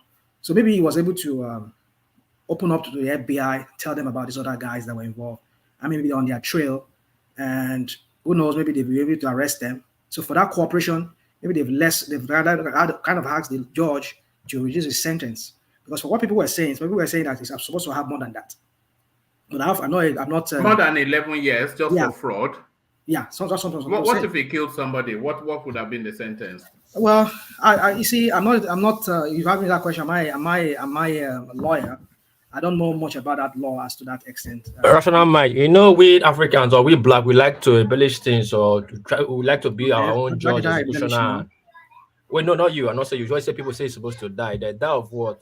Do you know he in the sentence, the plea bargain, that he will pay 1.7 million back to the US government, which he had probably have done or arranged for. Now they said they will drop his sentence, that he will do 7 because he already was there for 2 years. People don't even know details of the sentence. He will do. They'll remove 2 years from that sentence that will be with them for investigation. They minus that investigation time. That is the remaining 9. Then he will do 7. Then he will come out 2 years probation. And that 7, his probation might be out in 5 years or 6 years on good behavior. Yeah, that too can. Those are also factors that we have to consider. No, it's not that. The details of the sentences. Have you heard about this guy who, I mean, although maybe not in the same way, Madoff? I think the guy's in jail still, right? Madoff stole $50 billion now. $50 billion? Dollars. $billion. Okay, maybe that well. Yeah. Well, I think the gravity of the situation, I mean, of the case, of the accusation will depend. It determines what number of years. Well, maybe that's what it is. But that's what I'm just saying. I'm just saying people say they were expecting him to get more than that because they said that guy really did a lot of fraud. You know, hacking to people's. That is another count. That's another lie. Most people don't know where to put computer to of hacking somebody's account. Well, he confessed to it, though. From what we read, he confessed to it. Yeah, you confess to it now. You confess to the crime in the sense that you were the end receiver of the money. All what Puppet does is the middleman. He gives accounts. My goodness. What are you talking about? Did you see that video they released? They were in the room. Many of those guys, they were in the room with their laptop. They were doing the crime from there. I mean, what are you talking about? Yeah, the guy knows how to manipulate the system from his own computer. He has his. They said they carry a lot of. He doesn't know. He doesn't have the know-how himself, but he's able to access the know-how. Yes, thank you, Mama. That's the right language. He doesn't know the. See, we give credit to people too much to people that. It's not the middleman though. It's the ringmaster. It's the mastermind. So he made the money. Is that what you're saying? See, what's that? Yeah, money in any crime, in any scam, any hacking, the bottom line and the main factor is the money. You can do whatever you're going to hack. If the money doesn't get to you, is nothing. It's the money. And that what All is good at. He has a lot of contact all over the world that can present different type of account, equity account. That I know. But I'm saying, everything. Is he also the one manipulating it from his own computer? Because that's what people say. No, he doesn't have the computer expertise now. It's just from motion now. It's not. Oh man, forget it. Our guys back home. We just talk about some of this. Right. Let's not open that space. But go back to Hushpot P because otherwise it will just. So I mean, our boys are very good at computer. I mean, when I make computer, they're very good at it, but in a bad way. They know how to hack into systems. Yeah. So I won't put it past this guy. So yeah, if he's given 11 years, well, maybe he's able to play his way and have it reduced more than that. And if he already did, well, so be it. But one thing is, I think it should serve as a lesson that you see our people back home, this criminal-minded, this criminal inclination that we have, we are always criminally inclined when we get out of that country because that act, it goes with us because we want to make it, we want to oppress people back home. We want to tell people that yes, we don't land. I don't make camp for life, those kind of things. So because our politicians also, they are doing the same thing. So why should we not do that? So it's up to anybody to think about. For me, criminal intent is never my ways. I will do things legally as far as I know from the law book. I will do that, and I try to suppress whatever inclination or tendencies I have within me. So that's all I have to say, one man. All right, brilliant. And to this space, only El Rufai, Yahaya Bello, Matawele with you. Other APC governors are just pretending. So this is Arewa youth sounding a note of caution to Tinubu. So that stab in the back again, it looks as though Tinubu the next Yoruba victim of the Malams. You see, I hate to say this, one man, and I've often said it here, and some people say, oh, you hate Tinubu, anything we say, you're against this guy. Anything you say, well, even though there are so many things I just don't like about the way he plays politics and all of that, and his shady past and all of that. I don't. If I see Tinubu sitting in front of me here, I will sit down with him. I will talk to him. I will interact with him. But there's something about him that I cannot go past, like I've often said here, and I've said it. So you see, talking about these people, I've often said it here that these people, they're not really truly with Tinubu. They're not really, not even the presidency, not even the cabals with the presidency. We saw it play out, because if these people really wanted Tinubu to clinch the ticket, they wouldn't have even said they want to. They have a candidate there already, as it was alleged or it was said, even by the chairman of the party, who said this guy, the Senate President Ahmad, was their candidate. That this guy sanctioned it, Bubu sanctioned it. So it must have been some kind of cabals walking around the presidency who does not want this guy. So, I mean, you see, this otter, this treachery is not just among only just the Yorubas. Even this guy, we know them very well. We've seen it play out in Abiola, who was a friend to IBB, who was not, as was said, that he wasn't one of the financier of IBB school. But look at how he paid him back. So these people, you cannot put it past them. I still believe, I still strongly have that gut feeling that these people are not with Tinubu. You're just making him look like, yes, we are with you. They will never see their own man, which is in the person of this guy, the Fulani guy, Atiku, which I still strongly believe that guy has some kind of confidence that he's going to win the election, despite that the Southerners, most of the Southerners, they don't even really, I mean, the voters who are going to vote, they don't really, they don't even like him. I know he has some kind of confidence.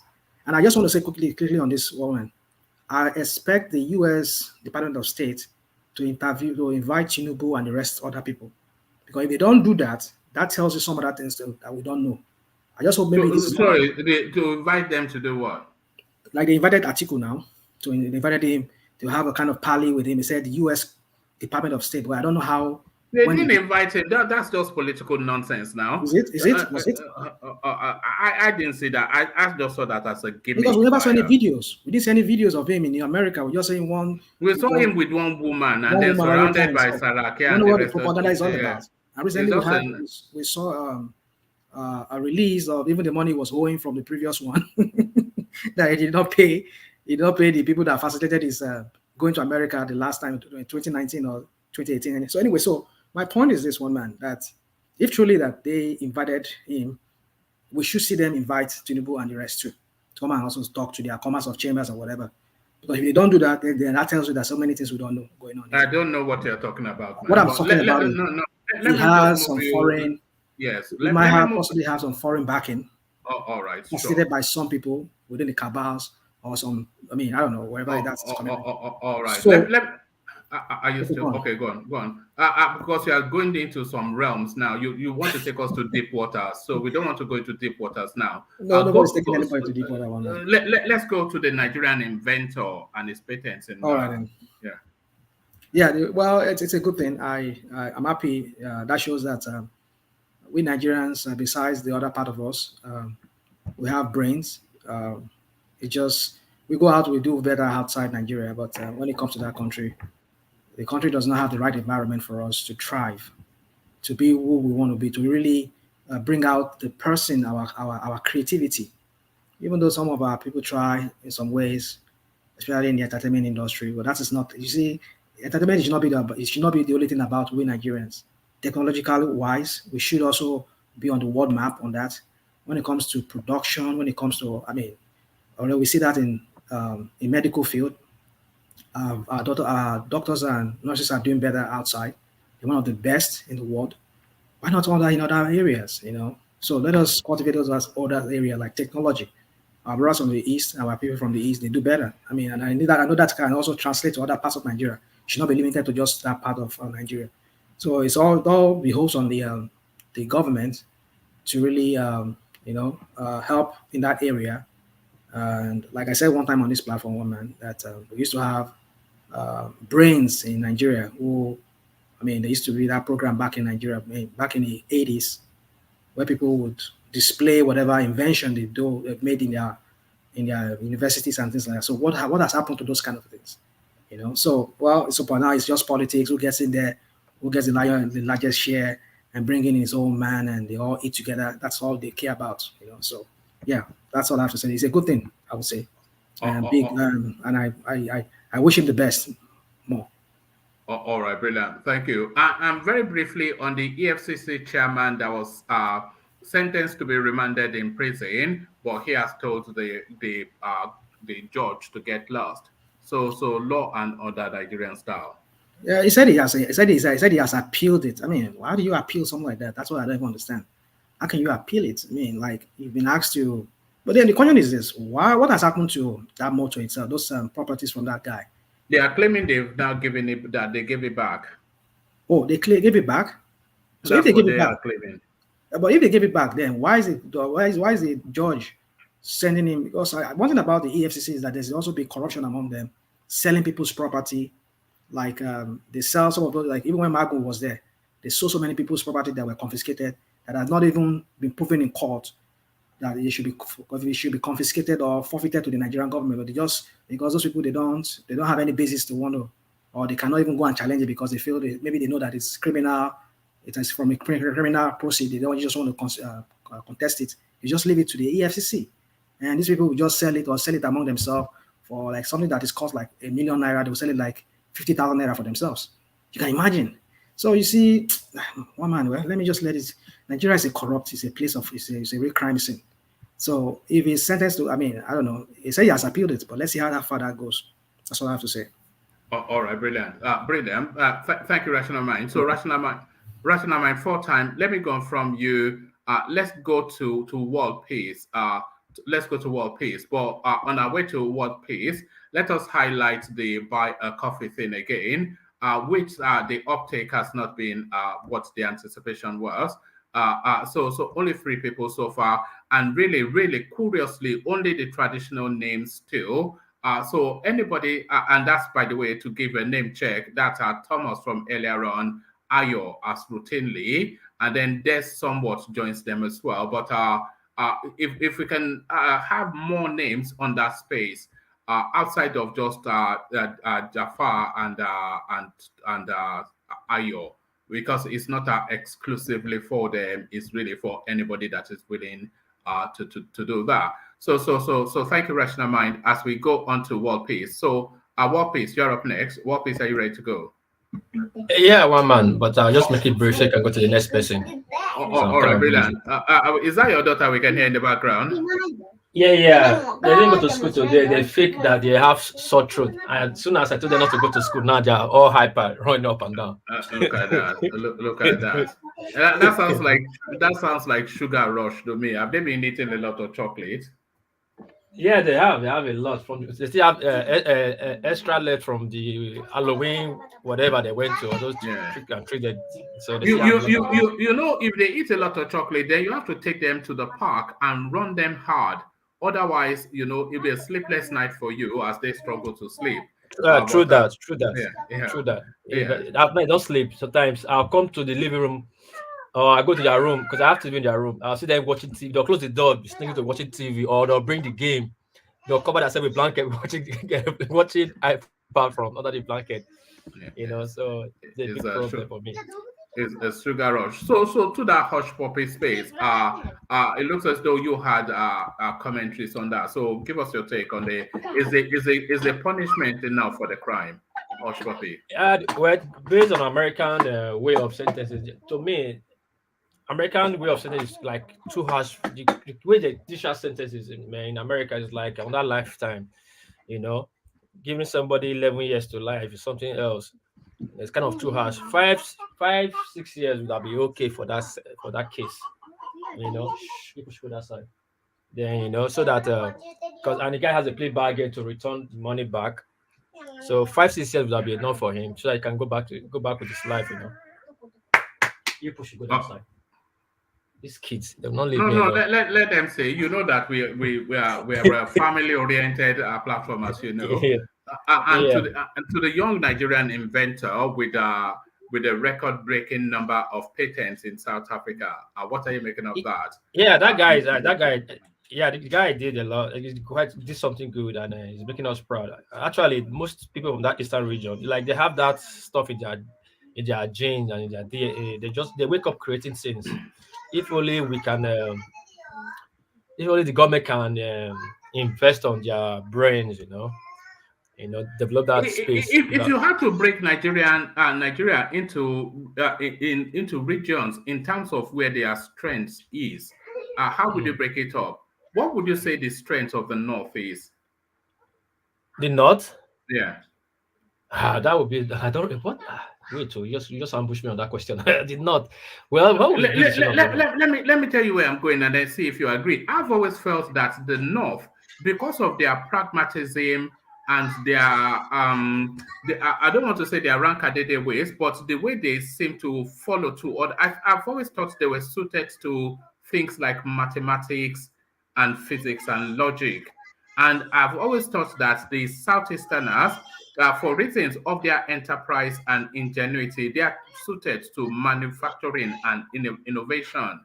And I've always thought that the Southwest was suited to philosophy, to art, to law, and to ethereal thinking. Yeah, it might not be too far from it though. Though, like I said, you just answered with that question, but I've not really give a deep talk to that analysis. But it makes sense. It makes a lot of sense.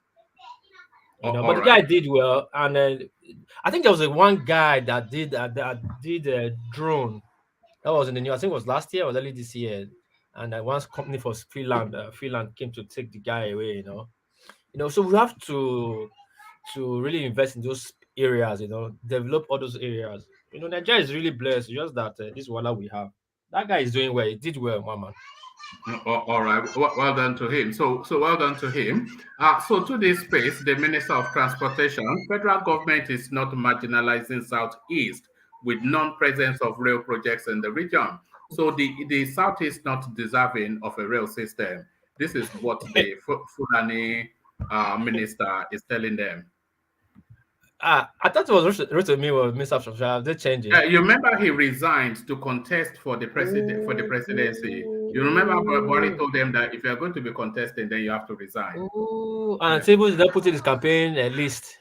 Yes. So he's in Canada now, spending his loot somewhere. His loot, yeah. So, well, that statement was a silly statement, Other infrastructure, healthcare, securities, is everybody's right, The amenity government will provide for the citizen. So telling where Southeast that you give them train line, and that was a silly word, because it's their right. It's their how will I say? Which word will I use? How will I say? What about right is it? It's their right, to have it, not make it a yardstick. Like, so you gave me a train track that should not be marginalized. Like Jericho said, everybody's being marginalized in that country, one way or the other. So that statement was uncalled for, one man. That's how I say it. And to the Arewa youth, cautioning Tinubu that he's likely to be stabbed in the back by the Northerners. So, can you see that there's some reason to that? Would you say that there is reason to that? Well, we are expecting it's going to happen, But like they say, this say that goes like this: like the stone you see from a distance will not blind your eye. So we should not. There's no cause for alarm. Tinubu know all this that he's facing. It's one of the problems that is like you are playing football with 11. You are playing football field is 11 player, but sometimes you play against the referee and the commentators too, the bystander. So Tinubu knows he's playing against 11 player plus extra. He knows that those people are not for him, and we all know that. We are expecting it, But what really something I don't really get there. The names they call is not the name I was expecting, because right from day one, right from a Buhari regime, El-Rufai and Tinubu was not in good terms. Then, but Yahya Bello too, we could recall Yahya Bello issue caused Tinubu Oyegu rift. So saying those are the people that is with him, I find it so tricky. Actually, I was surprised by those names. Yeah. I was expecting more names like Zulum, who you think you always see him as a man of loyalty and straightforwardness. Yeah. Yeah, so those names, when the name And came up, I'm like, Ganduje, because Ganduje has always been a Tinubu guy, so I was expecting the yeah, same as well. yeah. So when I heard that El Rufai, Yaya Bello, like, what? Wait a minute, what's going on here? Is it on that one that they're coming up with a different trick right now, or different ball game? How can you say El Rufai? We all know El Rufai and Tinubu are not in good terms like that. Basically, they're not close, not trusted. But Yabela in the primary, he walked out. He was among the people that showed their interest against Tinubu. That we saw it now in the primary. That watch it here on your show. It Yes, was now, mad. but then that was then now. So because he wanted, So yeah. how do you just switch right now that now he's not the one standing with Tinubu and the other one they're saying? So well, Tinubu is I know he's capable. He has his own team on ground watching the scenario. So probably he has his own plan B and plan C. But it's not new that the North will betray the South. In as much they have a Northern on the ballot box, they still have interest because the loot in this regime is too much. I don't believe the Northern will trust the Southern not to probe them. So they want their own to still be there. So we all know the North will always they will do this. So it's not new to me, one man. All right, brilliant. And to the EFCC chairman, who they've sentenced to be remanded, but he's telling the courts to get lost. So law and order, Nigerian style. Well, man, that's what tell you the embodiment all these people in the Kaba, mostly the northern Kaba in the Buhari region, the kind of audacity they have. They remind you to call to jail. You're not honoring the judgment, and said immediately you said you have an appeal against it. I don't know. They do whatever they want. Those people there. That will show you Buhari is not in charge, and that means that EFCC is being controlled by some certain people, and that the arrogancy, that guy is supposed to be suspended for that statement that he made, that he already got a judgment to appeal that verdict. One man is a case, man, and this same guy before he was put in, he was accused of stealing too. Have you read his case? No, yes, it was when it was the head of EFCC in Port Harcourt. Port Harcourt, yeah. It was just seizing trailers and selling him to himself. So himself?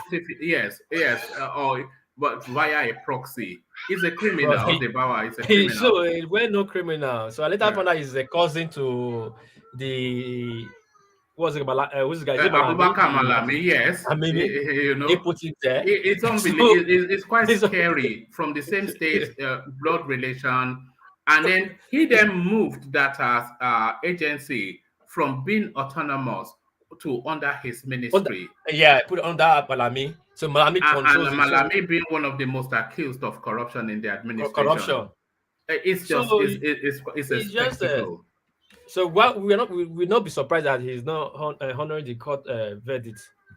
It's really, I don't know. It's really, if Tinubu win the case, win the presidency, he has a lot to do, clean up within his own APC than outside. You understand? Because he has to deal with these people. Because those people will truncate his idea or whatever he wants to do. If you don't take people like Malami down, all these people will worry his government.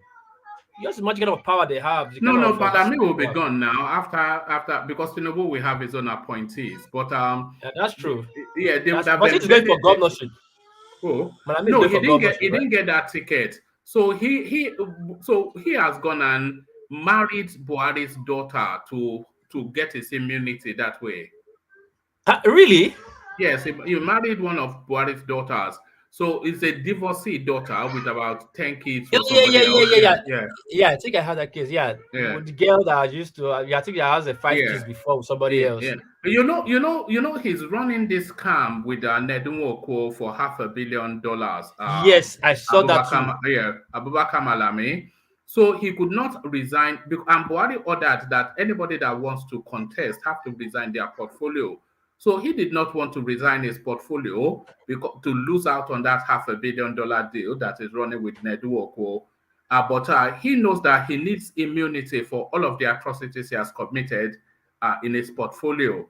So he went for, so he couldn't then pursue that Kebbi governorship ticket.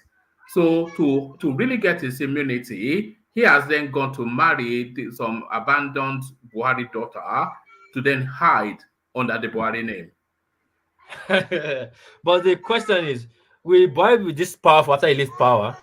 No, his name will carry cash. You know, Buhari is like a god to that section now. He's like a god. True. Yeah, he's most popular, one of the most popular politicians. No, they revere him almost like a religion. You know, right? Like, Can you imagine? Yeah. Can you imagine? Wow. So I don't know. That guy, you need to. He was voted the 17th most powerful Muslim in the world.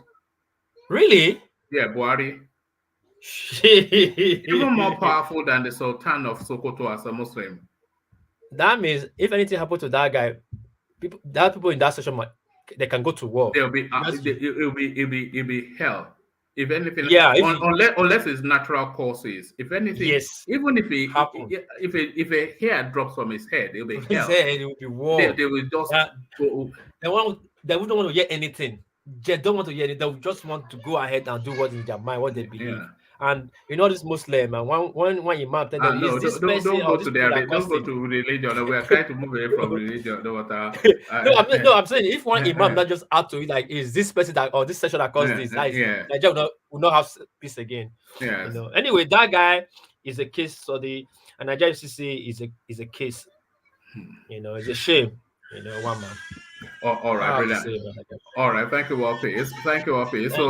So let's give you a moment to go and play let me attend to my kids. Video games with all right, thank you, Walpies. We come to you in the final round off. So we're going for Walpies to Tony, who may or may not still be with us. Tony, are you still there? Okay, I think we may well have lost Tony. So thank you, Tony. No. I said I'm here. No, we didn't hear that. Okay, maybe you were muted. All right, so to the hush puppy space, 11 years for the crime. So is the punishment suited? Yes, so it's a pity that today all our people, they are going against one of our own.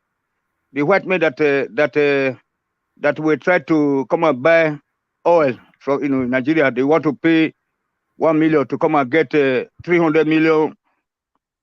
300 million worth of oil from Nigeria to steal them. Nobody they talk about them. We never hear the white people blaming their people, say that they are coming to Nigeria or to Africa to go and steal their oil. But our own case, people that are trying to repatriate our money back home, through one way or the other, we are here castigating them. That also is leading me to the question I was trying to ask our brother later, earlier on, Rational Mind, who is my brother here, because we represent somehow, the same agenda here. So why can't we just see anything good in Tinubu in the face of this threat from the north?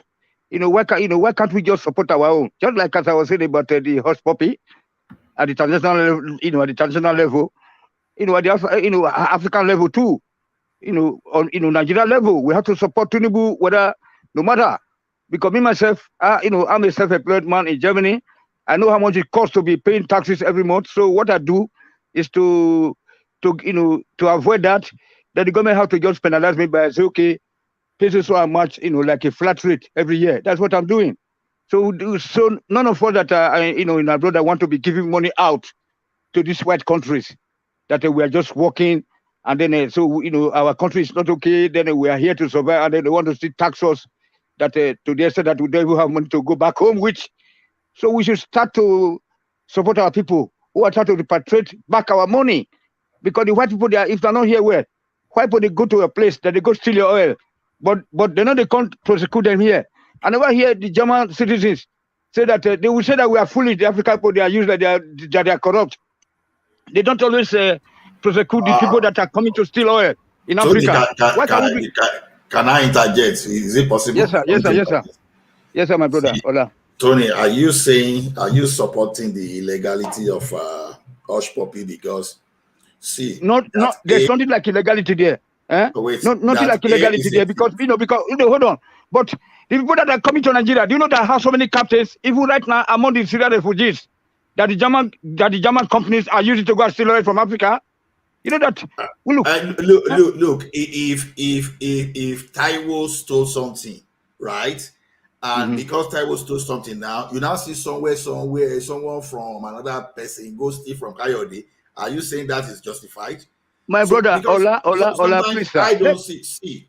No, I understand. You know, you're my brother here now. We are brother here. Hold on, sir. This question is too much for us. I told him this, so we cannot answer it. Because on the other hand, look at how much. Go to Congo. Do you know that a United Nations auto fell down, and then inside it was this, diamonds and gold that was dug out of that place in the midst of, the civil war that is going on there. A so-called United Nations truck. I mean, what the hell? We have to stop being not politically correct, but economically correct, or I don't know whether not criminality correctness here. So what I'm saying is that any of us that can be able to, to go back to find it one way or the other to repatriate some of our things back home without harming anybody, without killing nobody, it's okay. Because those white men that helped Hush Puppy cheated, they were coming to give Hush Puppy probably $1 million, but to come and get oil for $1 billion. You know what I'm saying? That's what he promised them. That's what they're asking for. That's what we're talking about here. Okay, assuming that at this point they were able to come to Nigeria and get this oil, pay him $1 million and coming to get 300 billion, another worth of oil out. What will you say? I never see any German people or the British people or the Americans prosecuting the people that are coming to steal oil and other resources from Africa. That would start, so right on. What do you want to tell me? All right. Let me take you to the space then. Nigerian-based inventor who grasped the greatest number of patents pending in South Africa within half a decade. So this Nigerian inventor then setting the world alight. Your commentary on that?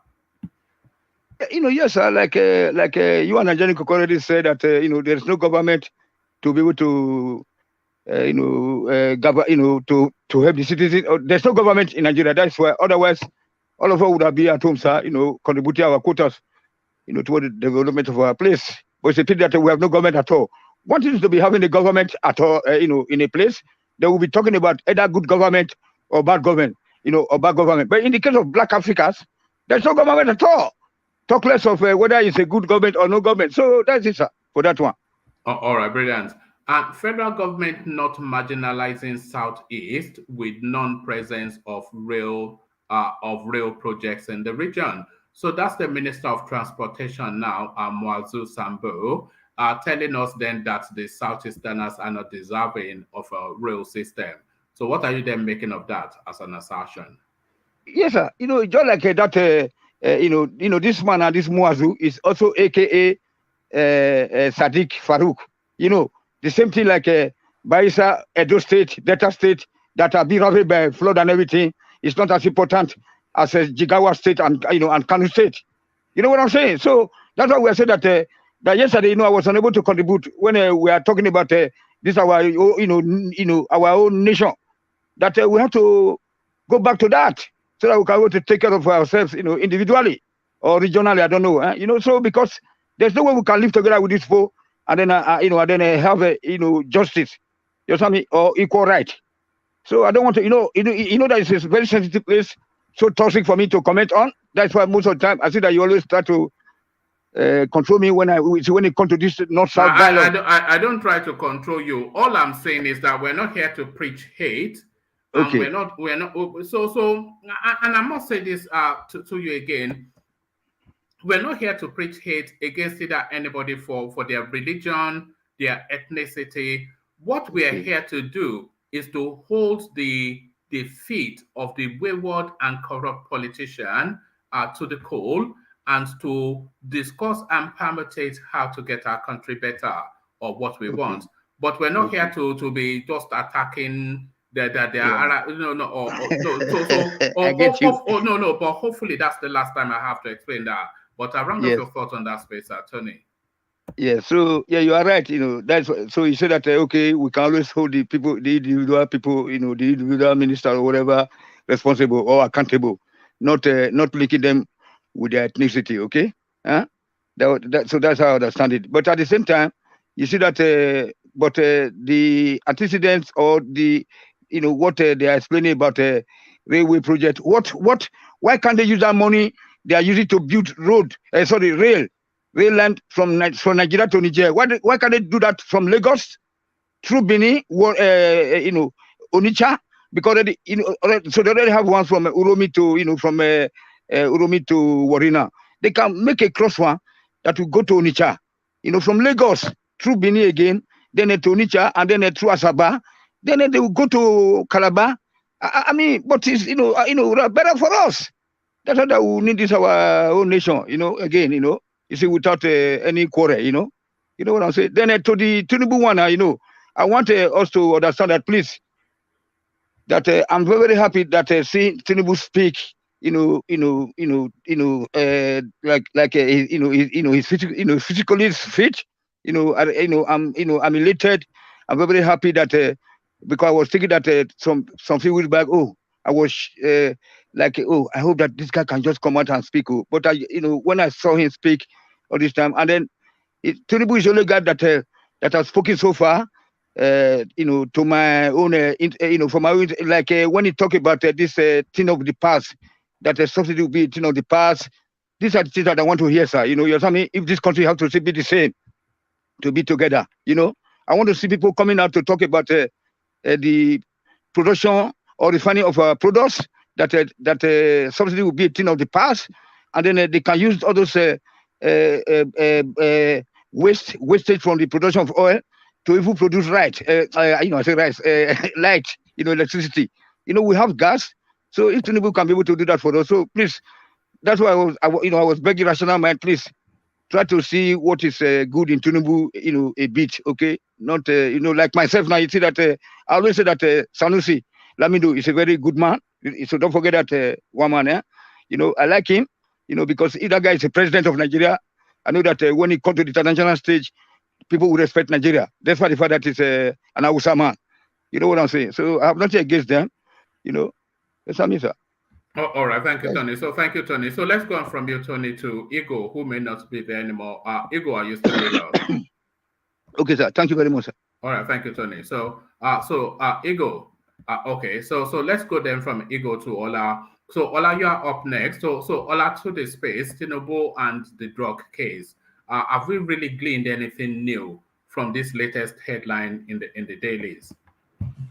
Honestly, I don't really know much about the news, but I don't know, but in Nigeria, anything goes. So trying to use that against Tinubu this time may not really work.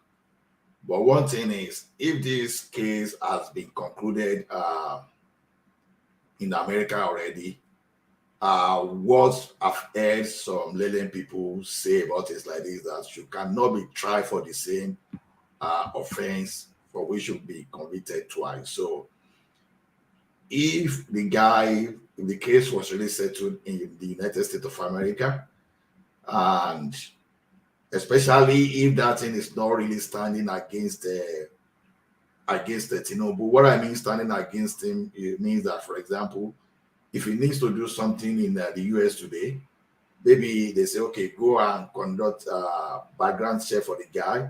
If the thing will not really count against him in the United States of America, well, I don't know. I'm not so sure of how it can count against him in Nigeria. But then, whatever, no matter how we see this thing, I just believe it's going to be just another set of noise. I don't think anything will happen at the end of the day. So people will try to use that for campaign. They will try everything. But, it is Nigeria, right? Anything goes. So I don't see anything big there. All right. Now, Nigerian money launderer gets more than 11 years in federal prison for defrauding victims. So the hush puppy verdict finally comes in 11 years. But does the punishment fit the crime? Ola? Yeah, I cannot say if it fits or if it doesn't fit, because the law is the law. Because if if the law of the land actually appropriates a particular length of punishment to a particular crime, it won't just change just because one person is involved. So it has to be applied according to their law. So there's nothing we can do about that. So I know that the emotional part of it can be there, that people just decide, oh, it's to get more than this. No, you don't do that, because if you start appropriating if you start awarding punishment just based on feelings, then there may be miscarriage of justice. So it is the law. If the law says it is appropriate, then it is appropriate. Otherwise, I don't have anything to say about that. But I will briefly say something about what I was trying to tell Tony the other time. We don't say because some people came to Nigeria to commit one kind of fraudulent act in Nigeria that we should do that, because you see, what is bad is bad. So if the same hush puppy that tried to commit some financial crime somewhere, it can even come and do the same thing in Nigeria. So people like that, they have no boundary. So whether Nigeria, even whether the immediate members of the family that are very rich, they don't even care. So it has nothing to do with someone is trying to help us repatriate our stolen wealth. No, stealing is stealing, and this thing is can go a long way to stand against even genuine Nigerians that have something reasonable to do. When you want to extend your business, when you want to form some kind of strategic partnership, and people start looking at you as, oh, you are coming from the country where where cybercrime is prominent, and where people even try to justify why there should be cybercrime.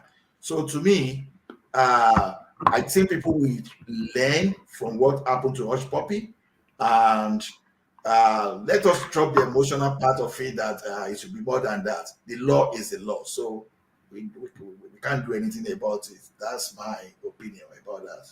All right, thank you. Federal government is not marginalizing Southeast with non-presence of rail projects. So this is the Minister of Transportation saying this. Is that a justified statement, Ola?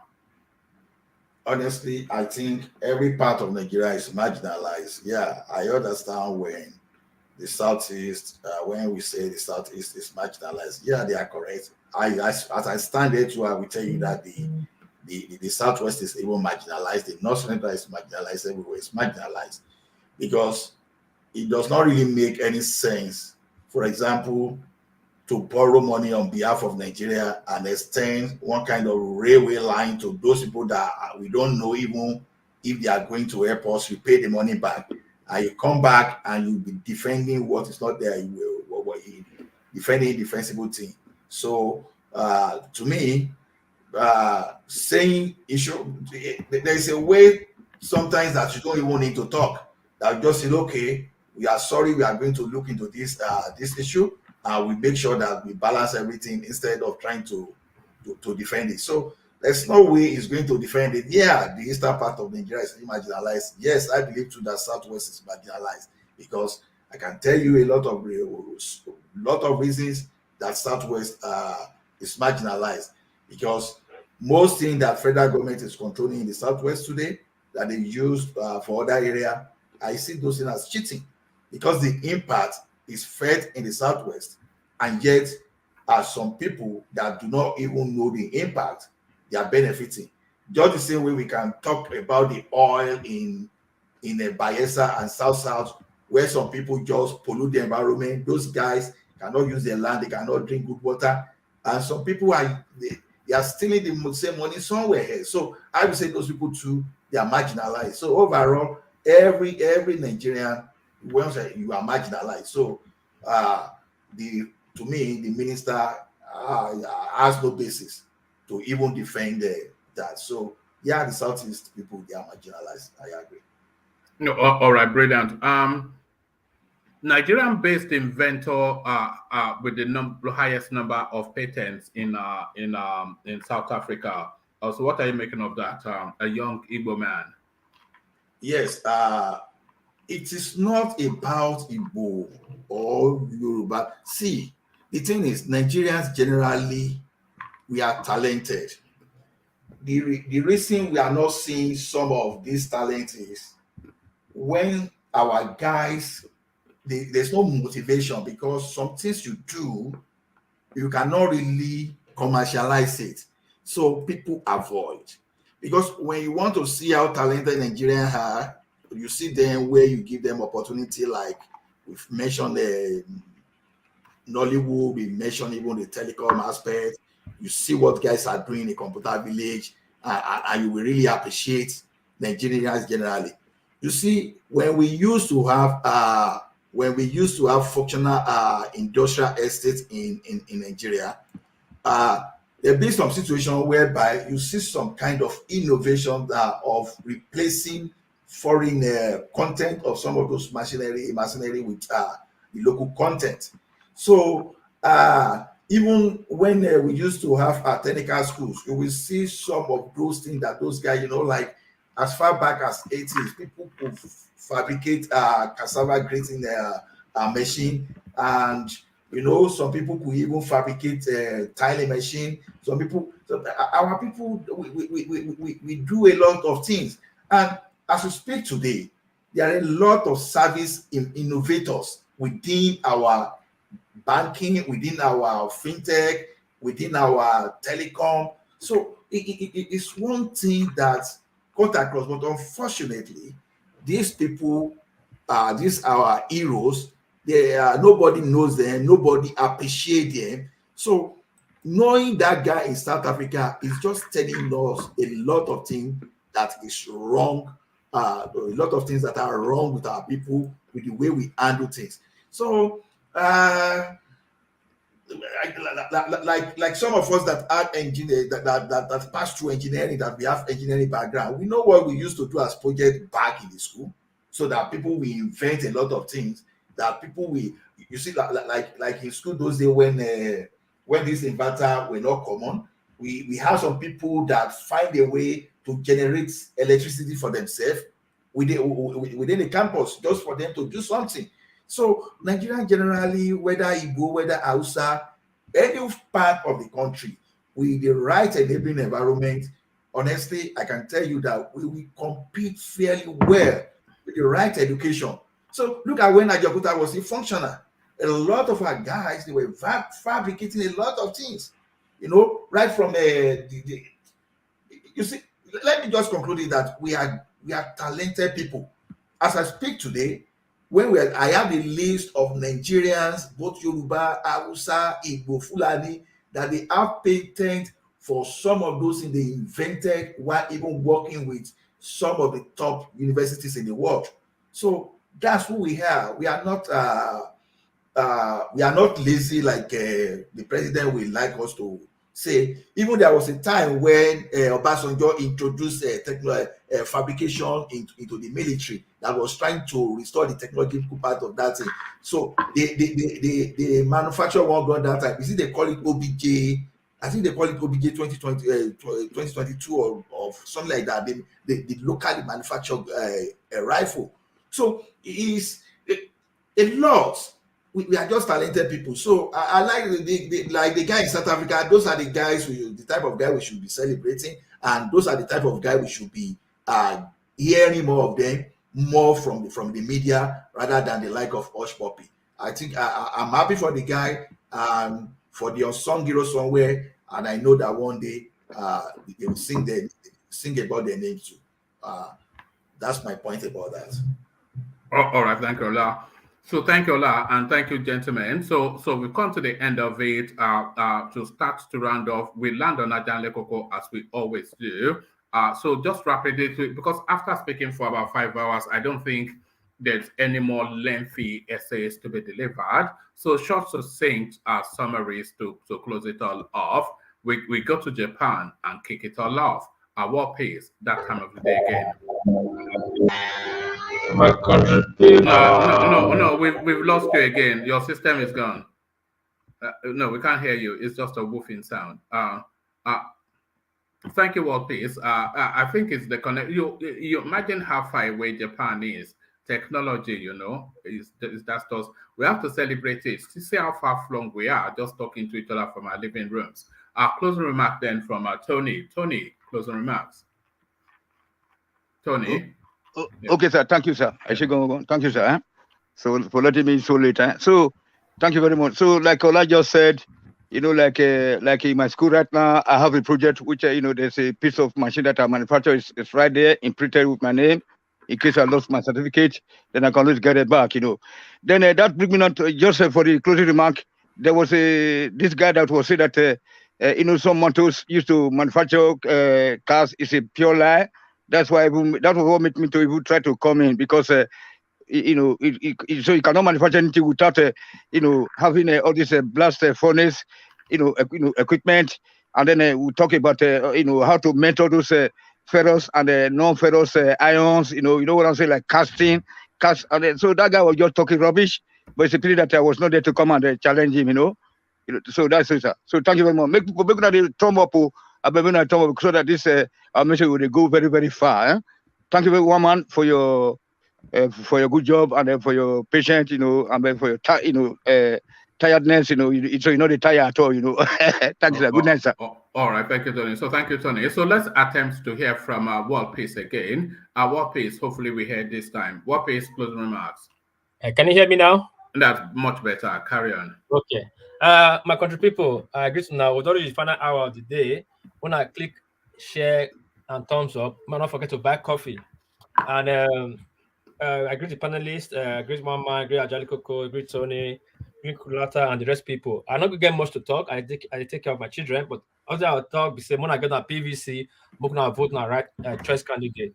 So for that, peace, I'm out. All right, brilliant. Thank you, World Peace. Thank you, World Peace. Enjoy your time with the kids. Always fun to be with the kids. So from World Peace, we go on to Ola closing remarks. Yeah, thank you. It's another day of learning for me. I'm happy to learn again today. And I know that people learn too, but there's something we don't do, which is still one of those things that affect us in Africa. You see, like I keep saying, if you don't like the face of someone, sometimes you can like the initiative. When I was watching this thing, I have like about 200 people and just 60 likes. So that's ridiculous to me. And one thing about us is that we are so religious, that we believe so much in God, that we don't even keep the commandment of God. We believe so much in God that we even hate one another, which is not supposed to be.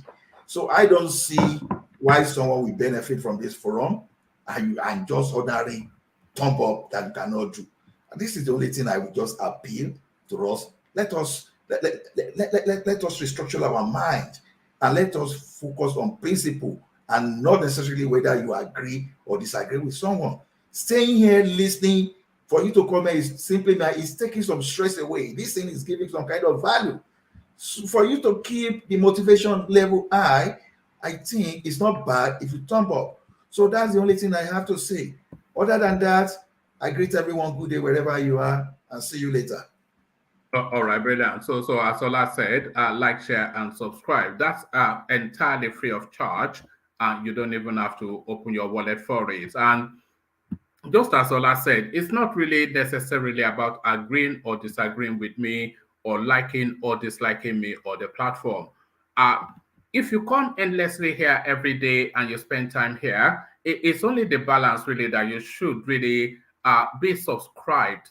But anyway, we leave that there. We won't overlabel that. Let's just take the final word from Ajanle Koko. Ajanle Koko, you are up next.